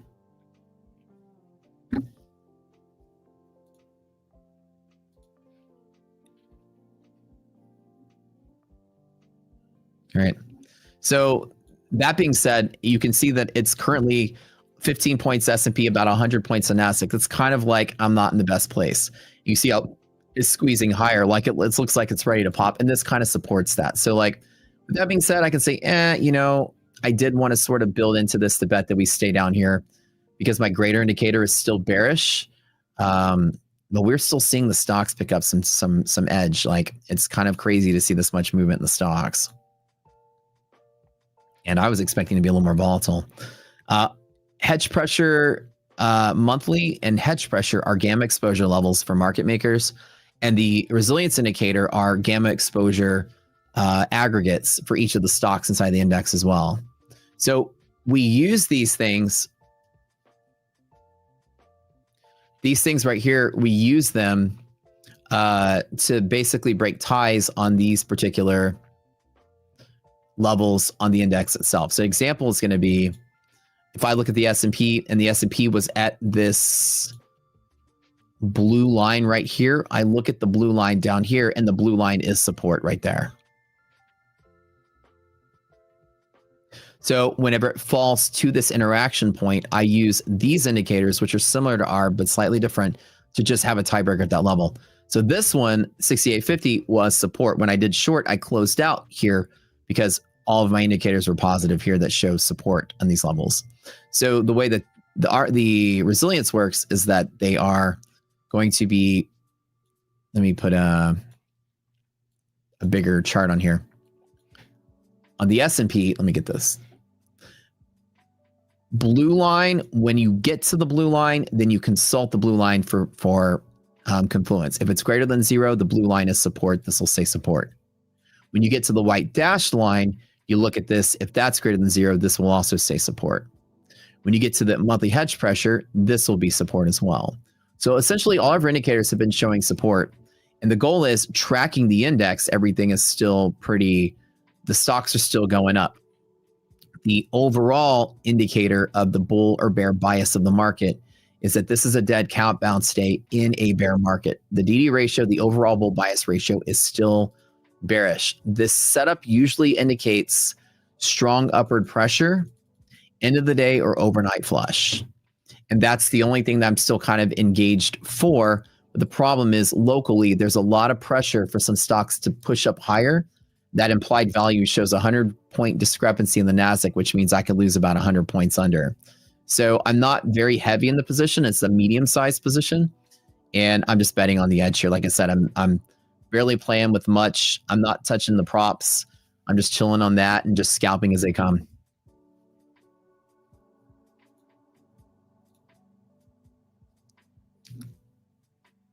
Yes, sir. Yeah, glad to help. But man, we are not, like I said, my stop is right up here. So right at about, so I'm now building a position here. My stop will be, my cost base is at 40 though. My stop will be right at about 100. So that'll be where I pull the plug. I'll be down 20K or something, 25K. Yeah, I'm like saying, I'm betting on the greater market, which means I'll probably get my reward tomorrow or tonight rather than today. But I'm still, like I said, I'm still seeing if the stocks are finding any resistances, and there's not really any. So, but I didn't do anything else really this morning or today. I was very, very, very bullish Friday, and I'm still, like I said, if this falls back below bear zone, which is really what the indicator is telling me, this less than half means that we are down here. With this greater than 0, it means we are up here. So let me draw the pressures that I'm betting on. Less than half means we're there on that confluence. Greater than 0 means that we are here and here on support.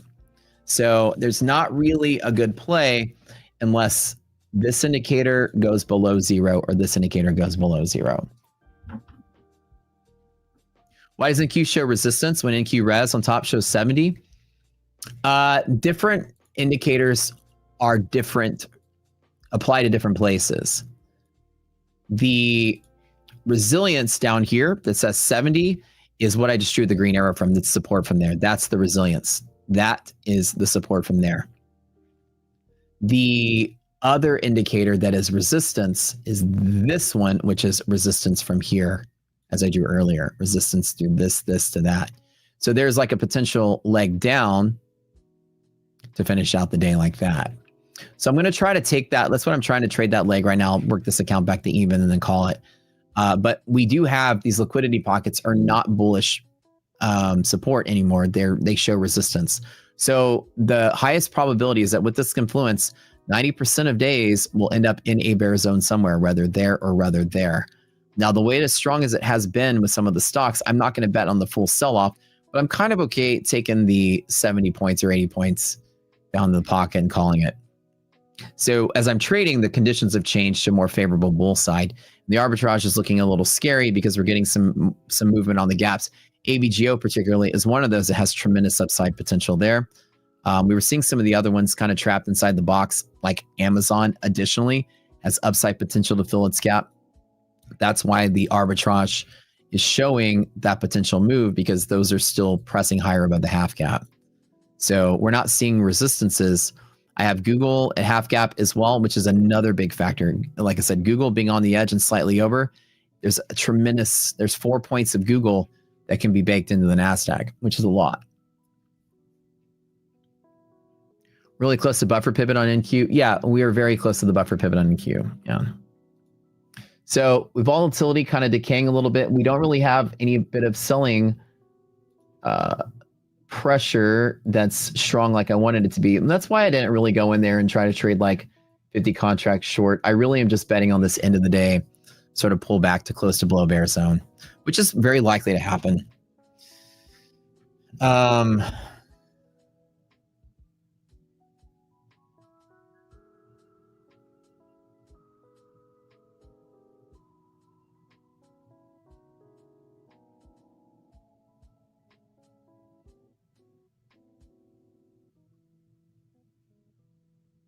Okay. And I got so many irons on the fire right now.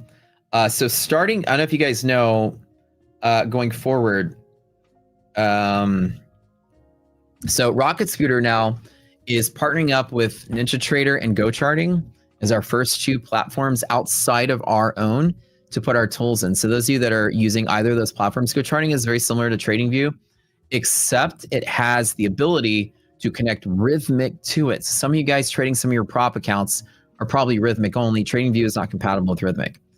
Go Charting is very similar to TradingView. You can connect Rhythmic, you can connect CQG, you could connect Ninja and Tradeovate. So you can connect every single prop firm from every single prop account for every prop firm in one place. We're going to have our tools inside of that platform coming soon. We're finishing up that project now. Ninja will come next. We'll be natively in both of those platforms, which is kind of cool if it all works out. So currently that's happening. My prop scoring model on our website, this new thing we're building, is a prop scoring website that ranks prop firms based on the metrics of the account. No subjective ranking, it's all mathematical. And guess what?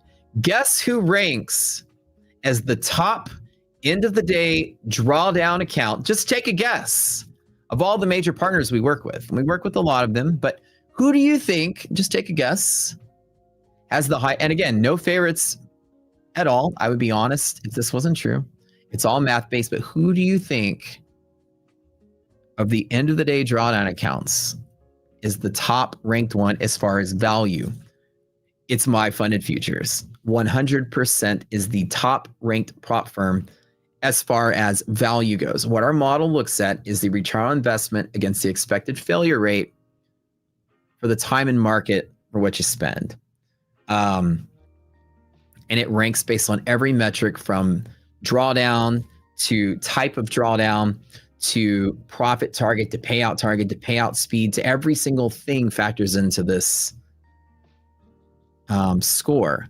And so MyFundedFutures, as we are now about to launch our alpha phase of the site, you'll be able to compare every major firm next to each other. Like when firms come out with big announcements like some have over the weekend, those big announcements sound good in marketing, but when you look at the scores don't even compare. And so you now be able to actually look and see which prop firm actually is ranking best. And so this is a free service, by the way, just so you know, for me to give to you guys. It's going to be just supported by our affiliate pay, but I'm not going to charge you guys for this. It's a shopping tool. You're like, this firm came out, this one's got a 90% off sale, and this one's being promoted pretty heavily. How do the stats actually line up? You'll be able to put them side by side and see. MyFundedFutures, the GOAT, 100%. And I'm not just saying that because I'm on the show. It's the other way around. I'm on the show because they're the GOAT. I had plenty of show offers, and I wanted to be at the best. And this is the best. Ranked so far, not, and then we've only put the majors in. We haven't put everybody in. So maybe there's some sleeper hits out there. But as far as end of the day drawdown goes, my funded plans rank at the top of that category. Which are we surprised? We're not. The idea that you have no consistency and no DLL and funded, I mean, these things drastically up your pass rate. When you have other firms creating end of the day drawdown accounts to try to compete, and they've got consistency in DLL and the funded side, not naming names, but over the weekend, something like that came out. What, I mean, is this like 2021? Nobody puts consistency in DLL and funded side anymore. That's not the standard. But when that happens, the score just absolutely horrific, right?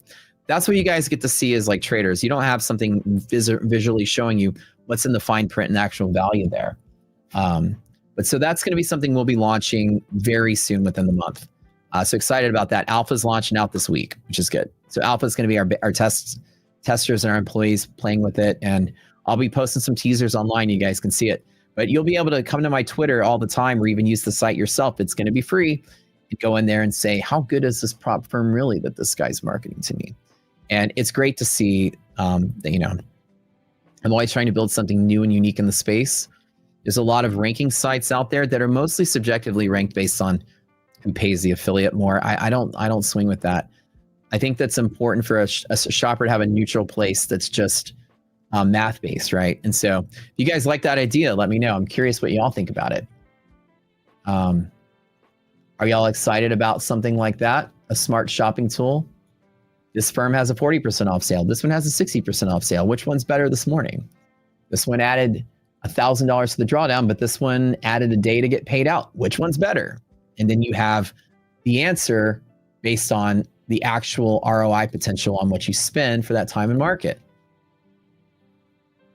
It's built in with failure rate models. And so it happens to show you the best possible odds as a trader. You know me, the math guy, always doing something mathy. My name is Matthew, so that kind of helps. Barreto, you're leaving. Have a nice afternoon. I'm sorry you don't feel so well. Yeah, if you don't feel well, just take off, man. Never a bad thing to just take off when you don't feel so good. Definitely don't trade when you feel a certain sort of way.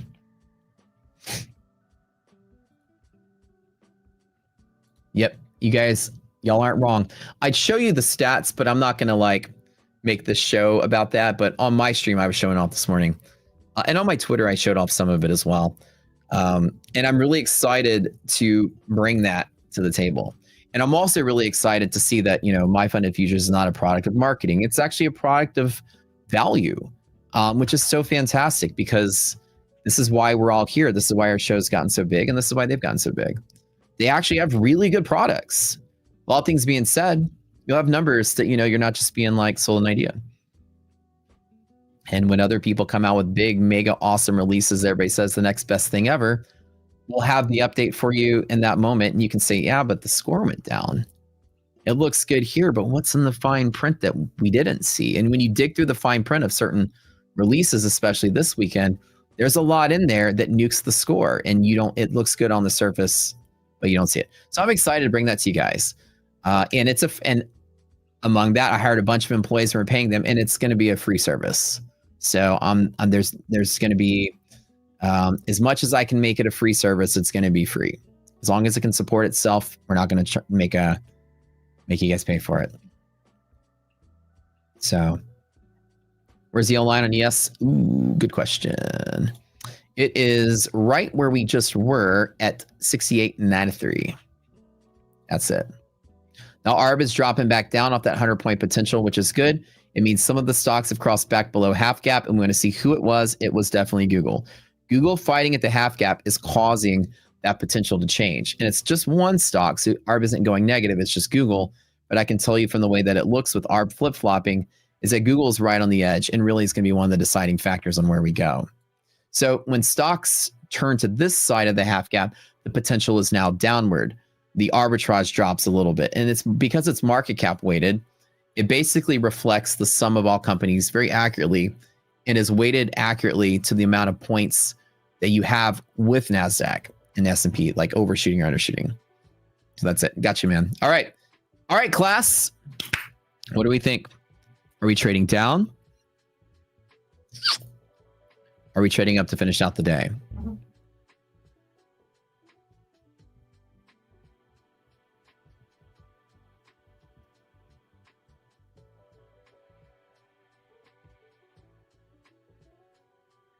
I'm starting to feel up as well, right? I hate the trade that I'm in. I think it feels up.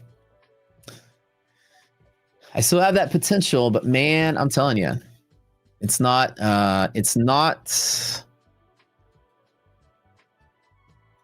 wanted it to be bullish so bad on Friday, and it wasn't that bullish.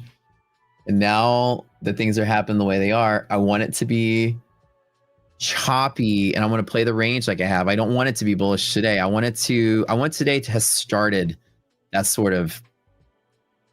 I wanted today to be what starts. Like if we find out by the end of the day, the last 2 hours, there's a decline, and we hit these targets, and then that's pretty much the high that we'll have until this conflict ends.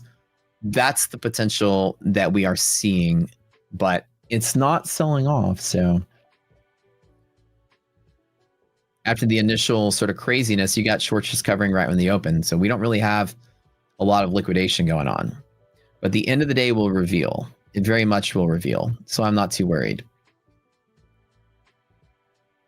From here, I'm down, what, 20? So I think I need to go like probably down to 997. 997 will basically break me even if I go from here to here, which is cool.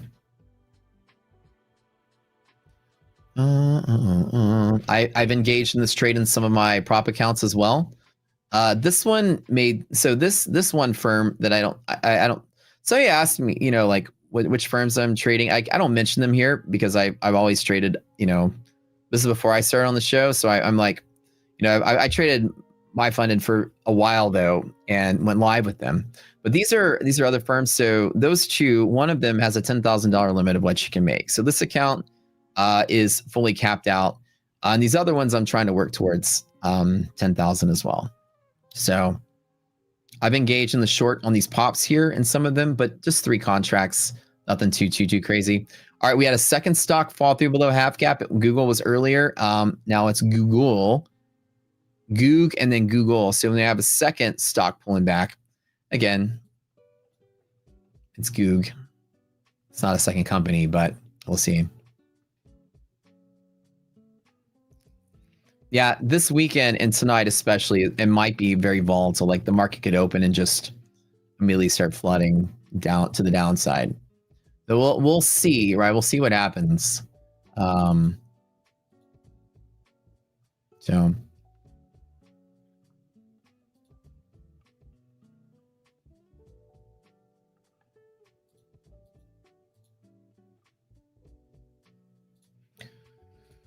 All right.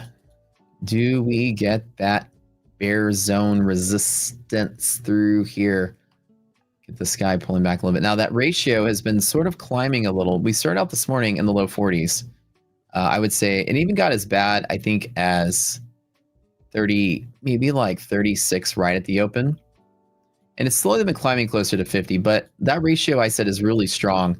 And again, it's not that bearish, but it's on the bear side of things. So it may not be, and it just shows the overall, like that's greater market, right? So that it shows the overall polarity of this market basically going down as the bigger push. Oil to 74 for end of the day.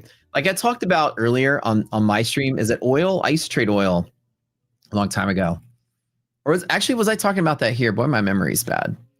I think oil, until everything fully de-escalates, oil eventually is going to be at 40 or 50 bucks after all of this. But when we had, you know, the first Afghanistan, Iraq campaigns, oil went up to 100 something bucks on just that alone. So if things start escalating like pretty far, I would say, like if it starts escalating pretty far, I'm not, I wouldn't be surprised if oil rallied pretty crazy if Iran starts bombing its neighbors or blocking ports or whatever.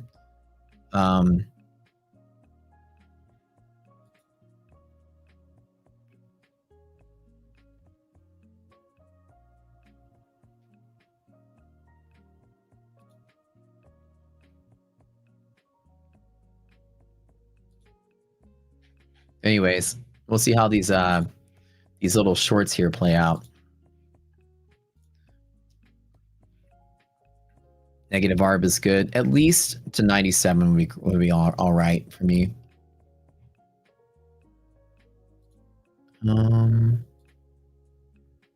Okay. Maybe just a flush should be cool. It is starting to reject. Yellow line's also a strong resistance. This is called margin buffer limit on S&P. 68.93, really strong resistance that usually can be a limit to bull run. I usually don't long into it, and the day that goes like this, I usually stop longing at it because sometimes it can be the big reversal place. So my cost base is at 40. Now that's kind of gone green, which is nice.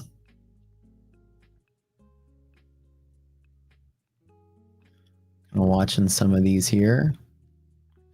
I like the red. I like seeing it. Taking the risk. Let me put on a tick chart here really quick. Put on that tick chart. Here, it's like such a slow moving ship. You get excited on a second consolidation break, right? You're like, ooh, ooh. And I usually like panic cover and take my profit and then it dumps. All right. Let's try to get all 5 of these accounts to 10K. Let's see if I can get it. 10K each. Run it.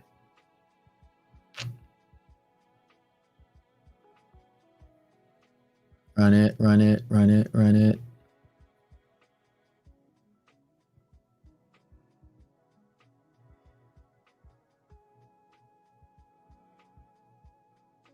It's very solid up here though. You're not seeing a lot of selling.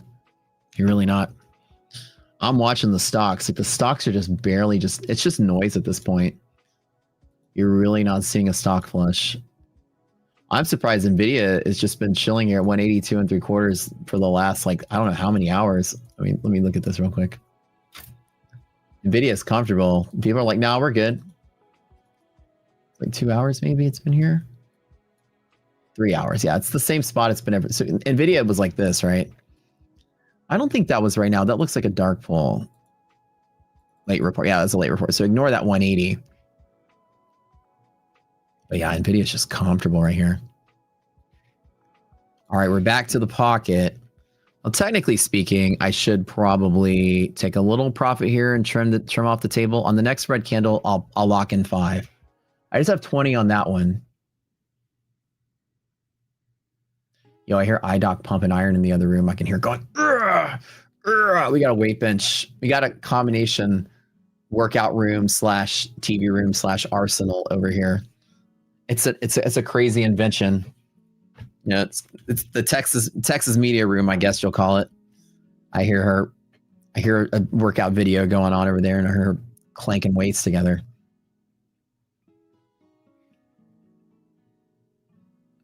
Don't get that liquidity pocket bounce. Let's get that. Let's see some fight here. Let's watch it lose. The plumber arrived early. That's funny.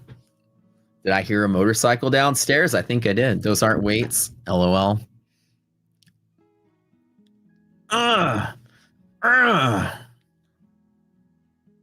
Y'all are too funny. This is a G-rated show, guys. How dare you? How dare you? Do you hear? Everything here is PG. You hear. I'm a very. It's so PG it can be on the Disney Channel. I mean, Bull Barbie never makes sex jokes. We're all very. When she talks about bananas, she really means bananas. That we're so like it's inappropriate, guys, and you should be ashamed. You should be very ashamed. There are kids watching. Not as bad as Barbie. Her jokes are hilarious. They're funny. All right, what do we got? Come on, flush out. Drop below. At least go to 997. I can close. I can take some profit on the prop side of things.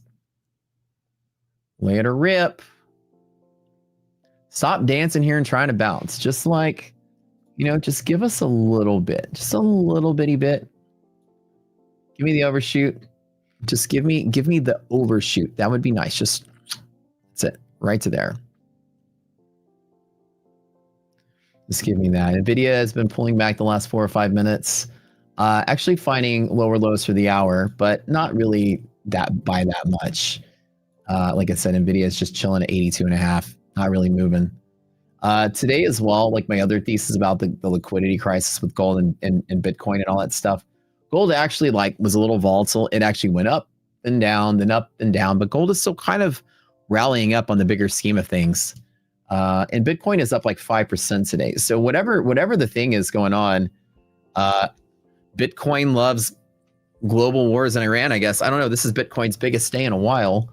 And I can't explain that because I don't really care about Bitcoin too much to understand what makes it move, other than it's just sort of like hype at this point. But man, Bitcoin got a nice fat squeeze today out the door. Again, like 5% move. That's crazy. Come on, give me the flush and overshoot. Let me just take some profit on these. Come on. Get this one to 10K, which would be kind of nice.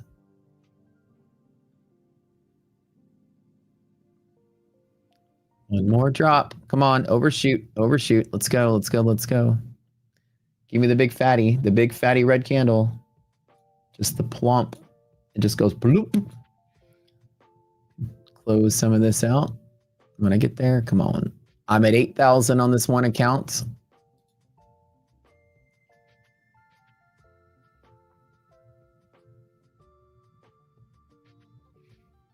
Probably be smart and lock in just maybe 5 of those 20. All right, I got my cost basis still at 50.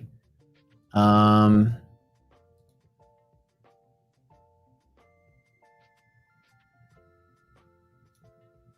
right, let's get some movement.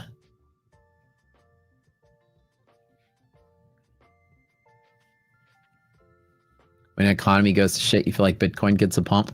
I feel like that would be the opposite of what you're right? But that's the opposite of what like you would learn in a textbook. Tangible stuff is usually what takes a bump, and Bitcoin is like the least tangible thing there ever was. Like it requires infrastructure. It requires electricity to be a thing. Imagine like, here's the thing, right? Like when the world absolutely like goes to crap and just dies, and there's no electricity, you can still trade with hunks of gold. You can still trade with bottle caps if you're a Fallout fan.